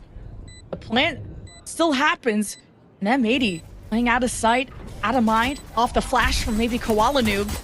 And it does hit Evil Kick, but with the smoke coming up, it's not that M80 can engage off of it, but rather press this retake back. And here's GLRS, of course, Gecko flashes from BCJ, absolutely nullifying Sato, who still manages to pick up a double kill, while M80 are left with just Nismo. And not the quickest of starts for M80. A lot of respect given to GLRS, a lot of time for them to set up, and it's GLRS with the defuse. Yeah, M80 looked like they had a setup to try to counteract in terms of the counter fault line recon dart flashes that would come out onto defense. And it was a setup here from Koala Noob in the back of the generator, setting up with a Jordan Gilbert flashbang dance to throw that Yoru flash up and then hopefully counteract and counter flash their opponents floating in. But unfortunately, the timing wasn't there, and too much here for GLRS, and too much accounted for behind that flash to try to fight back. And it looks pretty good for GLRS to start, though, in this piss round. A map where they beat M80 13-11 in that opening match, where M80 won that series 2-1. An opportunity to go for revenge, and a great start at that. Clone, take care of the trips. M80, the army marches on. GLRS see it coming, and Luke at least gets 2 for his troubles. A Wingman gets the plant down. M80 with smokes. It's dividing the site in half, with also smoking off the top of the site. GLRS droning in, should spot BCJ, and he's already low. He's throwing a molly to slow this down, but now he's hit by paranoia, and all GLRS have to do is finish off what Rude has set up for them. Very good execution on the retakes by GLRS. Yeah, and at least now for M80, you saw that they went for full classics, a fast TP on top of that for Koala Noob, just to try to set the pacing and open things up here and allow for them to get into the site, at least for a plant. So that will bring the econ up. The thing is right now for Koala Noob is, are we going to try to bring this operator out on the attack side too? This is not unfamiliar territory for Koala Noob to play that on the attack side, but it's also trying to figure out if you want to use an op on the attack against these strong retakes that Sato is currently doing with the rest of GLRS on these flood retakes, at least for now. We haven't really seen any indication of GLRS really want to pressure yet, potentially in this bonus round that they currently have. We get here in a round where Koala Noob will definitely have a rifle to start up with. And the desk pointed out how M80 work with eco advantages, or at least having better weaponry. M80, it's the post plant. How can they extend out of the site? They kind of feel all crunched up and bunched up, and GLRS, the util hits them every single time.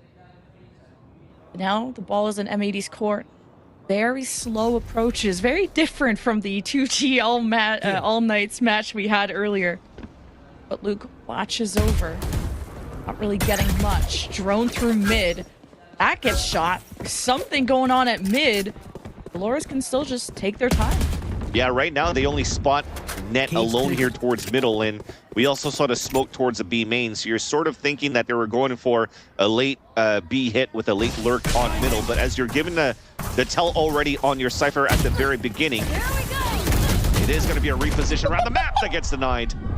Sato, oh my god! The C3 still goes for the old slide play?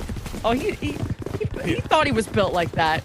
M80 humbled him quick. With the early 2 rounds, I don't blame GLRS for going for these ego challenges. M80, it's a first blood in their favor this time. Xander brought down to 25 HP still. Wingman has to play in 11 seconds left. Evil kick, Urango, do nothing about it. M80 on a good foot. They have the weaponry advantage. It's just up to Rude, and he's got a backstab, but M80 react for the trade. So M80, the bonus. Definitely dangerous there with 22 seconds left to go for a full pivot back through middle, back towards the B side. But I think that was also important because we had the early tell where Net was currently lurking. He was still holding the area and figuring that he wasn't really being pressured yet since he got spotted by the Aldrone, that there was an opportunity to pivot back while he's watching that cross.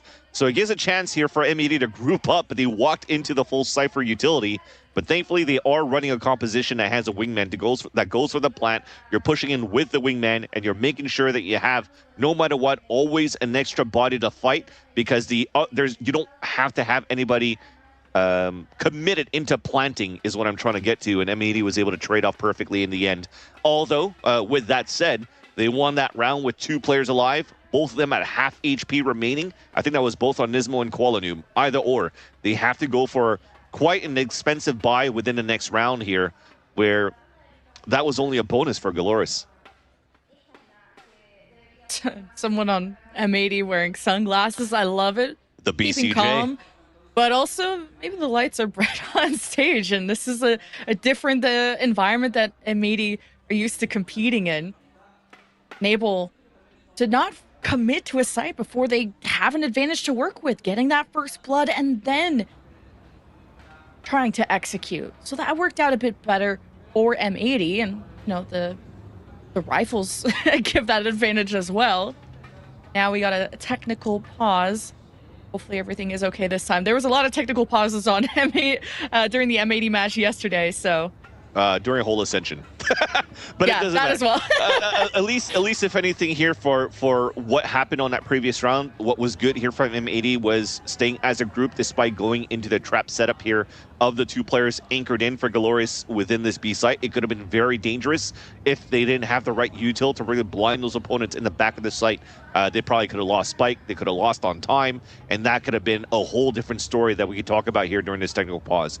But if anything, what was not so great from what I saw here from GLRS' side is the Sato being out in the open, kind of just activating his overdrive out in the open at that point too, without real support coming in from his team. I didn't see too much utility happening around him that could allow for him to at least get one for his troubles. And unfortunately, he gets picked off, and that really opens up the map here for M80 to work with and thins out the defense, because you're not set up for an immediate trade, you're not set up for util to stun. Then those 2 players within the A side have to be a little bit further back. They have to play more reactively. And unfortunately, playing off reaction lags you behind for the retake on M80's post plant. But they've done good enough damage at least. And also for M80, they have to realize too, when they pivoted back from middle to B, that Rude actually pushed all the way out towards B main. So keeping into account how GLRS could stay kind of proactive in the reactions of M80, M80 still has to be on point throughout the chaos, not only through utility, but understanding where their opponents could be positioned. If not, this might be a GLRS strong defensive side to start. M80 were already on point, catching Sato, which I feel like the Sato was a litmus test of, hey, guys, I already have my ult after 2 rounds. What's up? Kind of play. And I love that. And, this is a very passionate region, Brazil. And, there's only just M80 from North America. It feels like against the world. And everyone looks at M80 being the only undefeated team from groups. A huge, touted as the favorites, taking their first loss. And not a very close loss either yesterday. So got humbled quick, but now to return to Sunset. There's not a lot of turnaround time, right, between yesterday and today to fix all the issues. that M80 experience, but Sunset has been a weak point for them. So Agreed. see how they turn that around. Yeah, the results so far from M80 really kind of keeps you stressed as a North American fan, where, you know, there's going to be a lot of bandwagoners or just people that are just going to be very anxious watching the development of M80 throughout this Ascension tournament. Because if you look back at the records that they've had so far, they went undefeated in groups, right? They went 5-0, but so many of those games went into a third map, a 13-11, an overtime win, an overtime loss, etc., etc. And then once you finally made it into playoffs, you had a week of practice, a week of a break to just reset, to get into the Final Four and potentially just storm and run through this playoff bracket. They got dismantled by 2G on a defensive side. So I don't think it's necessarily on a lack of preparation, because for sure this is a team that has a lot of prep and a lot of grit around the coaching staff, around Happy and Gunter, and also around the tenacity and also the experience of this team to be prepared for this matchup. But this is the first time this tournament that not only did they lose, they lost fairly badly against 2G. And you're hoping to see here this matchup where M80 would be able to bounce back with confidence in the lower brackets. And so far it hasn't worked too well for their pistol and eco, but the eco doesn't matter. They just wanted to go for a plant.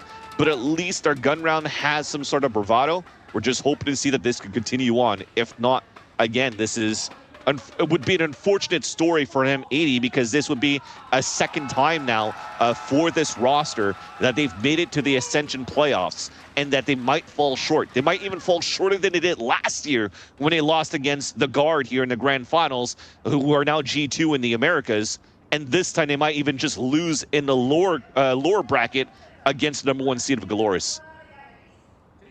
That would be heartbreaking for them, but huge for a team like GLRS to advance, to beat the favorites.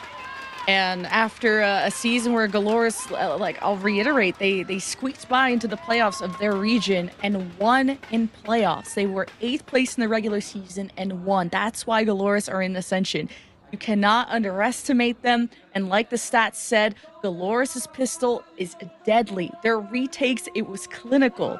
And M80, you thought we were maybe going to go to Icebox, maybe even Lotus, and that's not available. We're going to have to see how M80 flip around their Sunset based on a pretty crushing loss yesterday. There may have been more factors involved, you know, with the technical pauses or something internally, who knows? But I've never seen a team like M80 like not be able to turn around a game like this. And, For sure. You know, they took the round, so. Yep. Yeah, this is still a great storyline for GLRS as well, even though they come in as that #1 seed. Even before they became GLRS, they were just a mixed team, a free agent team looking for an opportunity to get represented. Even GLRS, if you're looking back at the roster before them, it was actually a whole different roster, that represented this organization. And now you have an opportunity here to see some great Valorant coming out from this team, from star players like Sato, Urango, and Luxo. Luxo, yes, maybe not the best of games that he did yesterday, but overall, throughout the whole Ascensions tournament, he had a pretty decent showing, especially against M80. So there is an opportunity to watch these players have an opportunity to ascend, maybe not in this organization, but also just in general with how good things have been. We have a lack of IGLs in Valorant so far, and I wouldn't be surprised if Orango has an opportunity, but we'll stop with the podcast for now. We'll focus on the game. We get back into round number 4. GLRS in a gun round against M80. First contact now towards the market and forced to pull back, but the thrash comes in for M80 to hit towards B. And the bait was bitten on that Koala Noob clone thrown out. GLRS having to gift over market control and kind of dance around the smokes at the top of sight to see, can GLRS strike at M80 when they are lacking, when they are unaware. But so far, M80 have picked up first blood, punishing GLRS on an not united front, I should say, as Urango has a free market side that was unsmoked, and M80 had no idea. Got multi-killed from the side, and it's a defuse for GLRS. And an easy spray for Urango for those two players of M80 that basically just crouched in front of each other and allowed Urango again. I just mentioned him, an IGL at such a young age, and also being able to frag out as much as he could for this team. And he's able to win that round there, single-handedly, must I say. for the team of GLRS to take that round. Because Des mentioned something that M80 needed to do, be a little bit more proactive, not give a chance here for GLRS to really be set up for these flood retakes. And I loved it. They pushed out through their smoke, they fought back on the platforms, but because they're flipping the map on over to the B side, they forget the front B main and they get punished for it. I almost forgot the thrash even happened because M80 used that, and the post plant, it's sitting ducks. It's not playing through main. It's not extending out of the site. It's still trying to get organized. And look, who's checking generator? Luke is popping on. Koala Noob at least spits back, but M80, these rounds are still ramping up, and it's GLRS taking full advantage. Now in a 2v1 against Koala Noob at 45. It's a tough one for M80 to scoop back. Yeah, and he's held on his timer right now with this gate crash. He's hoping within this timer that he isolate a 1v1, get that pick and TP out, but that spike is out in the open.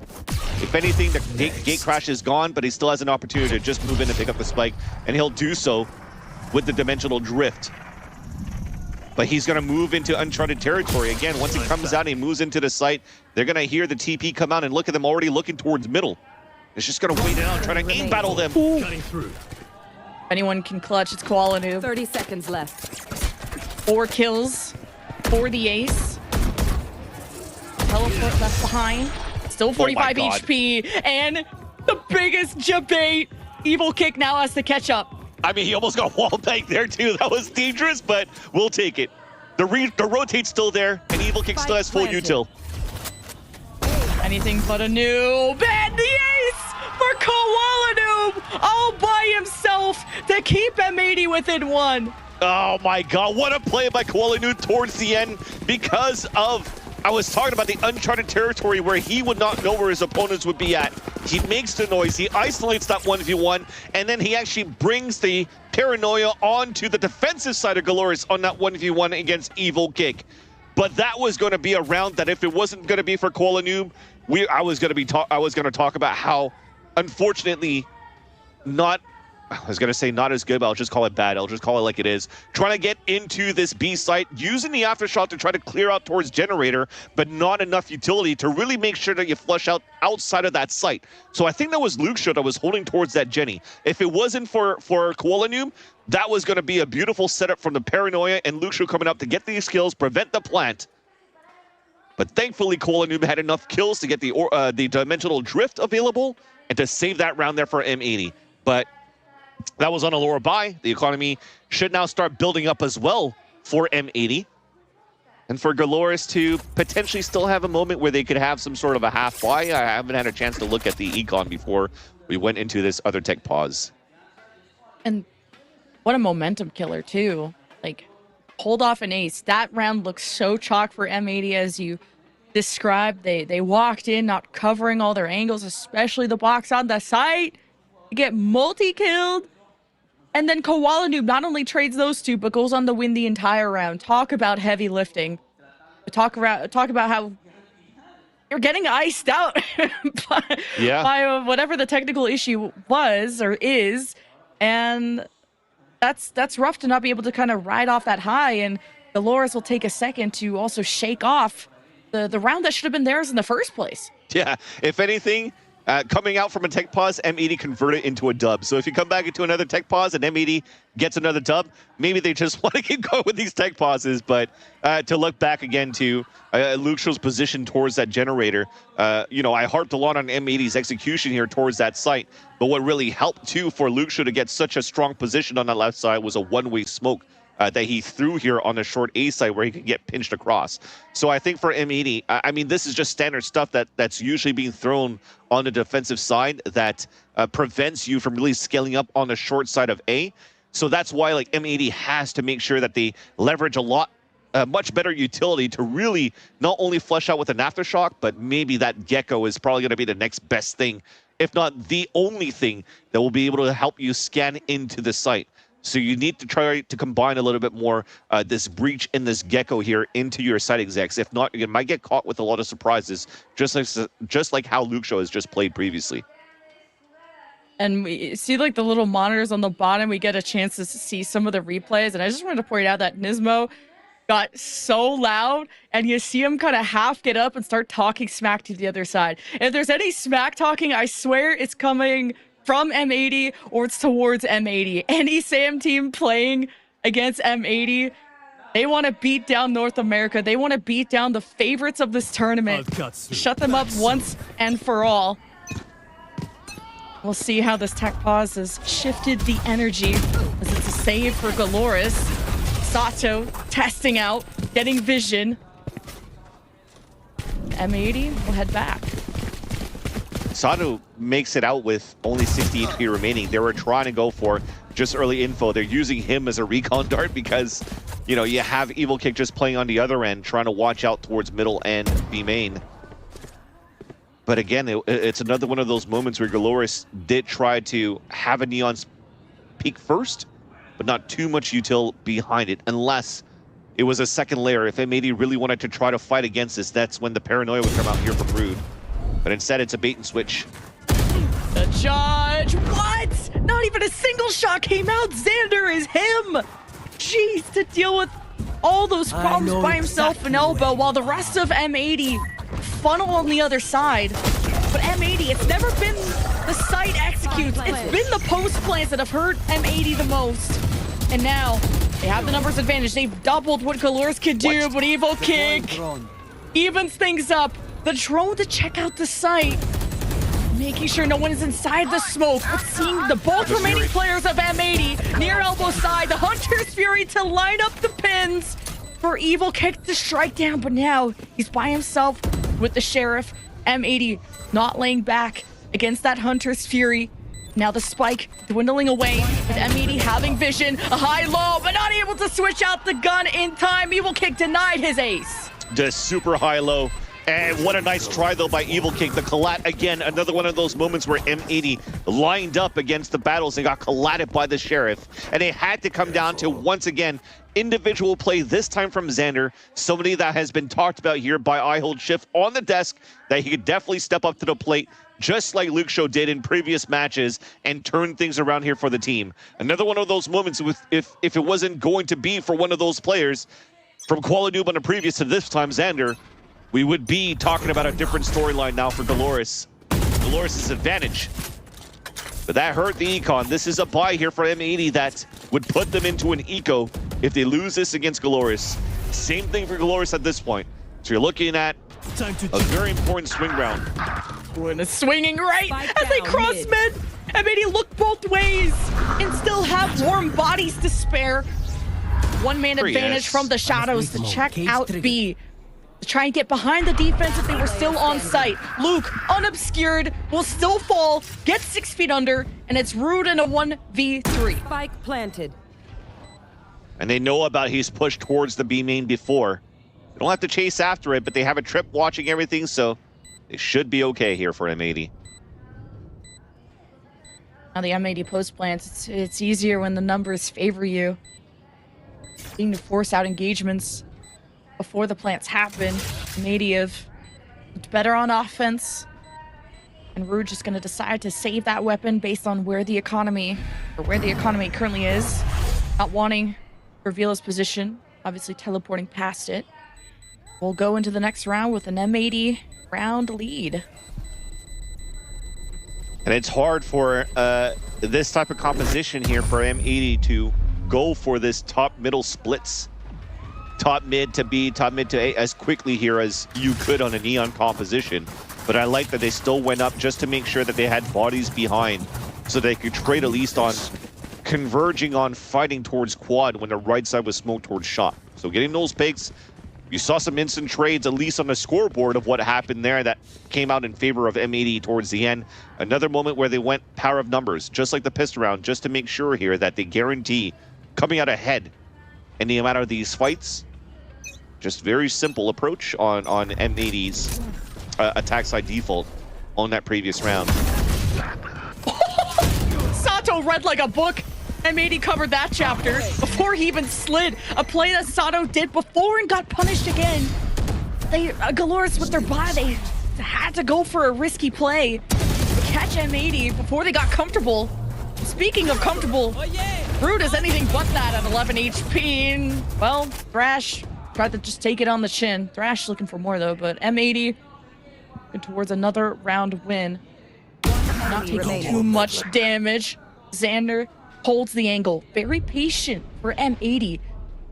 Not getting too antsy. His evil kick. Well, all the hubbub was happening at A. All he has to do is wait and do his best. I respect it from BCJ from using the Thrash in an anti-eco against GLRS here with the amount of opening kills that M80 had on that fight in front of the A site. They wanted to make sure that they didn't run into any other shenanigans against a Sheriff, but not only that, they already have a Rolling Thunder available for Nisbo. Ned's halfway here to his ult too, so you're trying to play ways that you could leverage more information due to the lack of scans that you can get. Your Dizzy's only going to get short-range information. You don't have Prowlers, you don't have Aldrone, you don't have Recon Darts, or a Haunt to get clear scans.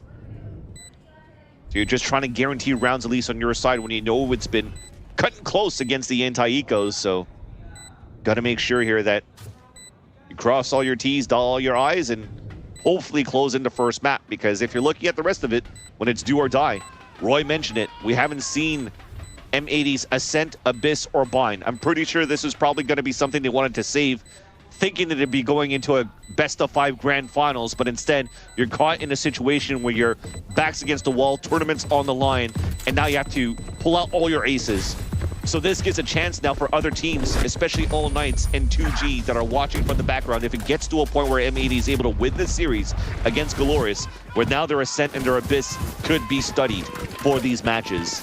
But for M80, one step at a time. It doesn't matter if you show these maps. You just got to make sure that you cross over GLRS first and stay alive in this Ascension tournament.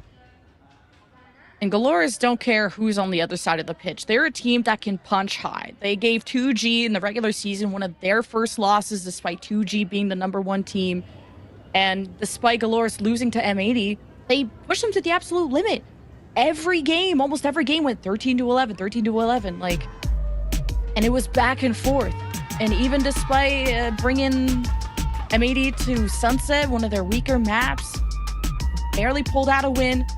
And GLRS, they're respecting that competition, and they're working so hard to make this an easier time for themselves. And it was a hot start, but one that dwindled away, and one that M80 are starting to counter-strat or just outthink. You know, for example, catching Sato on that usual left side slide on the A side. M80 will not be forced to change unless you make them. Yeah, a key word that you just mentioned there on Sato, usual, right? So he's been sliding outside for the past 3 rounds in these lower buys, at least trying to find information, hoping to break crosshair placement or something, but he's always alone pretty much at that point. Yes, it was a little bit of support this time around, I think, from Morango behind, but overall, it's just been him sliding out before any type of util really comes out here from his teammates. Or if not before, not at the same time. So they're not coordinating these type of slides in the front to try to fight back against here M80's slow default that seems to lean towards A side a lot. So they have that read on that at least. But then it comes down to how can we do things differently just to make sure that we maximize the value that the slide gets here out of Sato. And it hasn't really come out there yet. But we come out of this tag timeout, there's not going to be any type of thinking of what we could do there. We're focusing on middle. There's a fault line potentially that can happen towards main, a quad push down towards middle, while you anchor up here towards the A side. Solo Cypher play from Luke Show. M80 adapt. They give him mid control. We'll just wait to see how far GLRS want to push this. See post timeout what GLRS can do to make either the defense stronger off the rip, or to decide if retakes be the name of the game, the same way GLRS had the initial success in this game. Now with the door being closed, M80 are knocking it, also just bursting it down. GLRS, they want to stand on site for the M80 execute, and now it's just all this space. M80 find 2 kills off of GLRS, just trying to look at market and getting completely caught. Last player standing. Yeah, even a Rongo falls. Plant comes in, another market take towards the B site from M80, and I found that so interesting on how GLRS just let that position of the map go. Four players walking down. They maybe were trying to just count on or catch Net, who's been lurking towards his middle take a lot. And then once they realized nothing was happening, they all let go of that position, smoked towards the main, closed the door, and as the door breaks, nobody's watching it, so QualiNoob could just walk through. I thought there was going to be some sort of like dimensional drift to pinch through, but he just clearly walked up and got the kill towards Boba. This is lack of repositioning here from GLRS' side, where it's slowly falling apart. This is not the timeout they wanted. He got out of his box! No, Luke! He was doing a cosplay of an observer, having a water, saw BCJ, and he had a decision whether to pop out of his cage and play the mind games or just stay behind the box, but without vision. That was tough, and now Luke loses that gun. This hurts the economy even more.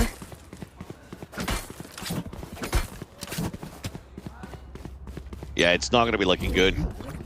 They're going to be potentially here on the much lower buy once again.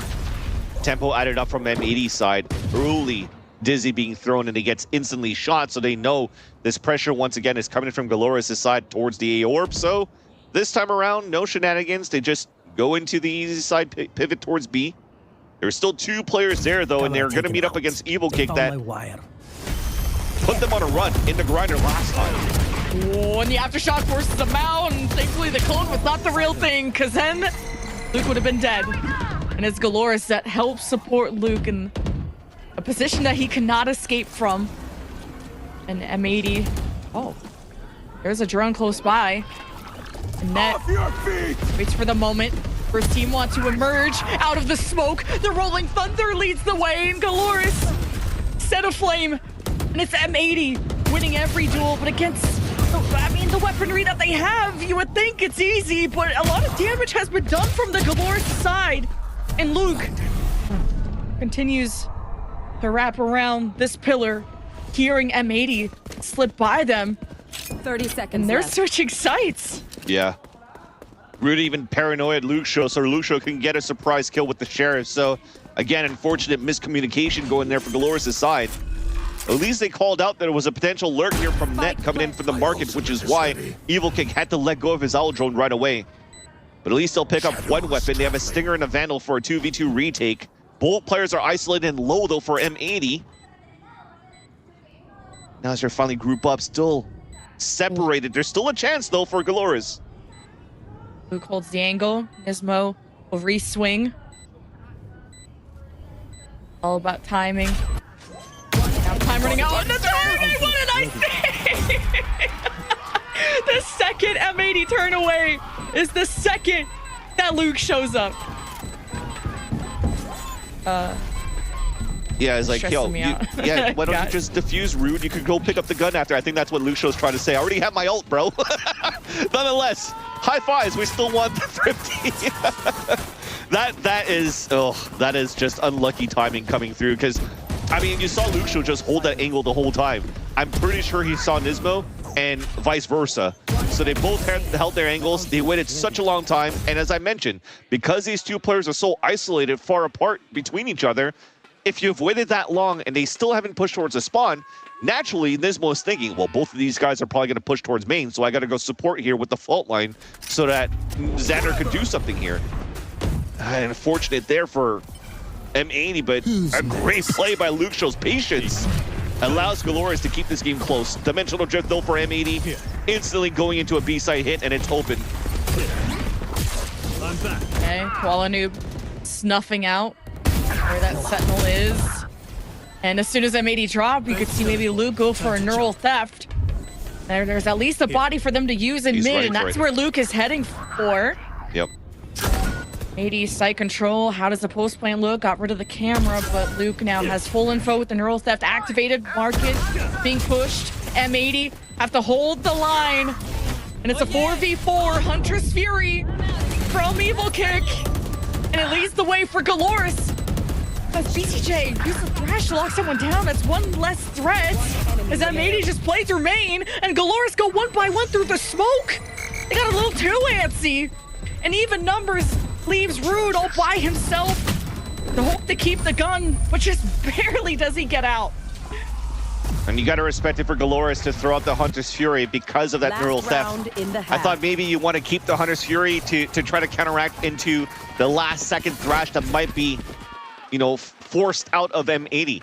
But M80, in the moment that they actually got picked here by the hat, they threw an attacking side a smoke right there. Xander throws a smoke towards B main so that players cannot really flood through. So they're just trying to create chaos through the Hunter's Fury and try to fight back at that spot.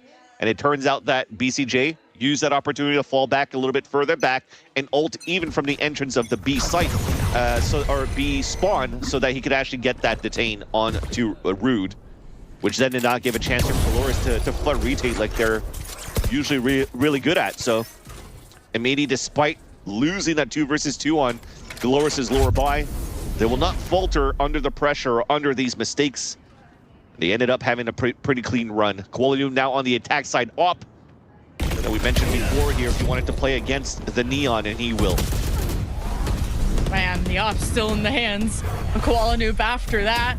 Bit of a scramble from both sides as they lock eyes. And Sato first blooded I know again. exactly where you Tough one, but a good read for M80. Once again, catch him in the same spot he always is.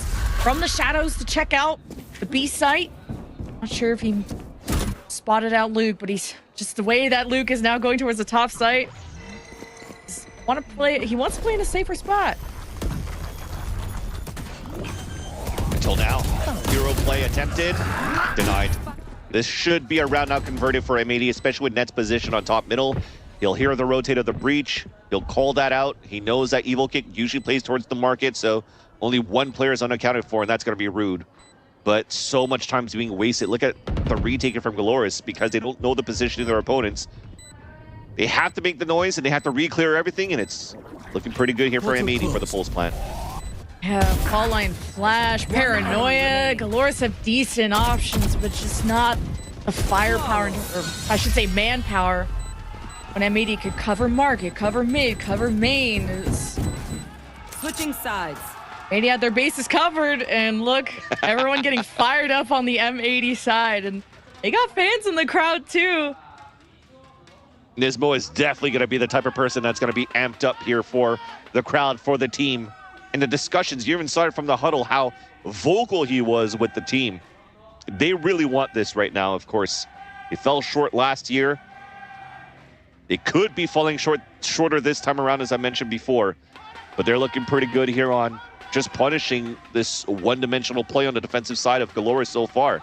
If it wasn't for that 4-player walk down towards middle where they didn't continue to push, they didn't try to continue to fight, it was just Asado not sliding from short this time around, but slid from elbow and still got punished the same way.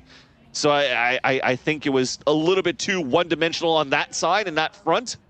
And if it wasn't for some sort of heroic plays in these low buys from Sherry shots from Evil Kick, it would have been a much different story here for M80. A strong first half, 8-4. A lot of Sato fans, especially in the crowd, who is still waiting to get into that spotlight to really be that star player for GLRS, as one of the biggest pop-off players we can have in Ascension, who has gone toe-to-toe against any duelist we've had in Ascension. And the key to victory to teams that face M80 is, how can you find Koalanu? The guy who's had the most first kills, but also the most first deaths, the one that you can exploit from M80. But after that Koalanu base, oh, there is just something in the water. There's something. M80 only locked into this match knowing this is their last chance to try and make Ascension. Yeah. And as you bring up that point, I think maybe that's why you're seeing Sato just trying to slide so early in these moments. It's Koalanu is going to be the one in the front trying to scout out opponents and TP away. We just saw that in that previous round, but when Sato tries to go for the chase, there's still 2 or 3 other people just crouched behind, waiting to fight back. Just lack of utility here from GLRS to have a strong defensive side, but now they have a chance to dictate the pacing on the attack side. When I was watching here M80 play their attack side, I was almost watching 2G against M80 previously, where they worked the map on their defaults very, very well. Now for Imagine M80, G2 versus G2. Sorry, yeah, random thought, but go on. yeah, G2 against G2, I think G2 would win. 2G versus G2. Honestly, yeah, that too.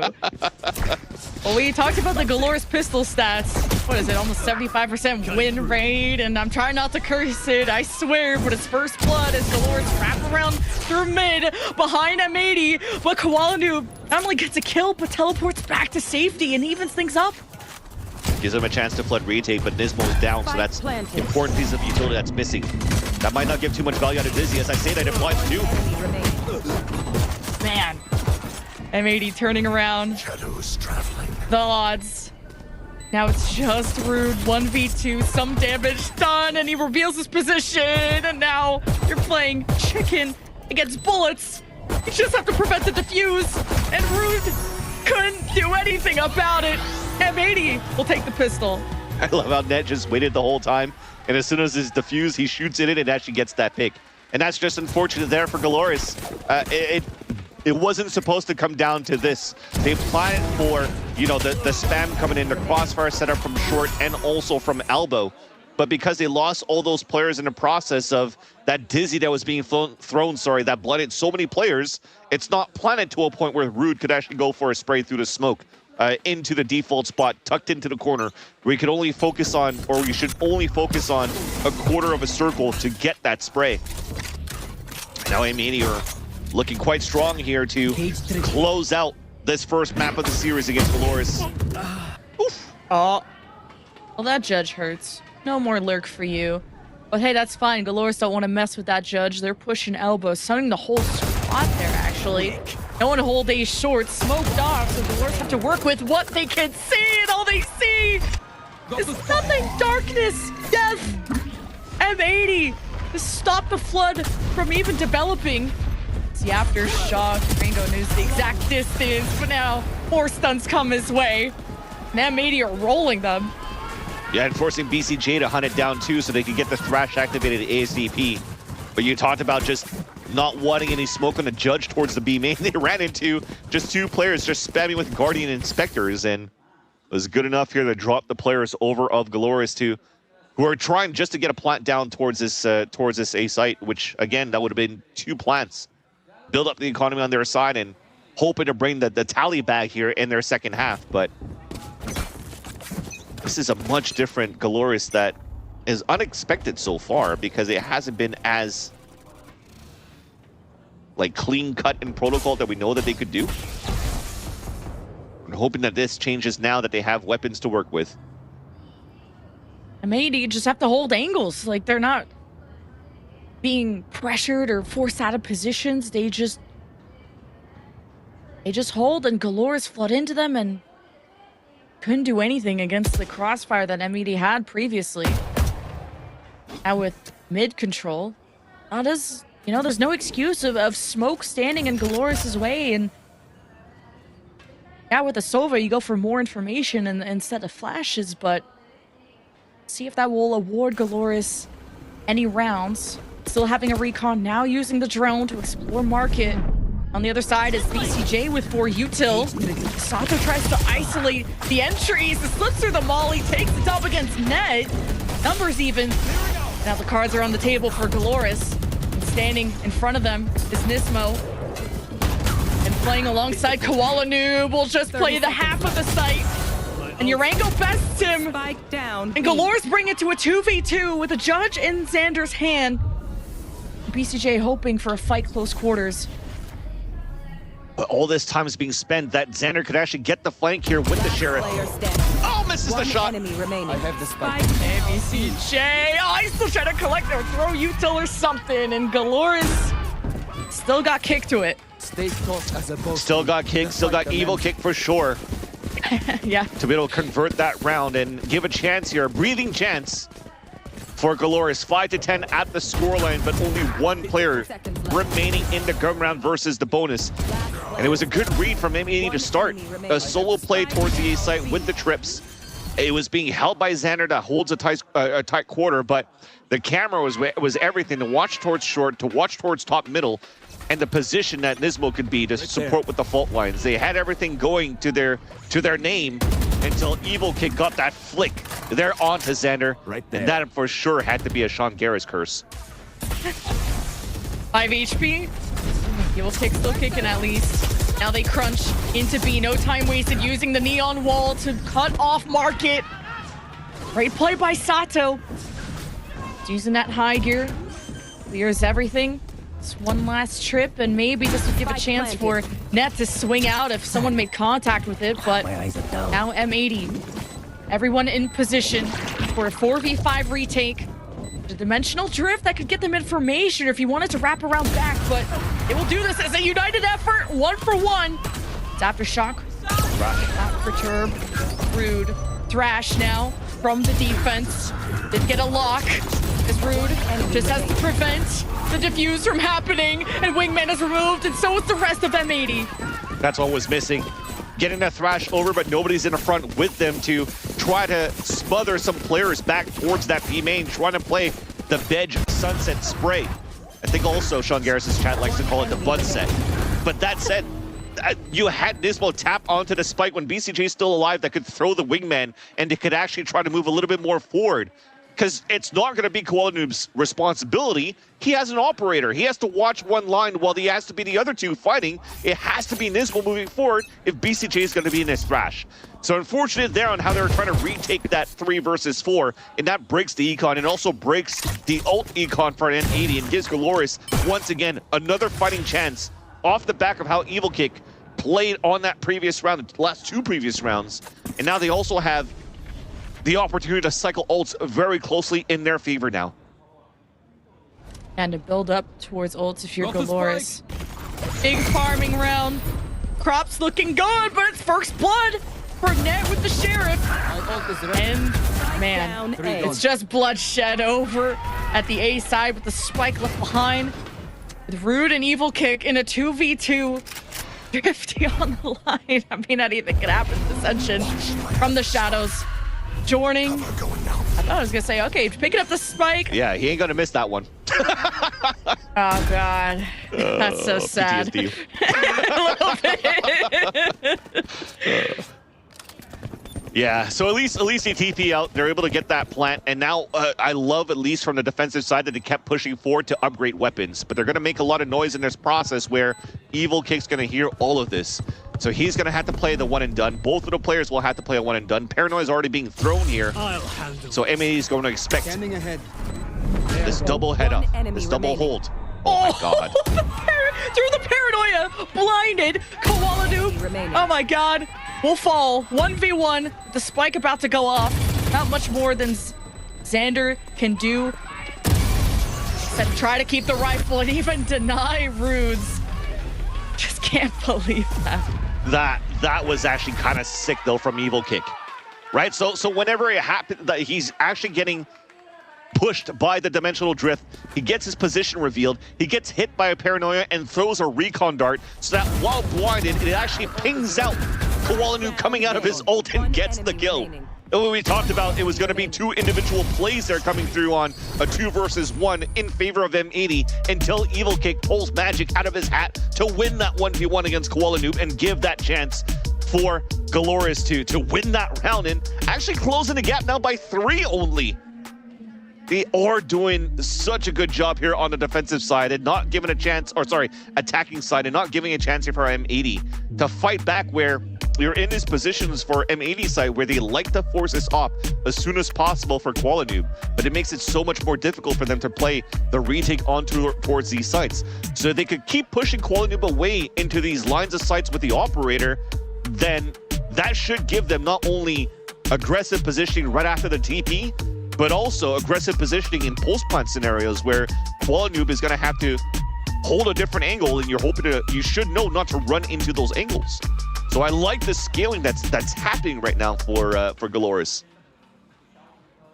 Well, worst case scenario for M80, I know they're on a 3-round loss streak. There seems to be a at least a wife for Net in the crowd, so take the dubs where we can, I guess. But they don't want a wife. They want to ascend to VCT. M80 with a 3-round lead. A defense that's trying to stack towards A, but now happily, charitably giving that space up to GLRS. But losing Evil Kick in the process isn't ideal. They'll still do their best, even with the paranoia being thrown by Xander to shake things up. And Sato sat down once again with the Rolling Thunder for Urango to push on the... Oh, jeez. Rude. That's disrespectful. Nismo will clean it up at the end of the day for M80. Sorry, I got overly excited as how it was nothing but cosmetics come out from a Rolling Thunder, and people are getting stunned and still getting kills on both ends. That was so close there. If Rude could actually connect into that last kill towards the back and isolate that 1v1 towards the end, but it almost didn't have to come down to that. They had the Hunter's Fury to clear out that space from Evil Kick. It did get the ping here onto BCJ, but then scaling within that site, that micro scaling that I was giving a lot of confidence here for GLRS to be able to move into the site. They lose one player in the process, and yeah, they fought fairly aggressively in the post plant to try to make a play. I would understand that you're a player behind, 2 players behind on the post plant. You're hoping to flip the map with the Rolling Thunder. But M80 just had too many bodies with good crosshair placement that denied here the push towards the spawn and puts M80 now at 2 points away of closing out the first map. BCJ already got a ping off his flash over top of A. Behind him is Nismo, who will hold the Rolling Thunder for the execute if it were to still happen at A. I think with GLRS feeling discovered, gonna shift their attention. Oh, that's so sad. Hey, at least he awarded him a shot and could have brought his knife out. Could have made that worse, but yeah, good luck Net at this point now. Yeah, I mean, he was getting pinched all over right after as soon as Xander died. So that is just one round where you're just unlucky pretty much at this point. You think you have a timing. You're almost watching it to a point where, from where Xander's position is, I feel like maybe Net should have been watching towards main. I'm not too sure what was missing there, but that was a free kill from Loksho that just gave the round here for GLRS. Let's reset, go next. But it's not the type of results you want. I mean, both teams are getting the same type of root losses coming out of these timeouts, right? GLRS previously had a timeout on the first half, and they got denied here by M80 on their attack side. M80 calls a timeout for the previous round, but going into this round here, they get backstab, and instantly GLRS gets a plant within the B site, and a 5-player full roster stays live for the Black Light Flawless. And that's going to help too into the later rounds for GLRS to stay within reach here of tying up the game. this could have been a different round if GLRS continued to commit to the A site, if they played into the M80 hands of a Rolling Thunder that had their name on it. But GLRS very smart to take their time after they got pinged by the Gecko Flash to shift over, and M80 were operating pretty blind, and they'd get blindsided at the end of the day. I mean, Xander, that was pretty funny. I think he's doing anything but laughing. Still only 2 rounds away for M80 to take map 1. Here. GLRS will stay on their tail. A healthy ult economy until Xander gets these picks. Again, just like, running out. Where's anything to follow up behind that in terms of util? Here. Sato, we're gonna have to look into his FD and KD towards the end, but he's not looking like he's having the best of times playing defensive side or offensive side of Sunset here. Well, Xander's like, wait till I'm front facing. Wait till I can shoot back. This will be a whole different ball game. Yeah, maybe just GLRS thought that M80 would just be looking down the tunnel of center mid instead of on that angle that GLRS were pushing from. It was a different approach for GLRS, and they're throwing everything but the kitchen sink at North America's greatest. And Luke will hope to keep the rifle with the spike way out of sight. This will put M80 to map point. Okay, let's tango.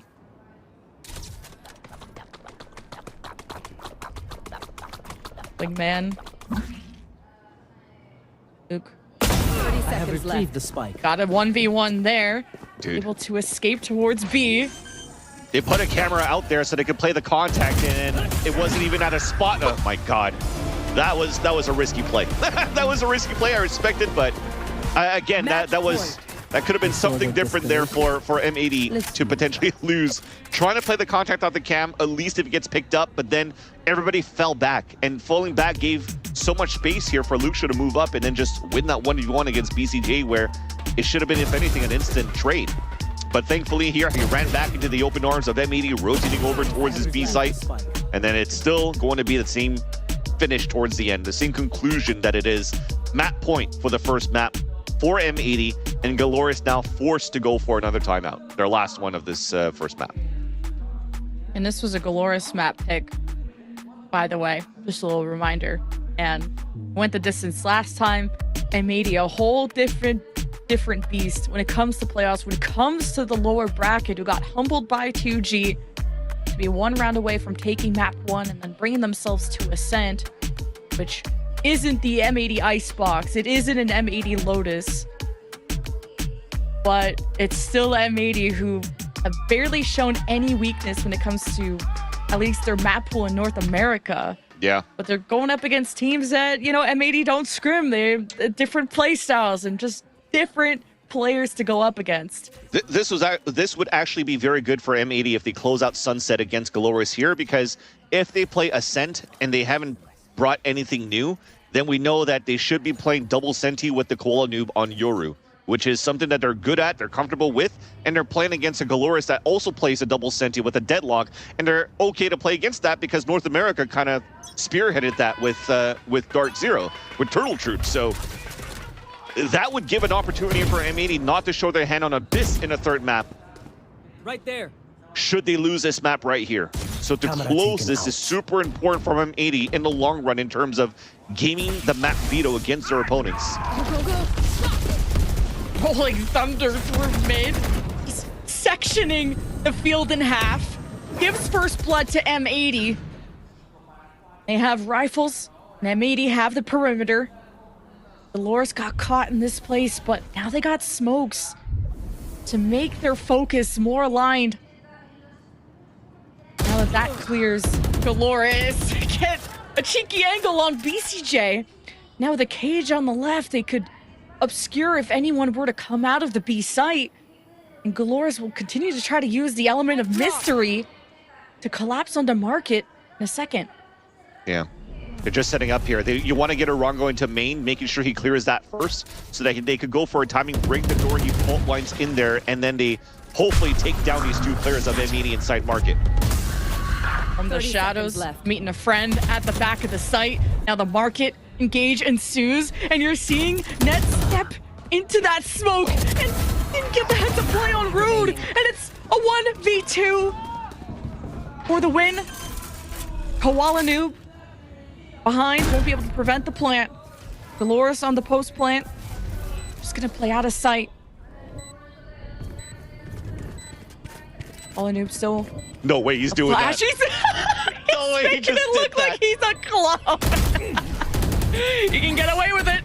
Got a flash, and they divide, they section. Koala Noob dances, and he gets one but not the other. Great coordination out of GLRS. They buy another round. I still can't believe it. Oh my god. Imagine that worked. Imagine if that worked. I mean, you gotta have some fun with it too, right? And they already probably heard the TP from the back lines too when he actually went across the TP into B main. So I respect that play. And he almost got that drive-by ADS kill onto the left side, which would have been the clutch of the century if Koala Noob pulled that. That would have been on clips all over Reddit, all over YouTube Reels, anything, TikTok, whatever you name it. But now for M80, they still have at least some economy to work with, but they've pretty much made it towards the bottom of the barrel.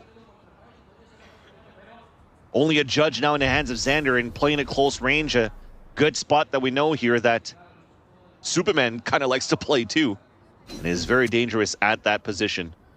So GLRS now not reading into that, going to what would give them a little bit more space, leading here towards the A side. Look how turtled up we are for M80. There is going to be zero information all reactive plays. Tight angles being held by BCJ. You're trying to react on the fly here from M80. No eyes on mid, but all eyes are on GLRS if they can keep this round alive. And the Thrash did manage to detain someone. And GLRS will even up the numbers. Damage done, though, to their forces as the spike carries through to A. And there's still Koala Noob to worry about with Nismo on the other side with Util, but you're probably not going to have time to use it. 3v2 for the win. It's M80. Spring through the box, couldn't prevent the plant, but hope to punish Root. An evil kick bites back. 2v2. Smoke's in the way. Once that clears, it's all on the table. Oh my what God. a swing from Rude. Paranoia. But Rude had smoke, and he slips into elbow, teleports. And Xander missed his opportunity. At least got evil kick. Was already bleeding out. 1v1. He's gonna smoke himself off. Taps the spike. Knows Root could be out in the open. And Xander, the mind games to give M80 the map win on Sunset. And you wanted your IGL to step up in that moment. A simple clutch to win that first map here for M80. And great position, great plays at least from Rude to try to keep it alive there from GLRS. But you have players that seems for the camp of M80 fairly confident to win this series against GLRS, despite in these moments where they were struggling a little bit versus lower buys. But the game plan that they had around Sato's aggression on the defensive side was spot on from A to Z, well read, and on their attack side really worked that map quite well here for M80. So this was a much needed first map to almost secure it here, you would like to say, for M80, because you're going into a second map of Ascent where you have some tape of how GLRS plays, but they have no idea of what, if you're going to bring something new here on your map of Ascent. And the veteranship showing on the M80 side in these very stressful duels coming down to 1v1s. And for GLRS, a lot of these players, this is their first team, and everything is on the line in this lower bracket, choosing to go to Sunset, falling to M80. Up next, we're going to have Ascent, but before we go there, we got to take a break. We'll hear from the desk. See you soon.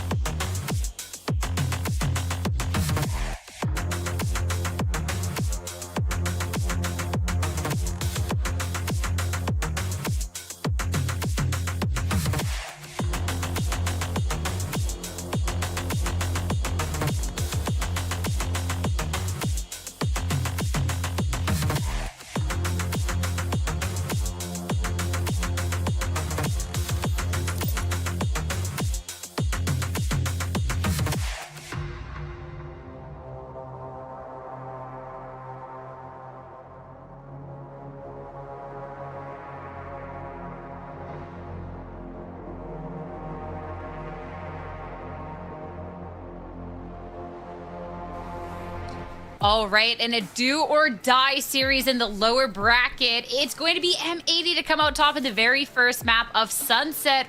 GLRS destroys in the matter. And what a series it was. I mean, Shift, we're coming from yesterday where both of these teams massively underperformed with the expectations. Both were very stark about that, talking about on their own socials.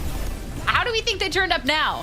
Yeah, I had the most questions about how M80 were going to respond defensively after dropping this map yesterday. Offensively, they looked fine. I think anytime you put a Gecko on this map, it becomes pretty self-explanatory that Wingman is going to be the one trusted to plant, and then you just got to set up your post plant, whether you want to scale deep, set up towards market, set towards B main, whatever it happens to be. Some moments where I was visibly upset about how we were playing it, because early on in the first half, there were a couple of throwaway rounds where M80 just get caught playing backside pillar, just not playing in either market nor B main, but they did what they needed to do. Getting 8 rounds in the offense was more than what you would have wanted, and then on the defensive side, the retakes did find more success here today. So really happy, I think, with the small adjustments that M80 were able to make to get this map won. I like how you mentioned that as we get to see the pop in the back of the head there. And I think that there was mistakes coming out from both teams in this. But as we kind of went on, we got to see both teams kind of warm up a little bit more here, Roy, which is good considering we have a series ahead of us. Yeah, absolutely. I mean, I do want to touch on the fact that the layers of mind games between these two teams was very, very high, right? Like, you could tell there's an insane amount of prep going into this matchup between these two teams. Luxo having a read on how Xander wanted to play in B main is one very simple example of that. But even the levels of control, the level that M80 went, the depth that M80 went to shut down Sato's early pressure, right? Because we talked a lot about that going into this map, is the fact that M80 struggled a lot with their early openers in the previous map. But in today, in the first map right here, they were doing extremely well in that regard. We had Koala on 6-1 on the openers. BCJ did not have very high numbers. He only had 12 kills, but 4 of those kills are openers. 2 is 1 death. So obviously there was some level of preparation when it came to how they wanted to open the rounds and how GLRS wanted to play this as well. And it's also just like the simple of analysis. The people you needed to see step up today really did step up. We had talked about people who maybe didn't have their greatest series yesterday. And I mean, Xander at the end being able to get that 1v2, also just great kills throughout the series. I mean, even calling back to one of the more impactful moments really, really early on, which kind of set the tone for the match here. Talking about Koala Noob, I mean, Roy, early on, there's an ace. And that kind of switches momentum up. God, our producers are so good at their job. But yeah, this was a very monumental part of the game, right? Because up until this point, it was a very close half. You can see Koala grabs the spike. He takes that fight, immediately dodges the next fight, and then there's just a layer of mind games that are happening. Now, of course, we're not going to watch that entire clip all over, but the whole point being is that Yoru is not a very simple agent to play. It requires a lot of calculations. And yeah, we're sitting here with, 70, 80 beats per minute in our hearts, but these players are adrenaline fueled to be able to calculate these things and to be able to play to the pressure of like pretty much your entire career being on the line is just mind blowing to me. First of all, Roy, my resting heart rate is at a cool 67, all right? Not 70 to 80. Second of all, for Koala Noob, when we talked about the dimensional drift is like a guaranteed round win when they have it from the get-go, for him to pull it out in 1v2 is just ballsy. Love the commitment. Definitely an injection of life. And now we get to see something fresh, although maybe it does feel a bit forced that M80 have to pull something weird out, kind of a wild card earlier than they may have wanted to in this overall playoff tournament.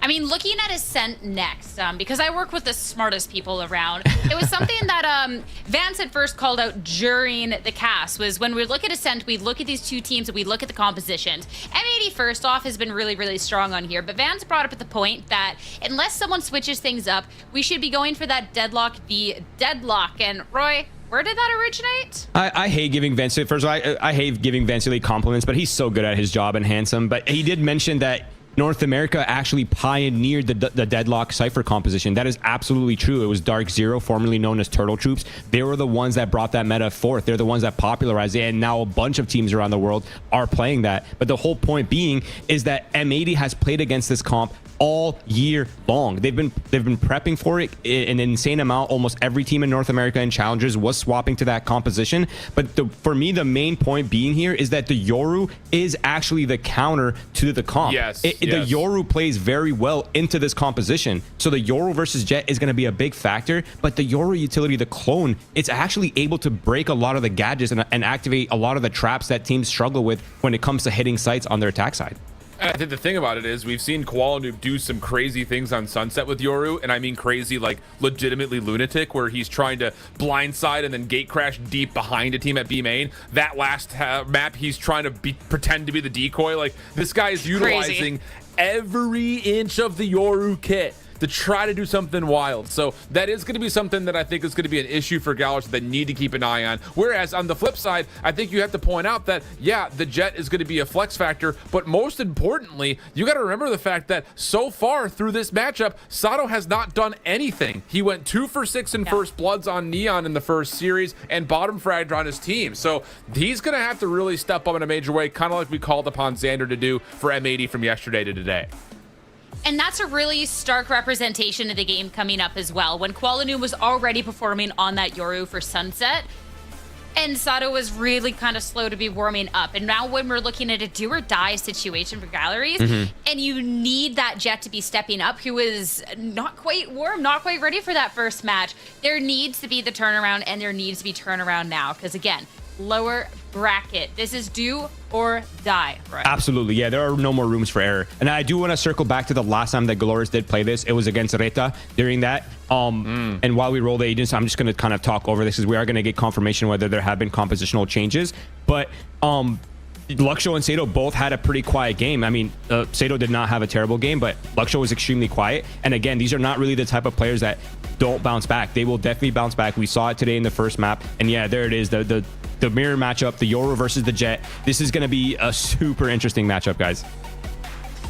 Oh, this is for absolutely everything. For M80, it's a chance to be moving on to the lower finals and try and fight another day. For GLRS, a chance to try and stay in Ascension, stay in the playoffs, and prove why they were here. It all comes down to Ascent. Let's see if they can take it to a map 3. Head back over to Vance and Lemon Kiwi. Last chance.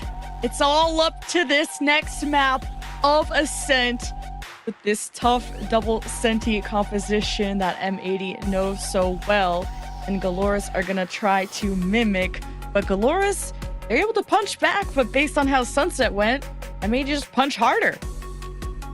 Agreed. And to look back to what Roy was mentioning here, that you're a variant going into M80's composition that almost basically counters this double senti comp is the lack of flashes that would be non-existent if you're running basically GLRS's composition right now, because the most tried and true comp, you have a KO in there, and that's going to help you pop flash to move back within the sites.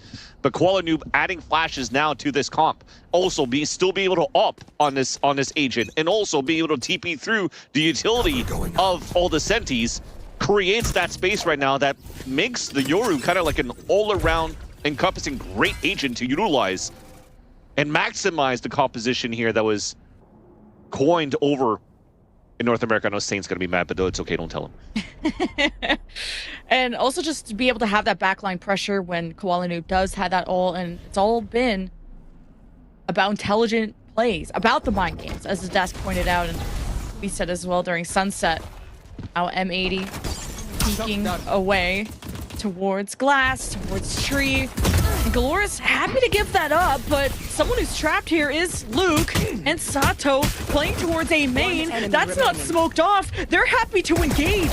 It ends up being an ultimate collapse as M80 walk into the hands of GLRS, and it's another pistol going the way of GLRS. Yeah, that's another one of those moments where they're trying to work towards middle and split towards an area where it's not being watched or usually not being pushed here on pistol rounds on a defensive side.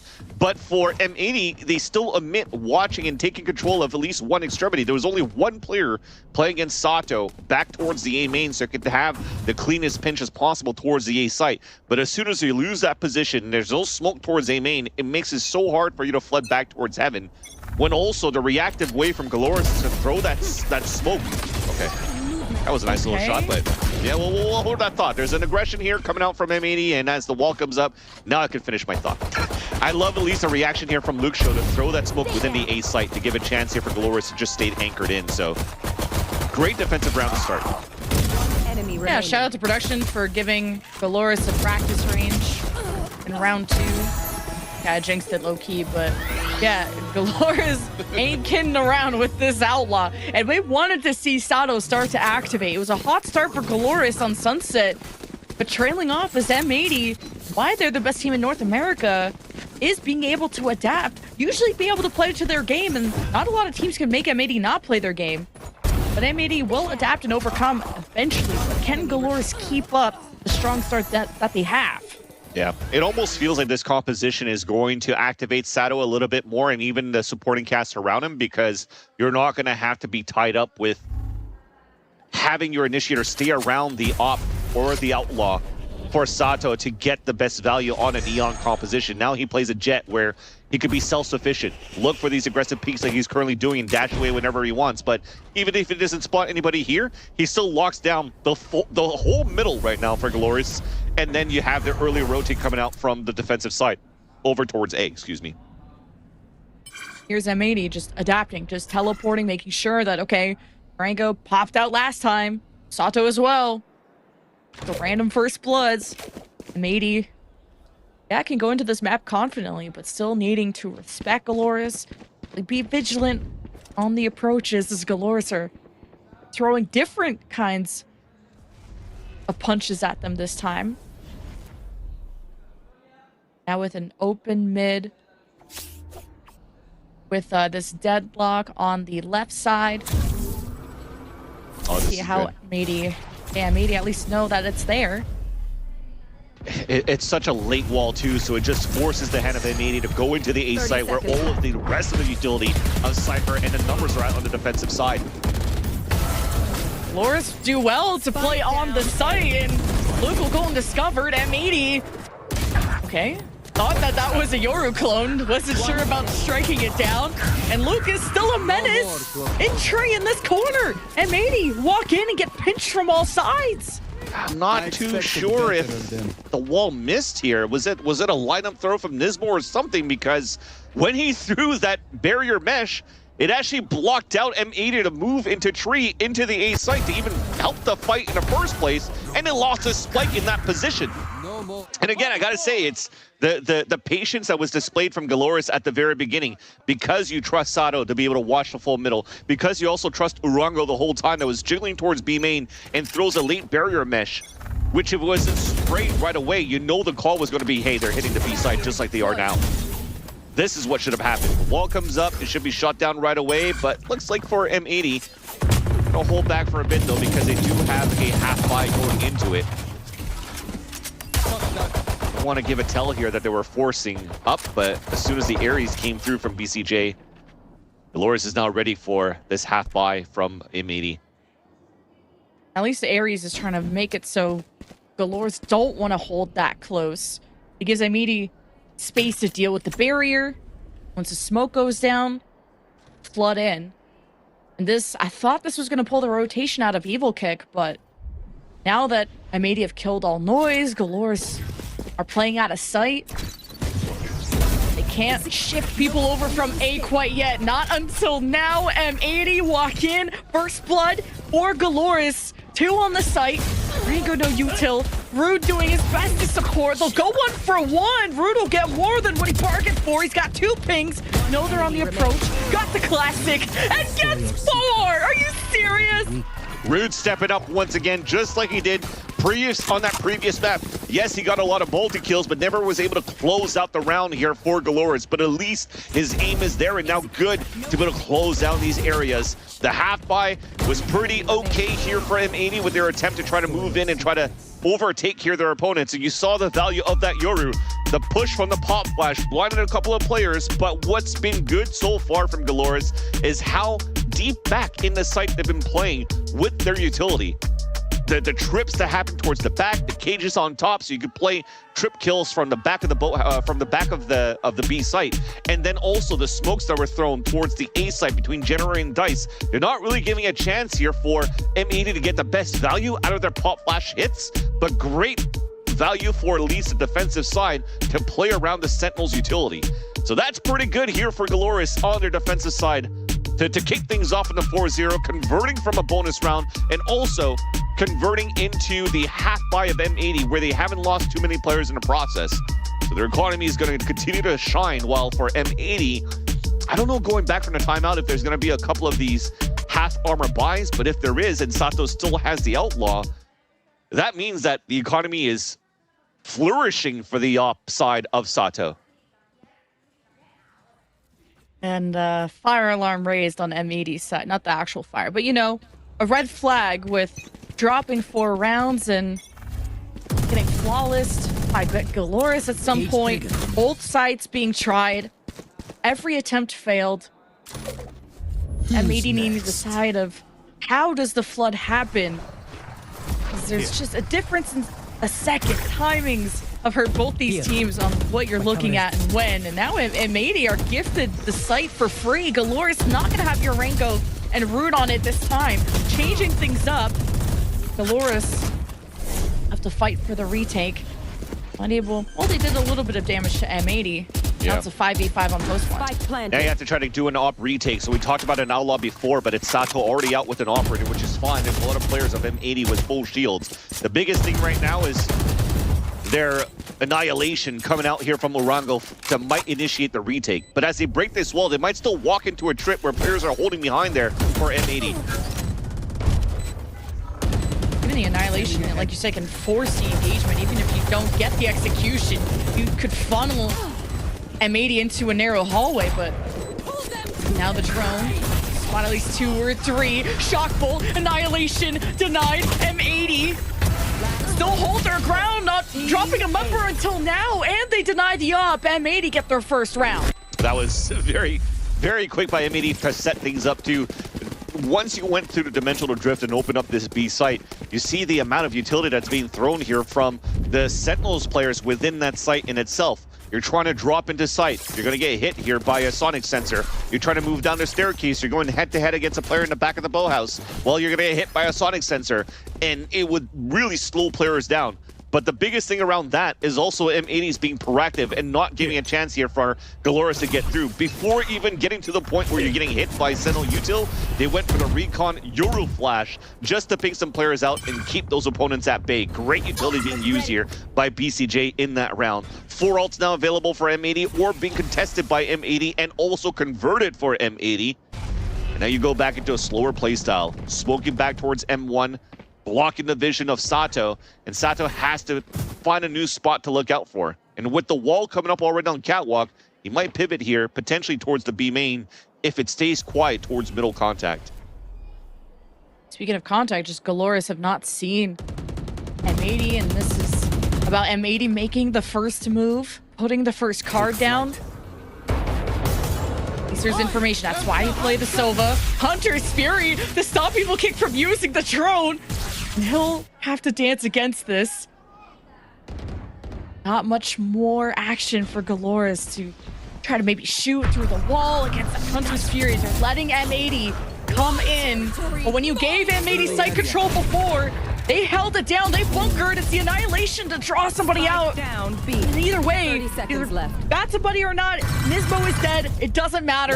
M80 struggled to even get their foot through the door. GLRS shut it with a Blacklight flawless. Yeah, and despite all of that utility and ults being utilized, they all survived that 50-100. So none of them took any point of damage against the hit from M80 that seemed to leverage a lot of the surprise play that we were trying to concoct around these around these ults. And it started with a blind ult trying to catch your evil kick into Hunter's Fury while he was in the drone.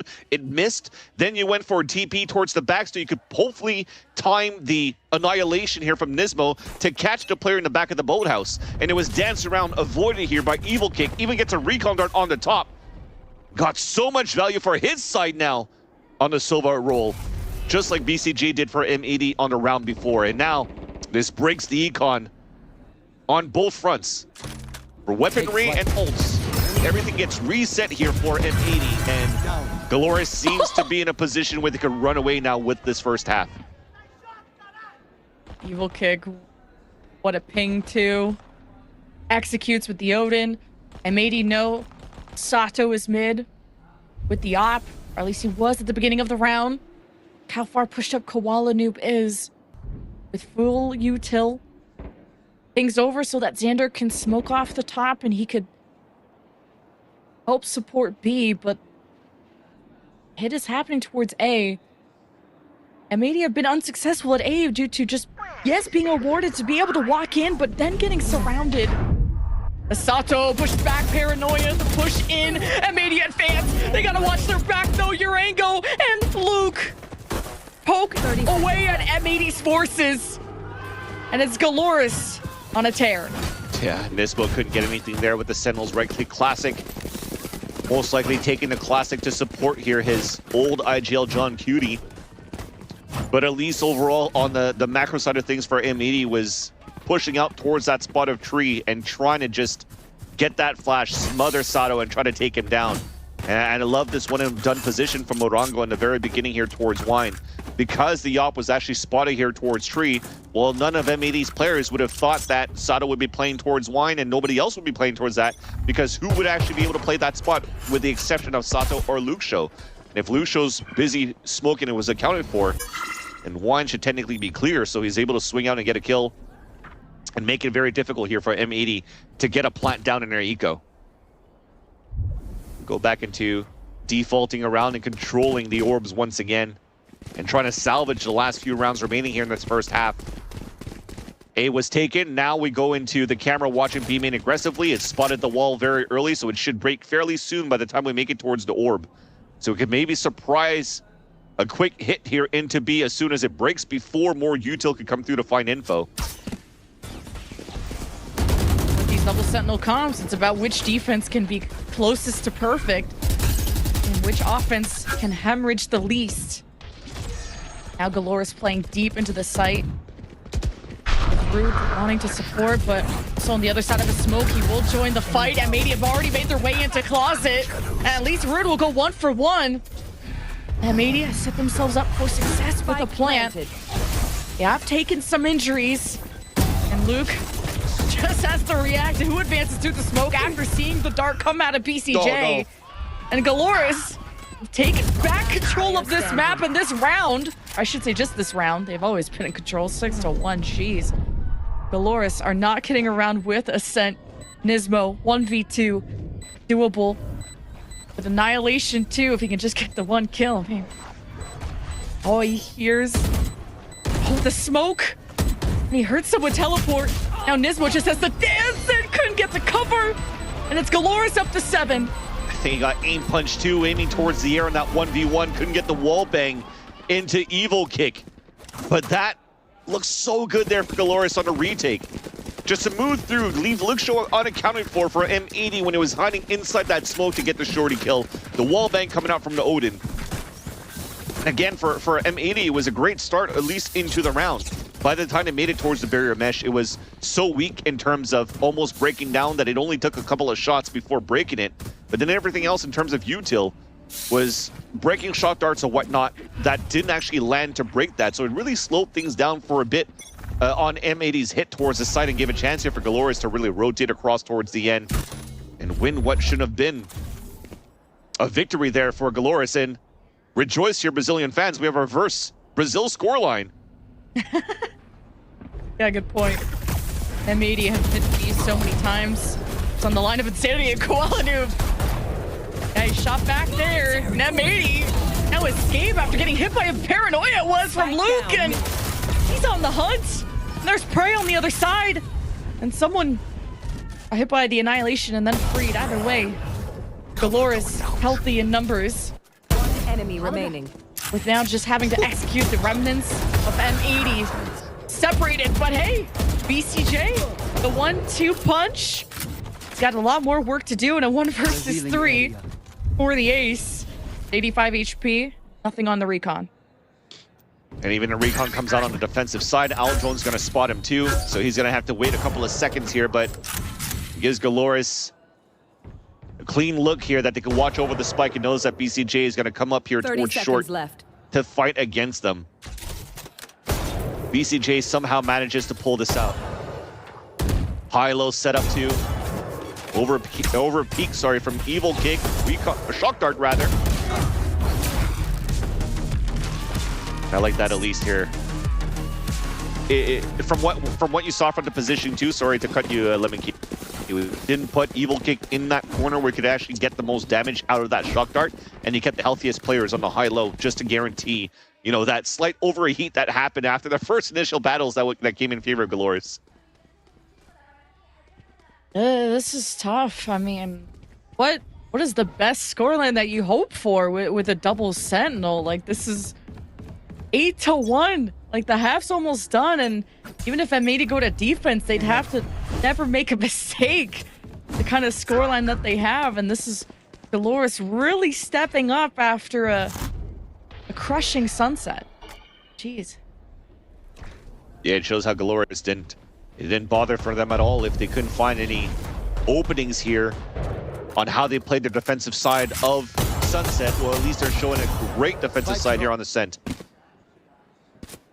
And also being Sato turning things around too on the conversion that he's currently getting on holding his angles versus on the value is trying to get on a Neon rifling with no op.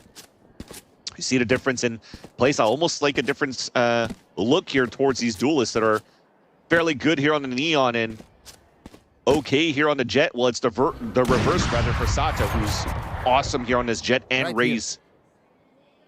But didn't look too hot here on the Neon earlier on against M80 in map number 1. Ooh.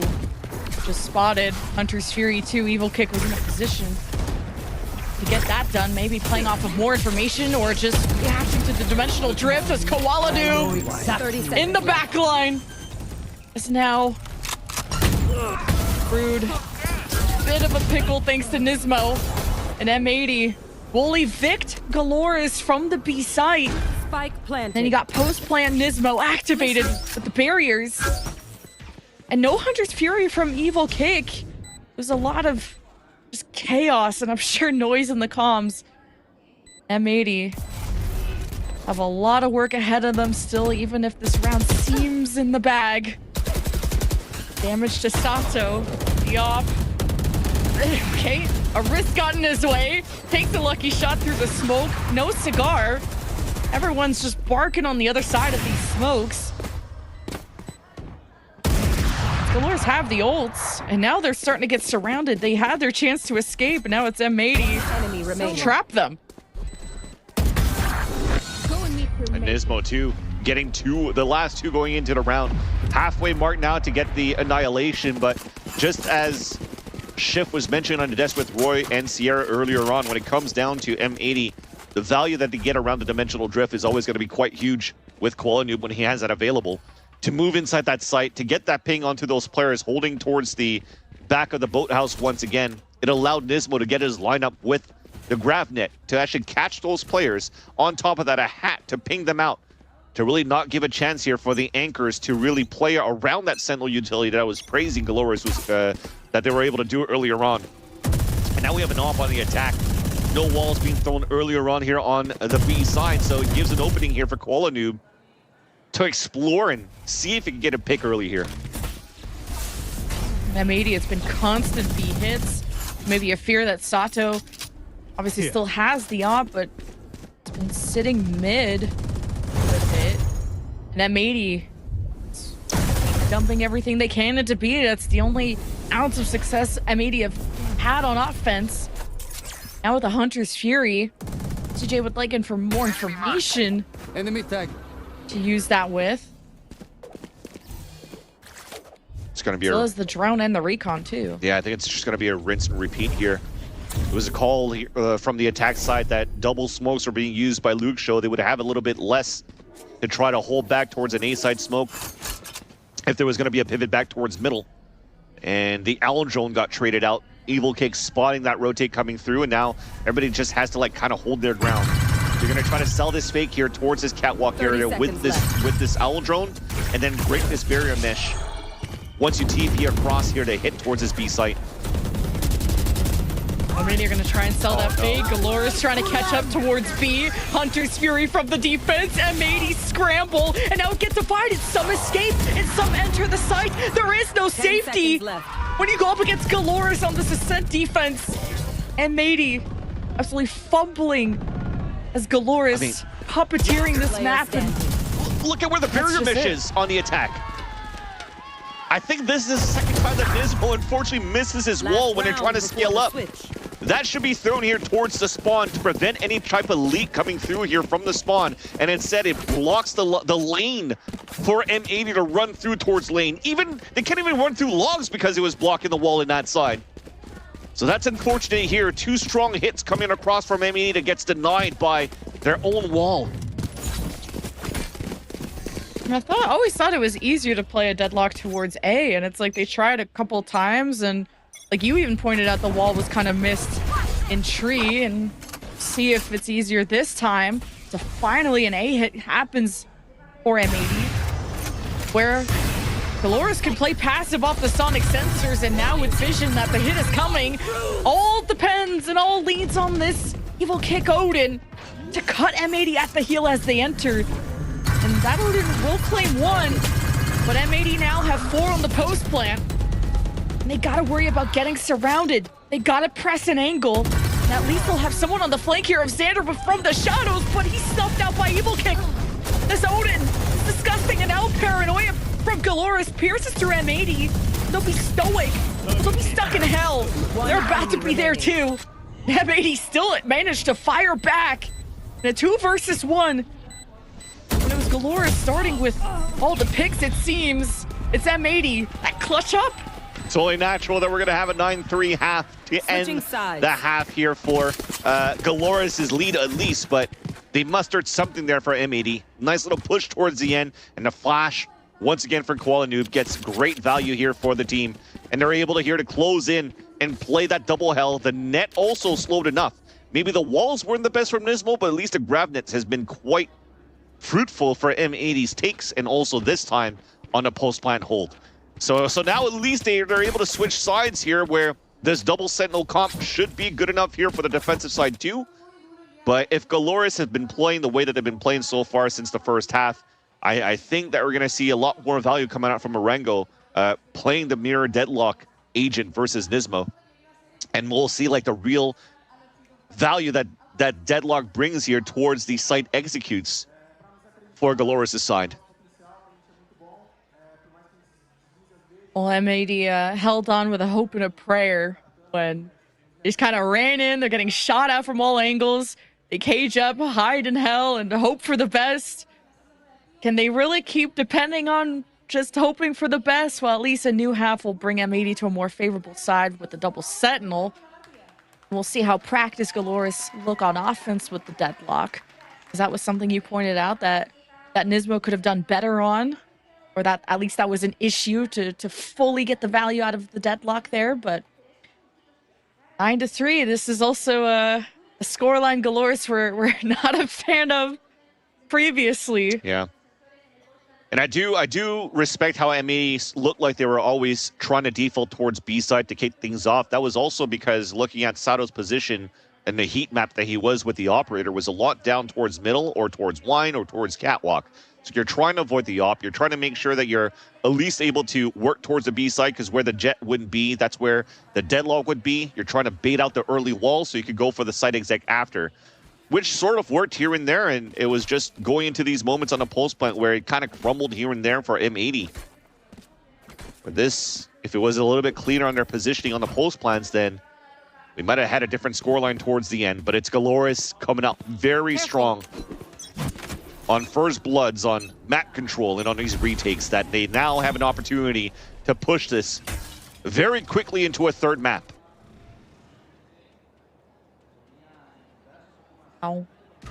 GLRS with a heavy lean towards A, waiting out the one-way. Walanu with green rain of mid after, well, the initial recon didn't catch him, but now he's discovered. Camera taken out. But that's really just about GLRS not having as much freedom now that some positions are revealed. They're going to slowly walk into A as things seem safe. And yeah, Sato gets pinged. M80, the trap play was there. GLRS revealed and struck down. And it's all up to Rude. Wait a minute. I just saw BCJ throw the recon dart right into Dice, and somehow it still pinged Sato. He tried to dash towards Dice and get slingshotted and pinged at the same time, which gave M80 the purest look as possible to convert that hold. Turns out to be a blessing here for them to hold the defensive side, and Rude now has to play a 1 versus 4. But all of this was initiated and engaged by how Koala Noob here was pushed all the way out towards middle, has a TP in the back of the boathouse, gets control of this main area, and also as he gets pinged by the camera, it allowed here Nismo to throw the wall, and as it isn't being shot, they know now the hit's coming towards this A site. It forced the hand of GLRS to move a little bit more quickly than anticipated, because your lurk wouldn't be ready here to actually lurk. And it allowed here M80 to get a nice crossfire in the end and convert the pistol.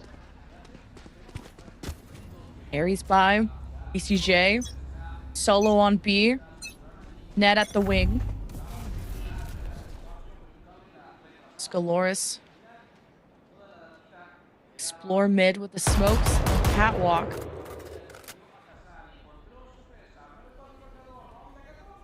Sander, a lot on the other side. He gets away with 2. He's got more in the tank. Sander, the net.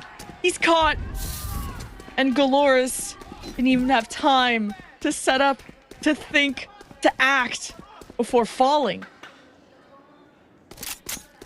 He's just trying to run here to get the orb, trying to deny it, but BCJ's already there. So nicely done here by M80. A Blacklight flawless to convert that second round, and you're right here, chat. Now that I look back at it, it was the trip that was placed behind on the A side that prevented Sato from moving in and slingshotted him back. It wasn't a recon, thankfully. So that was going to be that. That's crazy stuff going on through there. But at least for now, when you're looking at the... you're looking at the push coming out. They're locked in too. Exactly, from GLRS towards his cat. It's great that Xander's holding this judge, something that even Sadak has... I pretty much call it the Sadak spot, right? He always owns that spot with the judge, and even as he gets netted, still has great support from the crossfire setup in the back at tree. So M80 looking fairly strong on their second round, converting here their anti-eco. Now going into the bonus, have an outlaw to work with. Xander still holding inside the smoke. To bring all those weapons into the bonus too is great for M80. See if the judge can do the 2 feet over at tree, and GLRS don't want that smoke. Things seem too quiet over at B, as GLRS will try their hand at that, leaving mid open. Sonic sensor at the door for M80. Oh, drone. Playoff contact there, still has a flash, and just at least using the Aries to pressure them back, and the outlaw rings true. A lot of pings too. BCJ does as much damage as he can. He's an absolute nuisance to this B-side hold. GLRS haven't given up yet somehow. Yeah, this is still pretty good though. The amount of damage that he's done, even though it doesn't look like a lot for BCJ with the Ares, this is all one-shots now for Koala Noob with the Outlaw. Down B.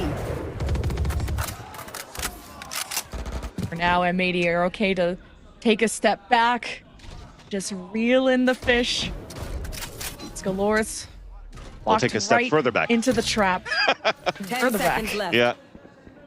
It definitely walked into that trap, and it was a tight angle held there by Koala Noob, and usually you kind of have like this recon dart or a camera that spots towards B main so that you could start engaging into the spray of the Ares.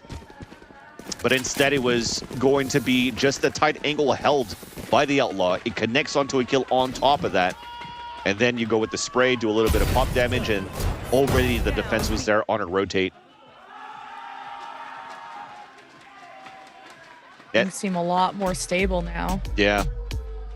See Net being very vocal. Sorry, 11Q. You could see Net being very vocal as well here on the player reaction cams, as pretty sure it was mentioned here by Xander in the past too that Net does haul a little bit more here on the defensive side of having better reads, better understanding of around his utility of where the players could be, and based on his timing and what he's currently watching with this Cypher util. I'm glad you brought up Net, because yeah, ever since he joined this roster, he's brought a lot of stability and consistency to M80. To have a flawless group stage, to now kind of get tripped up and be in the lower bracket is a position we're not used to see out of M80. But when it comes to this Ascent, when it comes to the double Sentinel, it was about which defense is going to be closer to perfect. M80, they start off with a 3-round win streak. Flawless so far. But GLRS, they dominated their half for sure. 9-3. Gonna be a tough mountain for M80 to ascend, but so far so good. Yep, you're running into the same issues here that M80 is currently doing, or what M80 was faced with on their attack side too, is just getting caught up by a lot of this double senti utility here on the defensive side. I liked at least on the pistol round, the shock darts did clear a bit of that util, which I didn't see that happen from M80 too much, and looks like Koala Noob was just able to sneak through towards Wine. Boom. Oh, they don't know! Spike's down too! With the one-way! Oh, jeez, GLRS in shambles, but wait, Luke is getting on top once the smoke clears. You can have a heads-up play, and now knowing there's just a lot more cooks in that kitchen, and now the wait, Sato's kind of stuck. M80 aren't playing close enough, and GLRS managed to get the spike. This could be a salvageable round, but in a 3 versus 5, and a sheriff for Luke. That's some cope on the salvageable part. If anything, it's such good mobility. I mean, look at all those kills coming in from Koala Noob. The first one at Wine, TP towards middle, gets the kill towards mid, back TP towards A side, and gets that 3rd kill. If somehow this double Vandal wins the round for GLRS, there's nothing more that Koala Noob could do.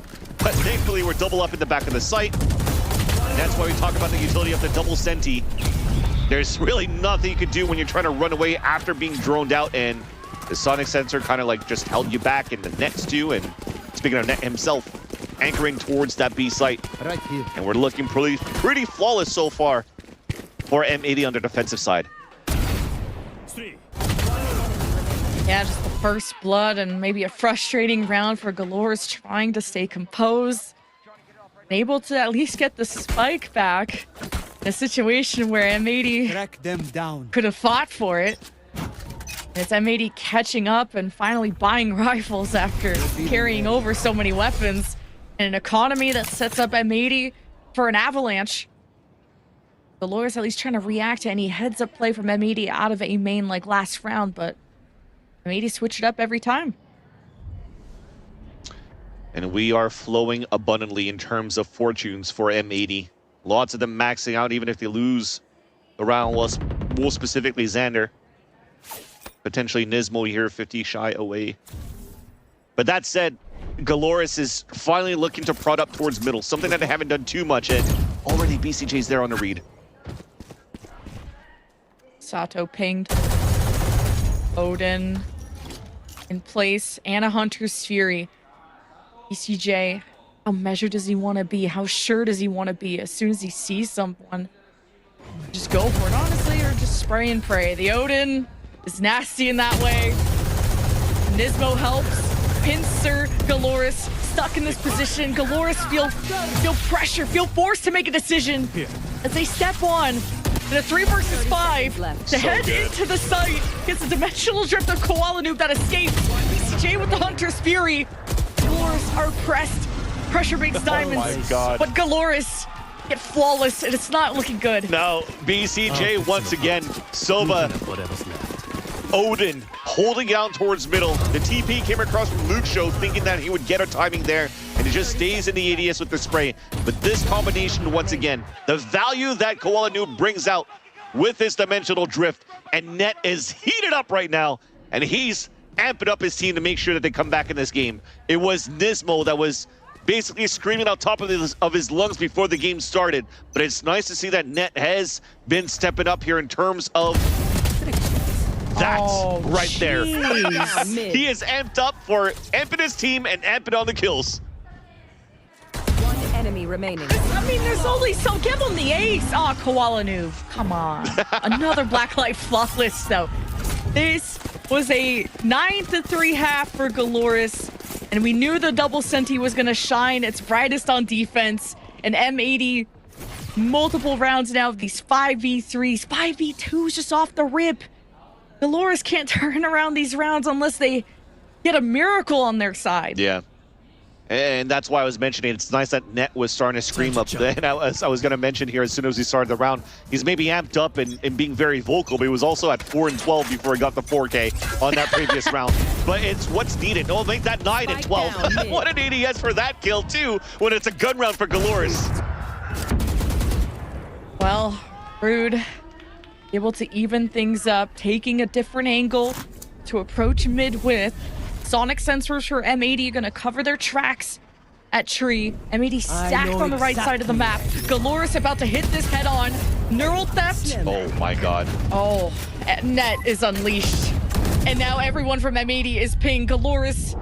What can they do about it? Net has his own neural theft too, but GLRS just screaming at the other side of the smoke. Luke versus Xander. Xander gets antsy. Still ends up getting the read on Luke. It's a 2 versus 4. GLRS on the post plant. Sato, 37 HP. Against the army of M80, and now a drone that takes away his advantage. He'll still hold the angle. An evil kick goes 2 for 1. But M80 just overwhelmed them in the end. They go up to 10, and the lead swings to M80's favor. Net's calling for a tech timeout, I think, because it was going under the desk after his being too vocal, maybe lost his audio. But again, just to continue one last point here about Net, it's nice that he's being vocal so far in the second half, because it's really not only reeling M80 up, but when the hype man was Nismo at the very beginning, and we get into the second map here where it was dominating for GLRS to start and Nismo was missing his walls, I'm pretty sure he's going to be a little bit into his own mind at that point. So you need somebody else to really step up and bring up the hype for the team. And Net is doing wonders, not only then, but in the last 3 rounds. I think he did, what 4, 5 to 7 kills, I think, for the team, to allow now M80 to take the lead 10-9. This was a 9-3 half here for GLRS, and potentially a 9-3 curse. We had the smallest of inklings that M80 were trying to tell the other team to take a pause, because it's kind of turned into a slaughter. And, you know, mad respect to GLRS' defense, but it didn't go on a 7-win streak like this. This is the unstoppable force of M80 that sweep away a lead now. Not too far ahead, not out of reach for a team like GLRS, but now the mental sets in. Now there's a technical pause. Maybe M80 spilled some water. It's not going to be any kind of smack talk. But GLRS got to get out of their own heads. They're getting pieced up off as soon as the barriers come down. They're getting quad killed by Net. Yeah. First blooded, re-swinging the same thing they did back-to-back rounds. Right here. GLRS got to calm down. If anything, they got to be a little bit more allowed to calm M80 down, because M80's certainly feeling it so far. As we come back here and resume after the tech pause, and up once again in favor of Koala Noob. And on that last round, despite Koala Noob dying, with this team and they have no big flashes to work with outside of the paranoia, you could still convert around for M80. So it comes to show now that they're showing up as a group, as a team, and the win con is not only on Koala Noob's aggressive positioning with this op. I'm surprised Koala Noob didn't just stay there. I just took like a random shot. Maybe patience would help, but that is a one and done position with the op, and maybe it's too high value. It's a timing that he has on his gate crash that he has to TP out as soon as possible with the time or running out onto his TP, and it was a barrier mesh thrown behind him at the same time. So you wanted to make sure he didn't get caught, and he TPs back into it. Who cares? That's why he did it.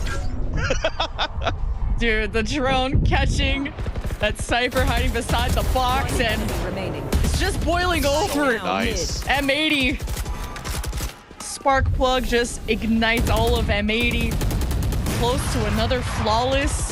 30 seconds And left. look how rich M80 are. It's gonna take so many rounds for GLRS to even make them sweat in the economical department. A flawless, as Koala Noob's 2 more away from a dimensional drift, and Nismo is loud and proud right now. Yeah, and there's definitely some M80 fans coming in here into Monterrey, Mexico. I love to see that. Fans worldwide for M80 to start. But within that round, it's rare that I see even a counter paranoia from Omen at Generator. Usually, when you're looking at a site exec, it's an Omen throwing it from the A side back towards Jenny to hit the site. But that paranoia really allowed here Nismo to stay alive into Sato, who was dashing forward, getting ready to right-click right-click Bladestorm to take him down. Unfortunately, because of that paranoia, Sato misses daggers, and it gave a chance here for M80 to continue a stronghold on their defensive side. And a much-needed attack pause, as this may be the last timeout now for GLRS in this series and in this Challengers career for this season for this team. You mentioned it here, a team that came out of nowhere pretty much. First time being picked up into an organization and making it this far so far for GLRS. With how M80 has been playing so far, they might fall just short of making it here into a deep run. Just like their compatriots of 2G are currently here in the grand finals waiting for their opponents. This is the 9-3 curse, maybe call it the GLRS curse. Because the 9-3 half is how the series ended not in their favor against All Knights just yesterday. To the point where they sounded really upset on social media, just mad at themselves, mad at this would just get out of reach. But they knew the challenge was going to be M80's defense. And GLRS just need one round to just prove that they can take an offense. And it starts off with Sato. After that tactical pause from GLRS, their spirits are lifted. A first blood there. They've evacuated Closet, but Ned just swung around when Closet was being pushed, and Ned gets one for free despite being outnumbered. M80 are still down one as the plant ensues. GLRS bunker with also players in B main. Timing is everything. Annihilation from Nismo. Don't think it brought anyone out. GLRS happy they have a chance. And here on the backstab could be Evil Kick. And he does find 2. It's a united effort for GLRS to just take their first offensive round. And that was much needed, and a change of pacing, a change of tempo here for GLRS. Running straight through as soon as the Yellow Drone came across, realizing here that there wasn't too much of the aggression of the op. Just like how Sato was playing with the op here on the defensive side. Koala was putting a lot of these lines here towards mid and A side to start. And as we Owl Drone out at the very beginning to try to get some information, to just find the timing to catch BCJ off guard.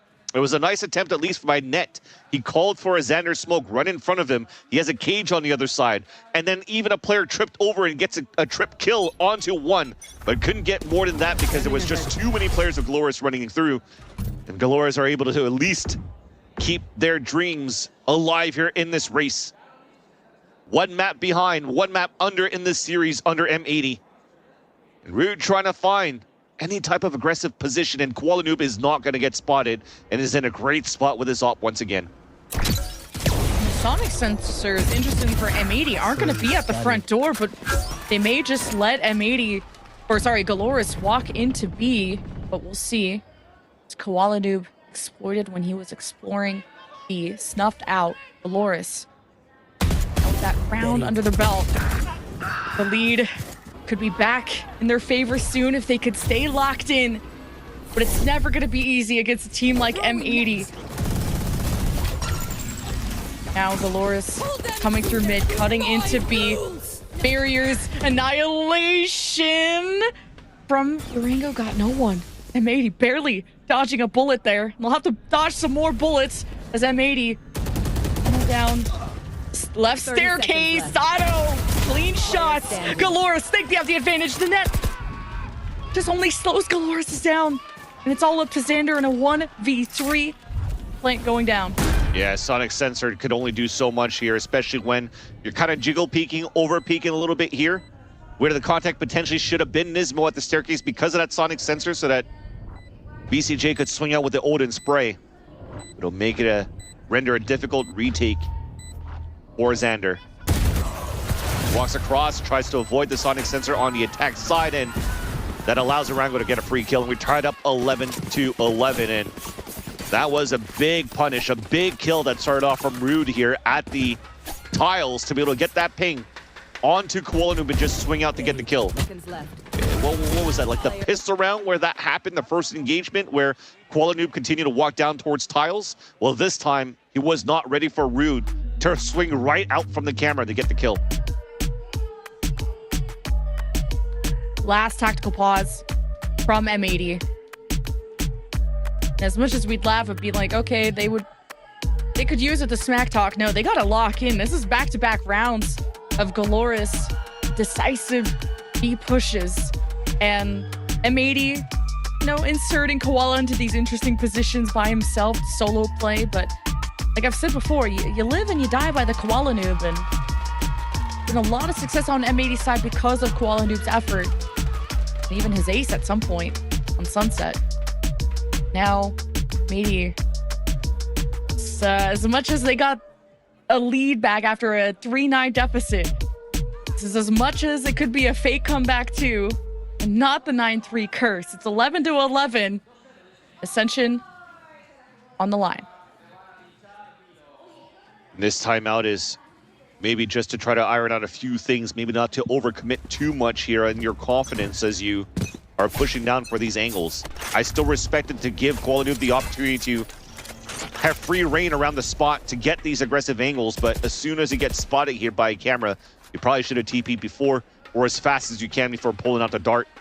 So just trying to iron things out. You talk about the high BPM that these players could be feeling right now, as Roy mentioned on the desk. Sometimes in these moments, in these pressured moments when you're trying to fight for tournament life, these mistakes could slip. Right here. Need to calm down the issue just a bit. Not going to be as early of a push into B main as before for GLRS, not with BCJ. He's been locked in with the darts. Not a drone this time, but just an Odin. That is making it quite an obstacle course for GLRS, and now the barrier thrown out just when GLRS felt safe. But Sato still found his way in, and M80 may have let them slip by, but it's how they cut them at the heels. Xander, the anchor at the back, in the closet, looks left. His teammate, his wing, Nismo on the right. The reinforcements of M80 on all angles, cut off by a barrier from Durango with 3 remain for GLRS. They try to trade. Rude does his best. A lot of injuries on GLRS' side as Rude at the top site makes his appearance known. GLRS try to hold down. It's all Koala Noob in a 1 versus 2.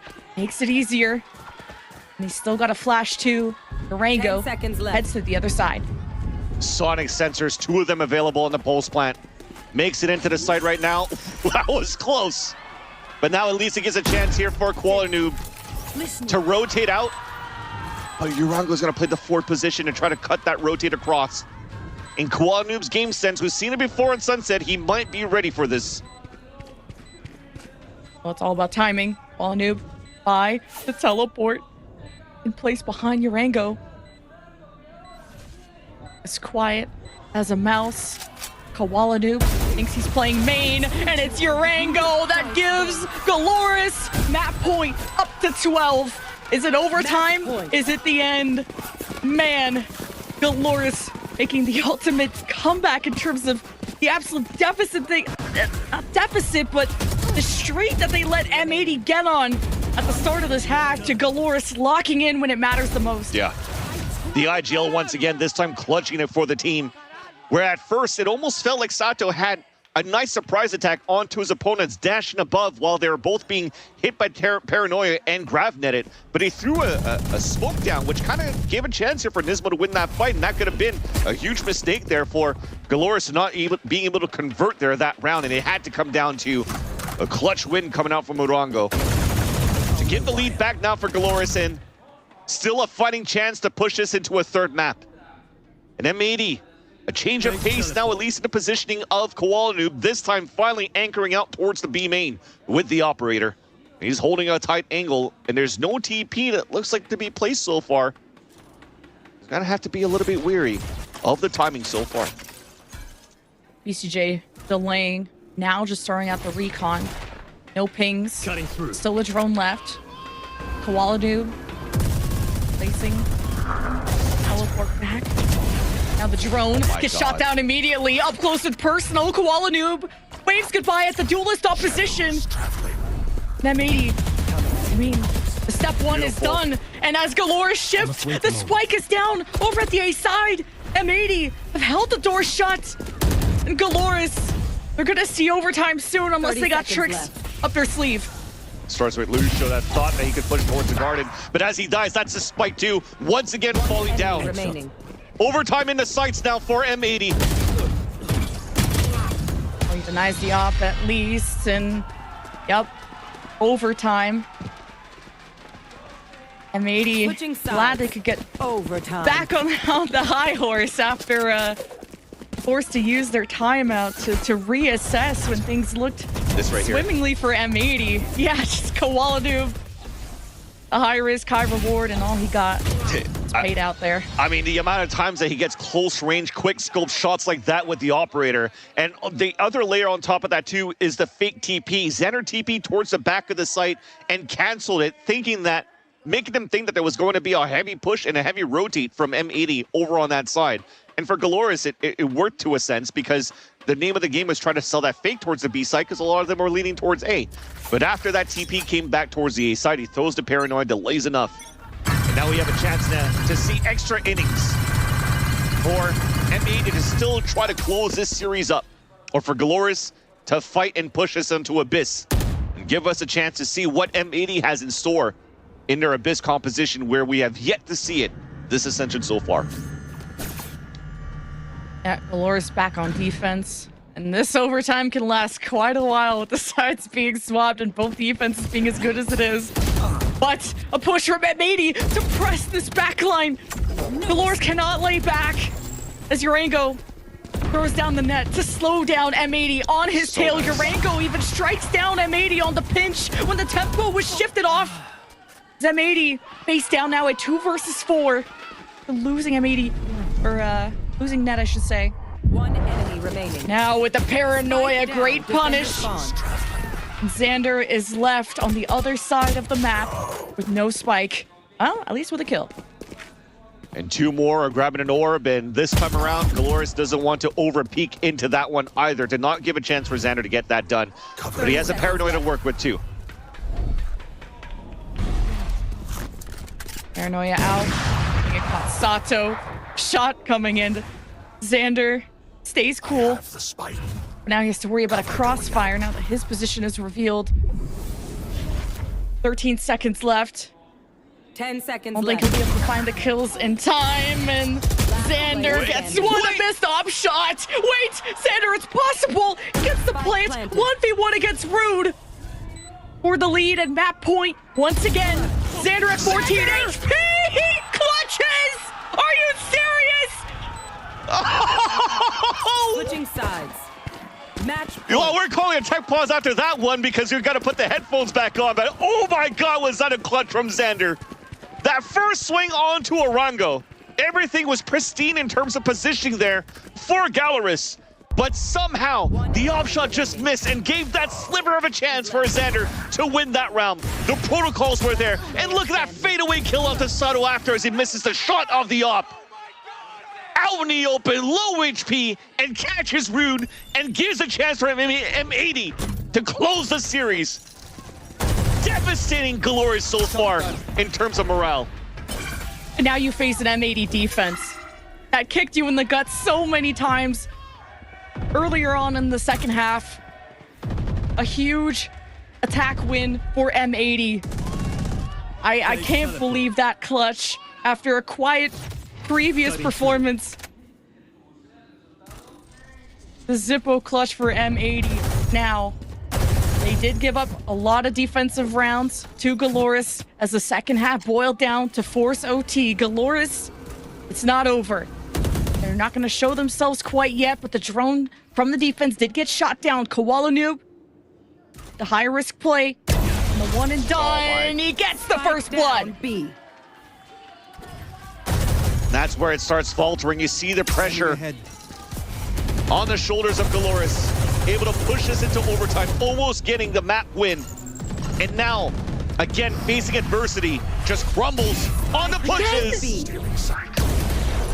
It's the Koala vet at this point. GLRS thought they had a chance to drone in, walk in, feel safe. 1v4 for Rude. 2 away from the neural theft. If it can even get that far. Injuries on Nismo's side at no time. Koala Noob with the final kill to give M80 to win as they advance through the bracket. And pointing out there Nismo right into Xander. This would not have happened without Xander's 1v4 clutch. But a great display of resiliency over to M80, over on the defensive side, where it was all GLRS from the very beginning. And heartbreaking faces you can see right there on the camp on the Brazilian side. I mean, hats off to them, right? They played such a good tournament. In 2 occasions, they could have at least pushed this into a third map. Once against All Knights, once against M80. But just unfortunate when it comes down to that pressure, it just crumbles at the last second. And unfortunately, meets their demise, losing the second map into overtime again. And unfortunately, losing their Ascension run. Brazil loses its #1 seed, but still has 1 hope remaining and their best shot at it with 2 game in the grand final. As M80 go to the lower bracket final to face All Knights, second seed from LATAM. Took a lot of effort out of M80. And talk about the resilience of facing the 3-9 deficit when their offense looked shaky, you pointed out. Yeah. And it's so many players stepped up to the plate there too. Just the teamwork between BCJ and Koala Noob when they had these ults. Net individual rounds that he had as well. Xander with the clutch. Nismo was the support cast going through here for this team, and they looked actually quite awesome here on their defensive side. But with that look that we saw there against GLRS, I don't know if there's going to have to be probably some rethinking of how they could approach here their attack side, because I don't think as an NA fan you could continue to bear with the suspense and the pressure here that M80 is currently playing in these maps on Ascent. An explosive performance out of Xander and Koala Noob to step up to the plate when their team needed them to the most. Can't believe that clutch. I don't even know if hearts still work on this side of our desk, so let's go check in with them. I don't know. My heart's barely working. It's still in there, though. How about you guys? No doubts. Never a question. Never out of reach. I don't think I've ever audibly screamed watching a match before. That might have been one of the only times I've legitimately just screamed viscerally. That's the real reason my heart has stopped, was because Roy is screaming in call and just scared the absolute daylights out of me. I mean, what an ending to that series. M80, they're going to be moving along into that lower finals in a map where this was their map pick, and things were looking a little dicey for a little bit. As soon as they started getting just a little bit of momentum, Roy, they're stringing rounds together. You know, they kind of just got knocked right back down. But taking that then in overtime in the fashion that it did, I mean, M80, I mean, Vance is right. There's definitely things to work on, but they live to see another day. Listen, the 9-3 is one man's curse and another man's blessing, okay? That's just the fact, okay? That's just all there is to it. But no, the first half we're like, oh my God, GLRS is playing extremely well. I mean, everything was going super well for them. They really were not making many mistakes. But as soon as we saw the 9-3 finish, we know this is a very defense-sided comp. It's in the name. It's a double Sentinel composition. This is what it's for. And I just feel like the way that M80 executed, considering their bad first half, was just unreal. Yeah, I mean, both the Sentinels for M80 went 24-9 combined. And on top of that, Quality went 5-1 first blood KD ratio from the defensive side. So, yeah, you're absolutely right. I mean, there definitely were moments that I'm sure all the North American fans were watching that first half like, are we joking? There's no way this is going to happen again. And then you start to deal with a fake comeback narrative when you start to see GLRS put together 3 in a row on offense of like, wait a second, what is M80 doing? Like, we had all the success. We didn't even have the need to even get diffuses in most of the time. It was just good contest from the front side of the sites. And then, of course, the heroics that come through, of course, what edges this entire series and gets M80 into the next round. And unfortunately, to say farewell to GLRS, who, again, they played a really strong event here this week. Yeah, I mean, absolutely. Commiserations to GLRS, Brazil's #1 seed. That was an unreal showing by them. But M80, the fact that they closed that out was just crazy to me. And I think I have to say, like, genuinely, I think Xander's clutch, it might have been I don't think anyone's topping that clutch for a while. Like that clutch has cultural impact. That has impact, long-lasting ones. If M80 make it to VCT Americas, we'll call back to that clutch and maybe a moment that changed absolutely everything here. I mean, it could have been a situation where we would still be in overtime right now, or we're talking about Abyss, because Galleries, they definitely put up a fight. So many moments across the board. I mean, Evil Kid, what a presence. Rude, I mean, some of these multi-kills, it was just absolutely incredible. And even just looking at the stats here, I mean, I see Xander that's 13 and 16, and it's like, how is that even possible here, Shift? Because like the pressure and what he was able to bring, the impact that he had, I mean, speaks volumes. I don't think a number could represent that. Well, I mean, think about the agent he plays in the midst of this conversation with the comp that is on this map, right? Like, you just don't expect him to be involved with a lot of the early action, right? I mean, he had 2 first blood engagements. He went 1 for 1 in them, where Qual Noob went 10 and 2. Like, 10. Yeah, you're just supposed to be there throwing out smokes and making sure your paranoias are good, which they were. And then when you're called upon to make a hero play happen, you do that too. So it is one of those situations you just don't expect the controllers to have major impacts on the overall kill leaderboard, but I think that's where you start to really tally things like ACS and just overall rating and stuff like that VLR has. I mean, he still played an incredibly good game. It's just in this composition, there's not much you can do besides be the controller of throwing out smokes, making sure flashes are there, and then of course manipulating the map as his team sees fit. So I still think that, like Roy said, that clutch takes the cake possibly for the entire tournament.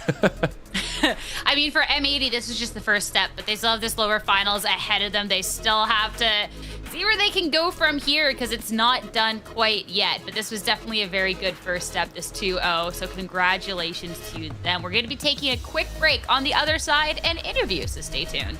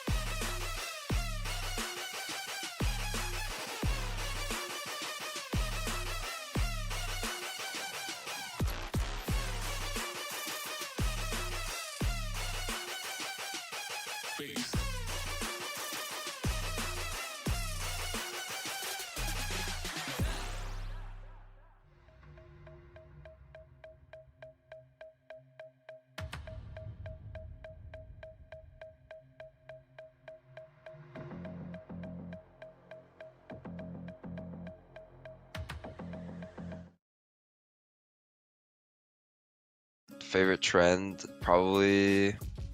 I like the Costco guys, FIFA. I'm not gonna lie.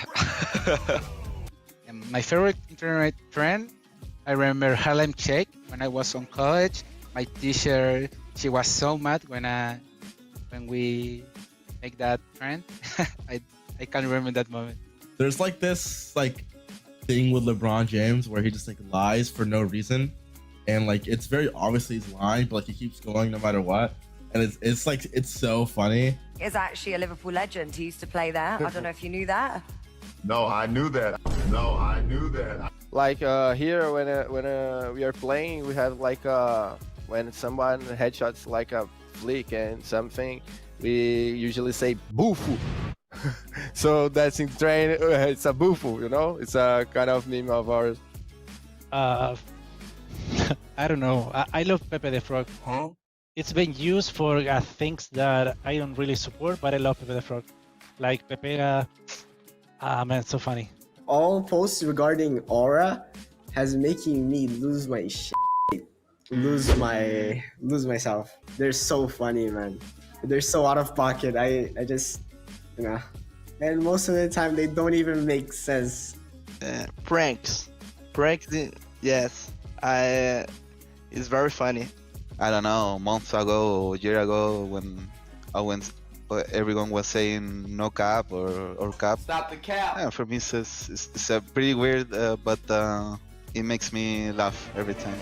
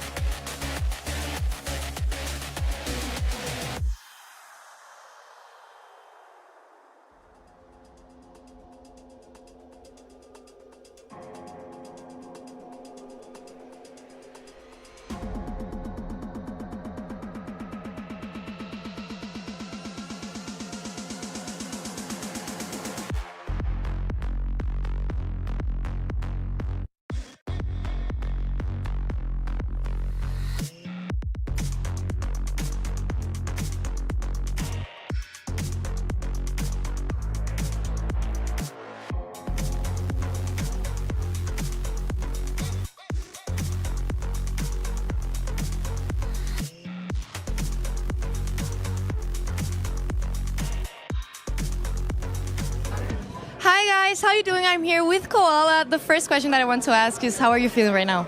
I'm feeling very excited. I'm happy that we won. We had a very long team talk yesterday, a very well-needed one. And honestly, it paid off, and I think everybody's very happy. And we're not celebrating yet because the job's not done. So what was going through your guys' mind in the Ascent when you guys were losing 3-9 on the first half? What were you thinking? To be honest, we weren't really that stressed. Like, yeah, we played a pretty rough T side. Like, we could have definitely gotten a lot more rounds if we just played a little bit more like correctly, like together. But like, that's kind of how the new meta is shifting with this comp. Like, it's very CT-sided, and like if you don't know how to play against that, or like you have like an off day with like util or something, like it's gonna catch you off guard and it's gonna destroy you, to be honest. So you guys tomorrow are playing against All Knights for the pass for the finals. How are you guys preparing for that match, and what do you think is going to happen? Well, first I think it's gonna be an M80 win for sure. I think we have the most experience out of any team still. Despite us losing yesterday, I still think we're the best team by far. Guard, when I was on, it was in a best of 5. We were in a best of 5 last year. We played a lot of best of 5s in our lives. We just have so much experience, and we're all confident that we can just pull this off. And I think this really helps us in the lower bracket. We get to experience a best of 5, get the energy flowing, like get to know how it feels with best of 5, and I think that's the advantage we'll have over All Knights and 2-game. So the last question for you personally is, what is the difference between last year's Ascension and this one? To be honest, not much has really changed. I mean, it's the exact same storyline, except this time we'll win. We go into playoffs, we lose our first round, we get knocked into the lowers, which sucks. But this time we're going to complete the run, and I'm very confident in my team. I don't care what these teams pull out, what maps are played, like, we're going to win. Thank you very much, Koala. It's a wrap for today, guys, but tomorrow we have one more match, so come back. Thank you very much. I mean, yeah, you better be here for tomorrow because M80, they're continuing along in this lower bracket. It's going to be a best of 5 in the lower finals going up against All Knights, and wow. Honestly, the confidence coming out too. I mean, it was definitely a struggle shift that game to get them knocked down into the lower bracket, but they're clawing their way through, and they have a chance to rewrite their history and how Ascension went last year for them. Yeah, best of 5s I think are going to favor this team dramatically. It's going to force teams to have to make tough decisions in what you want to veto. Do you want to veto out your worst, or do you want to veto out Icebox? That's going to be kind of the conversation, I think, for All Knights and then 2G again, even though, again, that series did go well for them overall. But I just expect this M80 team to really start to turn up now that they've got an extra map to play around with at worst. The matchup in particular versus AK, I think, is actually a really intriguing one because these couldn't be more opposite in terms of stylistic-based teams. All Knights liking to play a little bit more of the aggressive, first 45 seconds are looking for first bloods. M80 a little bit more patient, trying to play for things like retakes and late executes. So should be interesting to see how those styles match up tomorrow. Yeah, I think the best of 5 topic is a really good one because M80 has been the most consistent team in the tournament so far. Yeah, their highs haven't been as high as we expect from them, but they still have been an extremely consistent team. And I think when it comes to these best of 5s, M80 is looking in a pretty good spot to challenge a lot of these teams.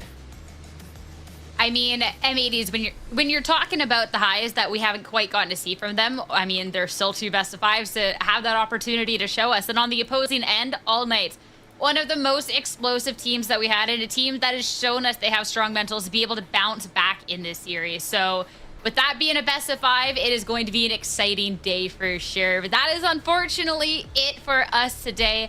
Again, we do have to say, nice trying for GLRS. They really did show us a lot of what they are capable of.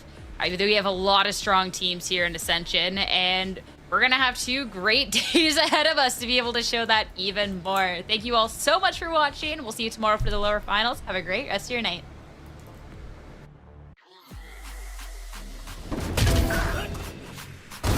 Headshot. Nailed him. My ult. I know exactly. 3. One enemy.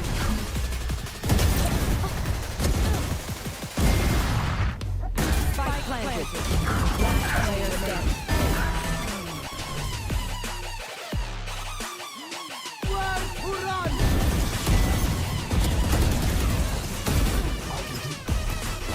One enemy remaining. There you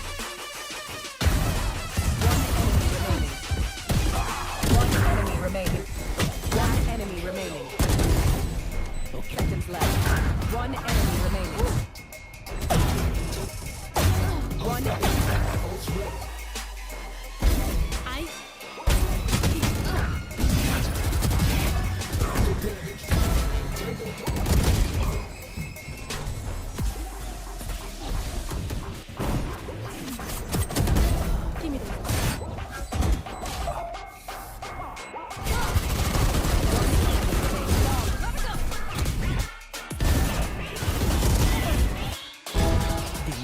One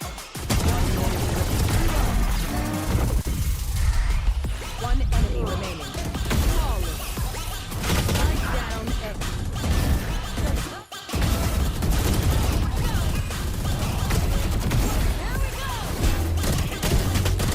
Last player standing.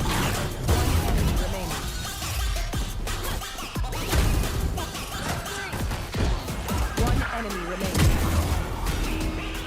Planted. One enemy remaining. One enemy remaining. One enemy remaining.